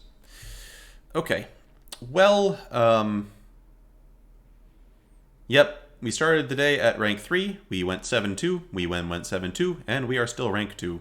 It is pretty hard to get rank 1. It's pretty hard. And now we are definitely at the end of the stream. No more drafting today. Maybe we'll try and throw in a bonus stream at some point and see if we can try to get to rank 1 on stream, but it's very difficult. It's very difficult. So congrats to whoever's rank 1. You're definitely doing Kaldheim better than I am, but thanks everybody for stopping by to hang out. Rank 1 player, if you decide to stream and tell us all your secrets, I promise I'll raid you if I get the chance. I'll definitely follow. So if you're out there, that's me telling you that. And yeah, maybe it's tangrams. Somebody who knows tangrams can... I guess I know tangrams. Should probably just talk to tangrams and confirm. Yeah, what's my win rate in the format? Let me see if I can get untapped.gg up for a second and see how things have been going. I have been doing a pretty bad job of recording, so I only recently realized that untapped.gg was turned off. Okay, so since I started recording, it looks like I'm 45 and 12, which is a win rate of like 79%. So 45 and 12, and that took me from 18 to 2. But yeah, 10 grams' win rate might well be better. Certainly I can imagine someone playing better than me and drafting better than me.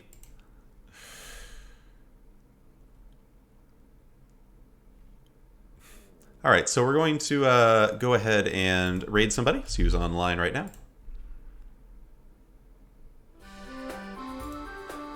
Looks like Sam Black is drafting, and we always raid Sam Black pretty much, because oh, Chris Patello is also drafting. But standard. No, it's not standard. You're not drafting. He's playing standard. So we're going to raid Sam. I just like raiding Sam. I think Sam taught me the first important lesson. Sam and Deathseed together have taught me to draft the 2 decks that I like drafting in this format the most. So grateful to both of them. And Deathseed's not drafting, so raid Sam. So good night, everybody. Thanks for hanging out and watching Rank 2 for a bit. And yeah, maybe more draft streams. Who knows? But I'll definitely be playing in that Saturday morning tournament in Standard. So see you there.